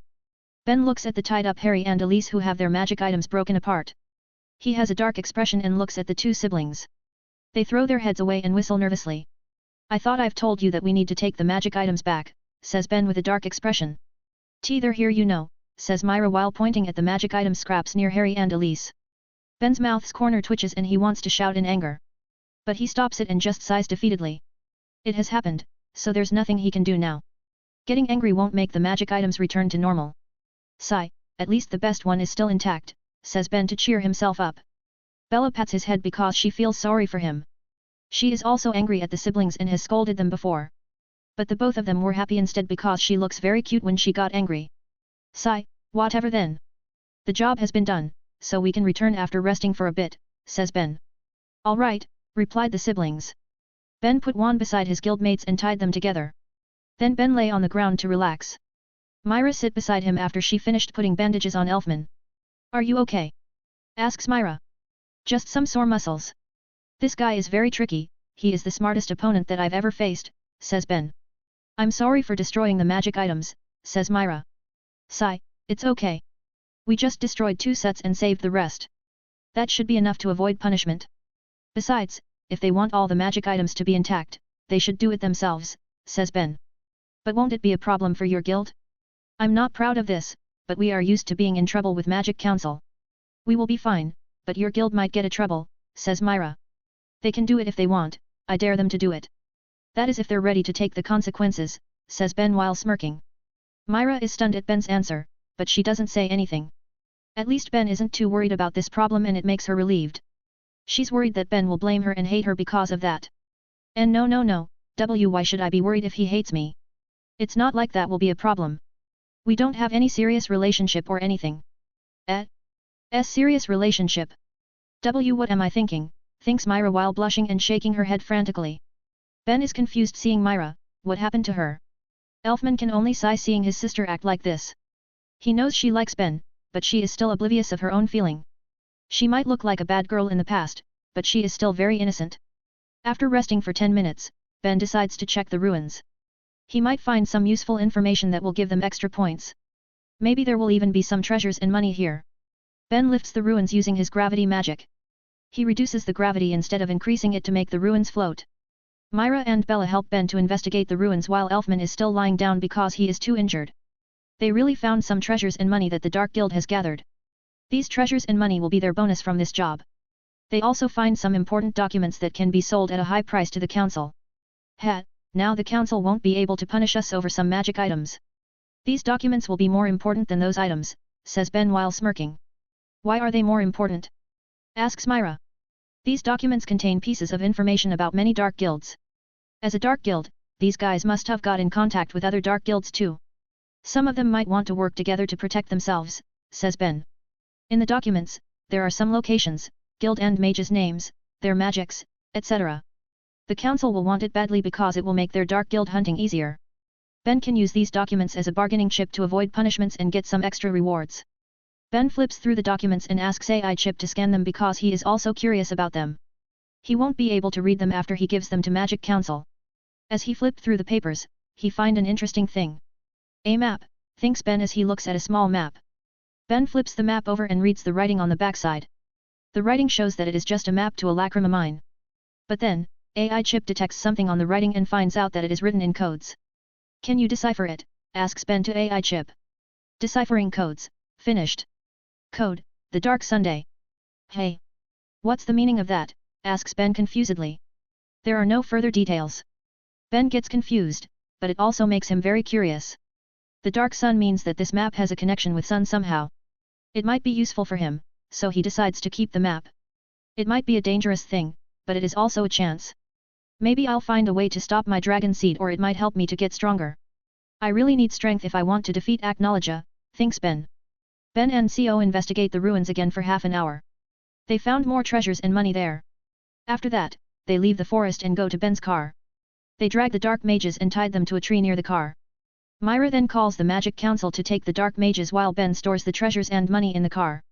They wait for an hour before the Magic Council's airship arrived. Just like what Ben predicted, the council is displeased at the destroyed magic items. But they changed drastically after seeing the documents. They smile very friendly and praised Ben's group. They even give Ben's group a lot of additional money rewards. TCH, shameless bastards, thinks Ben while smiling at the council members. Well, Ben is still glad that they don't get into trouble. With this, their job has been done perfectly. You can read up to 30 chapters ahead of this fanfic novel and the other one on my Patreon page if you are interested. I've uploaded 1 Chapter 129 of Fairy Tale, Sun Eater. 2 Chapter 140 of Transcended as Lord Buggy. 100. Sleepover. Ben's group leaves the southern forest after finishing their job. They go to Magnolia first to send Myra and Elfman back. They arrived in Magnolia at night because they finished their job right before the sunset. After they arrived in Magnolia, they split the treasures and money that they found in the ruins. There are a lot of them, so they need to think of how to share those. They discuss it while eating in a private restaurant room near the town gate. How should we split them? Asks Ben. Let's split them in two because we are from different guilds. It will be fairer that way rather than splitting them per person. Besides, there are 4 of us, so the share will still be the same, says Myra. You count Bella? Asks Bella. Of course, Bella has worked hard too, says Myra while hugging Bella happily. Are you sure about that? You guys need more money for Lysina, right? Asks Ben. It's okay, there's a lot of money and treasures here, so we can split them like this. Besides, this is a guild cooperation job, so the best way to split it is by splitting it in two, says Elfman. Fine, says Ben. They split the treasures and money evenly in two just like what Myra suggested. But then, Ben split his guild's share again and gives half of it to the siblings. What are you doing? Asks Myra confusedly. For your sister, says Ben while smiling. Oi, this is not what we agreed for, says Elfman. Yeah, but this is my money, so I can do what I want with it. Also, I give it to your sister, not you, says Ben. Myra and Elfman look at each other and don't know what to do. Take it, you need it more than me. Just think of it as my gift for Lysina, says Ben. Take. Says Bella with a commanding tone while crossing her hands. Alright, says Myra while taking the money. Just make sure that your sister will be fine from now on. You can call me if you ever need my help. I will come immediately, says Ben while smiling. Myra and Elfman smile before saying, thank you. They continue to eat their meal while talking about some simple things. They need to relax after finishing a difficult job. It's also a good time for them to know each other more than before. After the meal, Ben wants to go home immediately, but Myra and Elfman stop him. They invite him and Bella to wash their bodies in the public bath first before going home. Ben looks at his appearance that looks very dirty. Maybe it's not a bad idea to try a new place. What do you think, Bella? Asks Ben. Milk? Asks Bella to Myra. We have some delicious milk types in there, says Myra. Bella's eyes sparks and she nods frantically. We'll go then, says Ben while smiling. They go to the public bath on foot and Bella is in Myra's arms. Myra can understand Bella even though she talks very shortly using a few words. Maybe that's why they got closer easily. She must be happy to find someone other than me who can understand her talks perfectly, thinks Ben while looking at Bella who talks happily with Myra. Bella always talks in a short sentence and uses a few words. That's why not many people can understand what she's talking about. Only Ben can understand everything she says. So finding Myra who can understand her like Ben must have made her happy. Even Wendy and Carla can't understand what she meant sometimes. So meeting Myra is like meeting another Ben for Bella. They arrived at the public bath in 5 minutes and immediately enter it. It's a Japanese-style building that's made of wood. Ben and Elfman go to the men's bath, while Myra and Bella go to the women's bath. This reminds me of the animes that I watched with my brother, thinks Ben while looking around. This is a good place, isn't it? Asks Elfman. Yeah, although it's a bit cramped here, says Ben while looking at the bath that is full of people. Well, it's a public bath, so there will be a lot of people here, says Elfman. Ben and Elfman wash their bodies first before going to the hot bath. They find an empty spot and plunge themselves in. The hot water makes their muscles relax and their tiredness is gone slowly. Both boys just relax in the hot water while talking about menial things. There are many ears here, so they need to be careful of what they're talking about.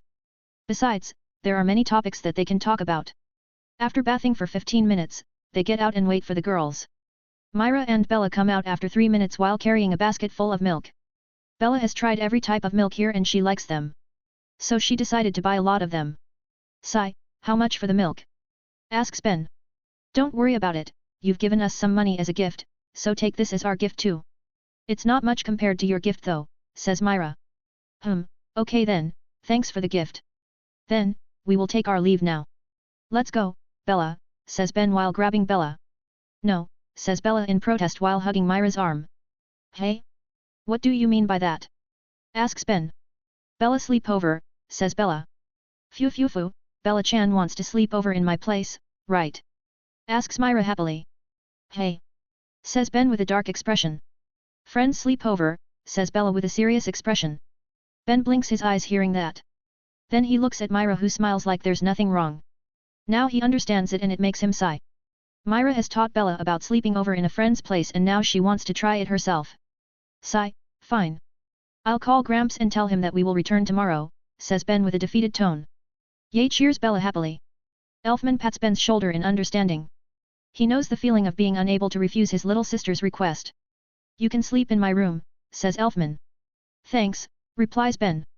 They go to the siblings' rented house that located near the hospital.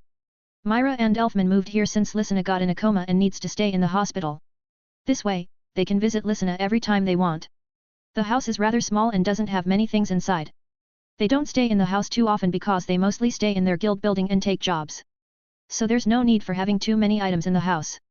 Ben and Elfman want to sleep immediately, but Bella and Myra stop them. The girls want to play some games before sleeping. They say that it's what people do when sleeping over at a friend's place. Sigh, I know you guys are excited. But we've been working for a full day. Let's just rest for tonight and play tomorrow. We can do what we want with a lot of energy, says Ben with a tired tone.